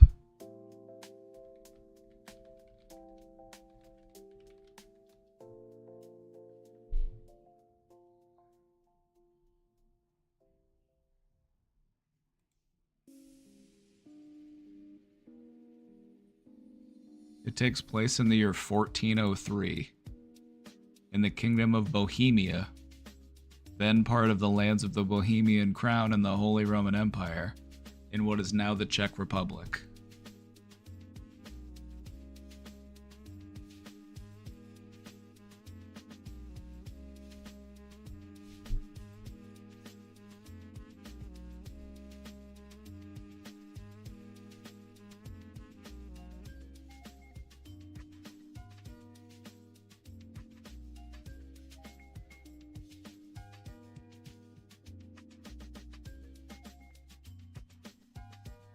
Yeah, it's like Skyrim except a little more hardcore. You know, the combat's a little bit more you know, you can't just pause and then eat a bunch of cheese and now you're fine. If you eat too much cheese, you get the overeating debuff. And if you overeat too much, it's like you get out of shape.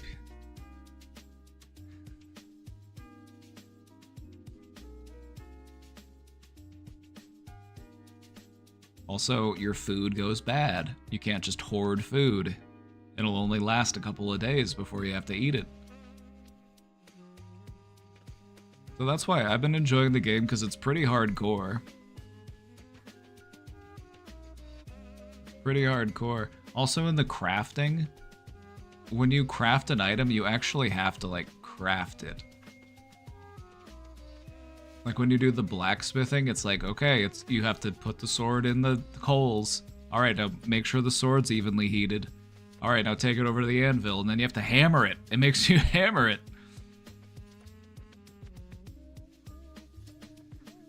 And then the alchemy is also really fun. You have to look at the recipe book, and then you go over to the workbench, and you have to, like, follow the recipe. Horseshoes are oh yeah, hitting the horseshoes is kind of wonky. Whenever you move your mouse, it's like both of your hands will move. It's like, what the fuck? So you're trying to hit the horseshoe, and it's just like...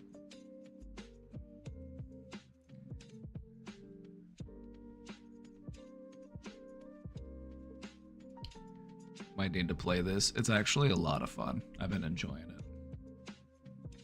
It was either this or Avowed, and I decided to give this a try.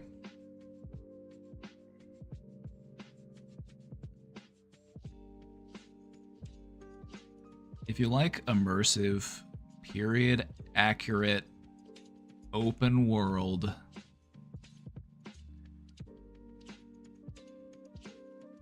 then that's a game for you. Avowed isn't bad. I was playing Avowed and I liked it, but then my game crashed twice, and I'm like, I'm gonna try something different. It was just annoying. I'm like, get it out of here. Love is real. Hey, how's it going? Love is real. This is true. Good to see you. How you doing? We're just talking about the game I've been playing.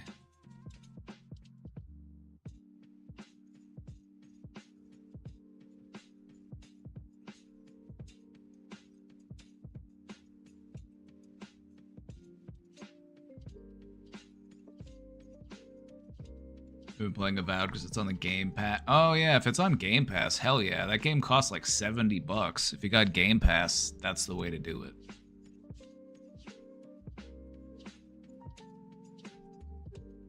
I like Avowed, and it seemed fun, but I feel like it did... I don't know. I didn't play it that much. I played it for a few hours. It kind of felt a little on rails. You know what I mean? Kind of like the Outer Worlds, the other Obsidian one.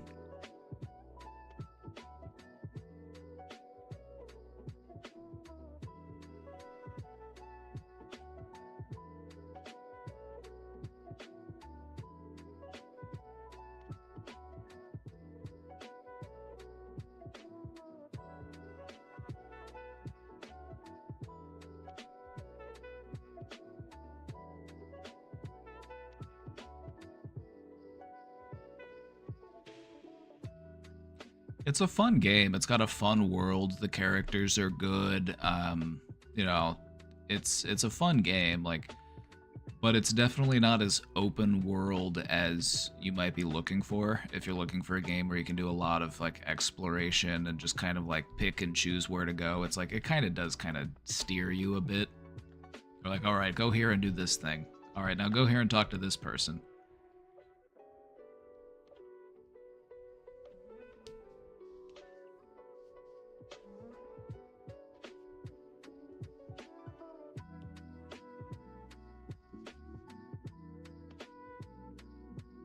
Oh, I've got a question in the box here. Serious question. I'll try to format it well. Speaking of, I was randomly banned in some chat for the first time ever in my life after years on Twitch. Kind of blew my mind. I had to check what I was looking at. It was some other sort of mental health show. You know, the thing about like Twitch bans or like being banned from a chat is that it's entirely at the discretion of whoever moderates that channel. And so sometimes people will say something and it might be perceived in the wrong way, or you might say something that's meant as a joke, but it's not taken as a joke. There's all sorts of reasons why you can get banned, and sometimes they make sense and it should be a ban, and then sometimes it seems like it wasn't really for anything. Sometimes it happens mistakenly. Sometimes they click on you instead of the person that they're actually trying to ban. That also happens.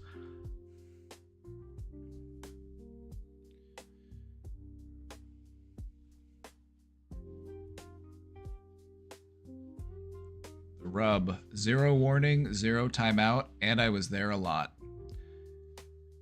You know, if it was somebody that was here that I saw a lot, then I would probably start with a warning or a timeout, because, you know, if you just ban somebody, like, that kind of cuts off any opportunity to, like, talk to them and, you know, maybe help to change their opinions or help to, you know, model better behaviors, and, you know, it kind of... There are some people where it's just like, I just don't want to bother. And then we'll just, yeah, it's like, yeah, nah, I don't. But if it's like somebody who shows up regularly and they say something that's just like, huh, okay, let's talk about that. Let's clear this up. All for context and situation, not really to complain. Funnily, I don't feel bad at all and no negative mood, just a little annoyed. I mean, you could always try submitting an unban request. That's also a thing.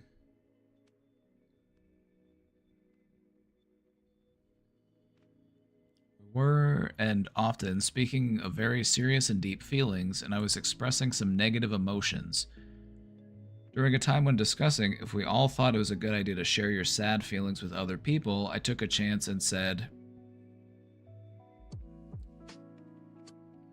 I'm so depressed lately, I've been thinking of...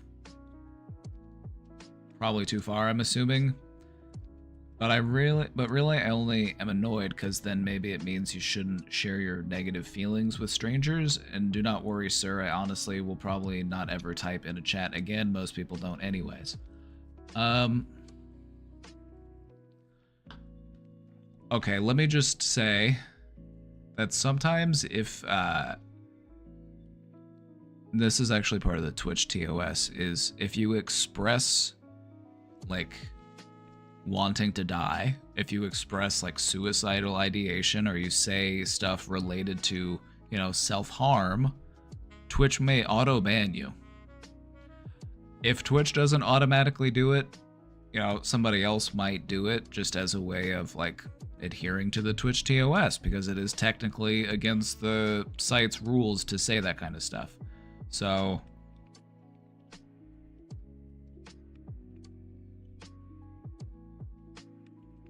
what's the blank? I'm kind of just assuming that it was, you know, was it just blanked out, or did you actually say something in place of those asterisks?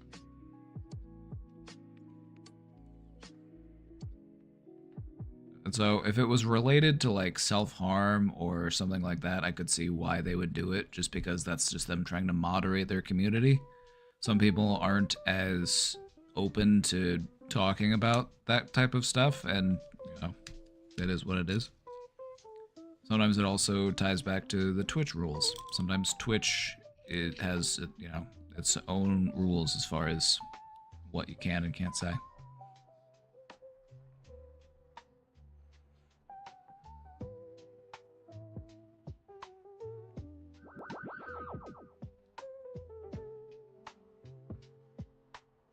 Especially in channels labeled family friendly.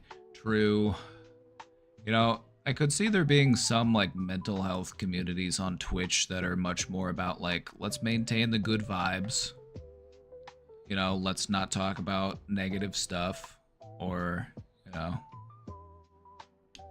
or it maybe just doesn't happen very often, so they're just not very equipped for it.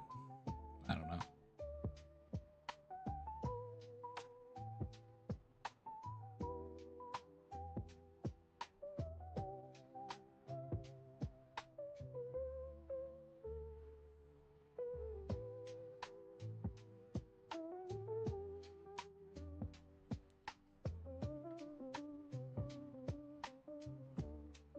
Yeah, last I heard, Twitch gives you like a 30-day auto ban for mentioning, you know, certain things regarding like self-harm or suicide, which seems a little excessive to me, but it is what it is.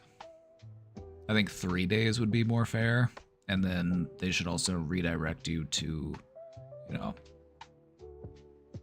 hotlines or, you know, other types of services. 5 asterisks though. I don't, okay, so since they're not chatting here and we're just having to speculate, I don't know if the 5 stars means it's a 5-letter word or not, or if this is just a placeholder for something else. It's hard to say. It's hard to say what exactly goes there. But I'm just I'm making an educated guess, you know, I'm inferring that that's where they're going, because they're talking about being very depressed and thinking about this, and then wondering if it's too far.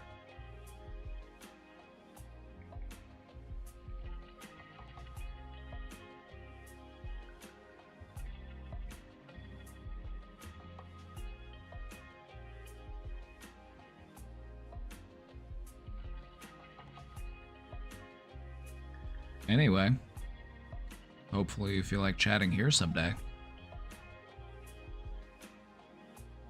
I love turning a lurker into a chatter, and I know that most of you are lurkers. I get it. Hi, lurkers. How you doing?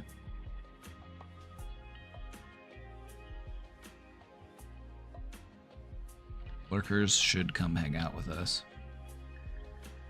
Do I have any former lurkers in the chat already? Do I have anybody here who, you know, was a lurker, but now they chat here?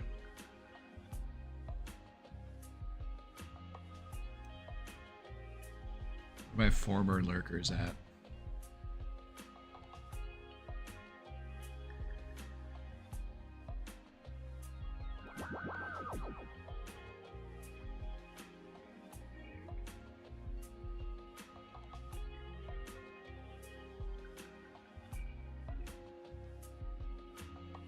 Nothing shows the lurkers like the marble. It's true.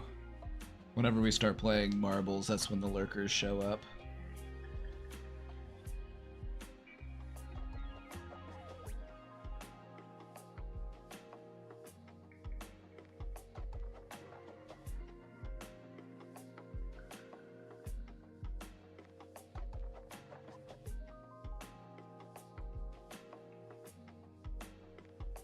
Sort of lurking today.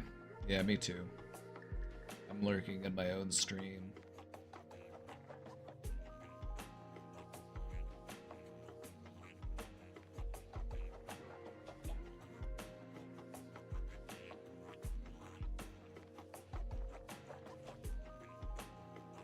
I lurked for months and I was really scared to chat, TBH. We're not that scary. We're not that scary, are we?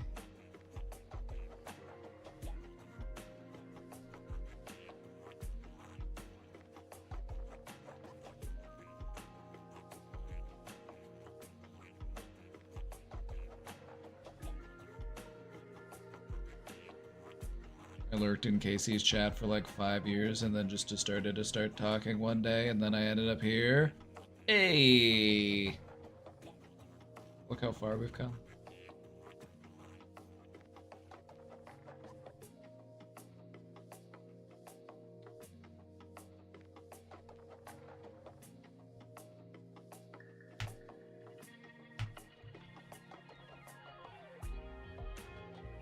Got that social anxiety.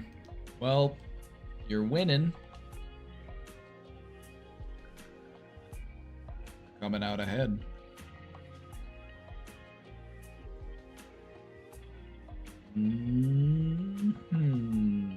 It's getting to be near 6. It's going to be near 6, so I'm probably going to go make some dinner soon.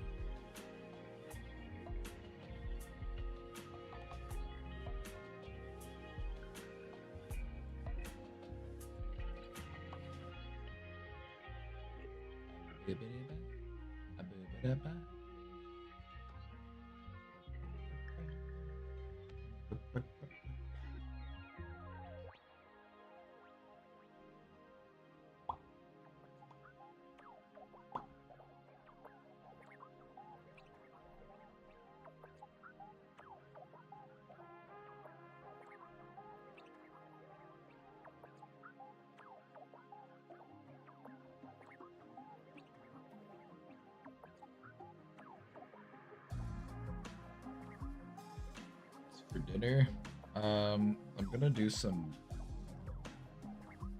baked chicken, but I'm gonna like chicken breast, but I'm gonna like bread it, bake it. I might do that with some mashed potatoes and some beans or something. I don't know. I'll figure it out when I get in there.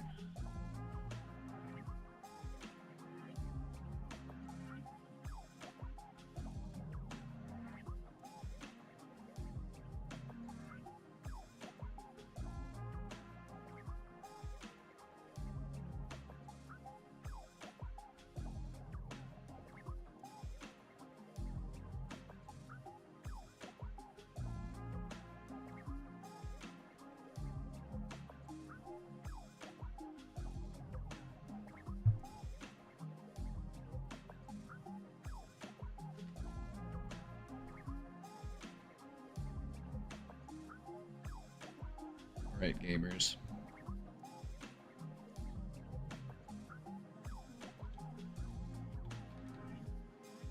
Right, that'll be it for me today. We'll be back again tomorrow. I'll probably have a presentation finished up by tomorrow. We'll be able to do that. A more chill Q&A kind of day. This has been fun. Had fun hanging out with y'all. We'll be back tomorrow. So have a good night. Take good care. Stay safe. And we'll see you next time. Alrighty. Later, everybody. Bye-bye.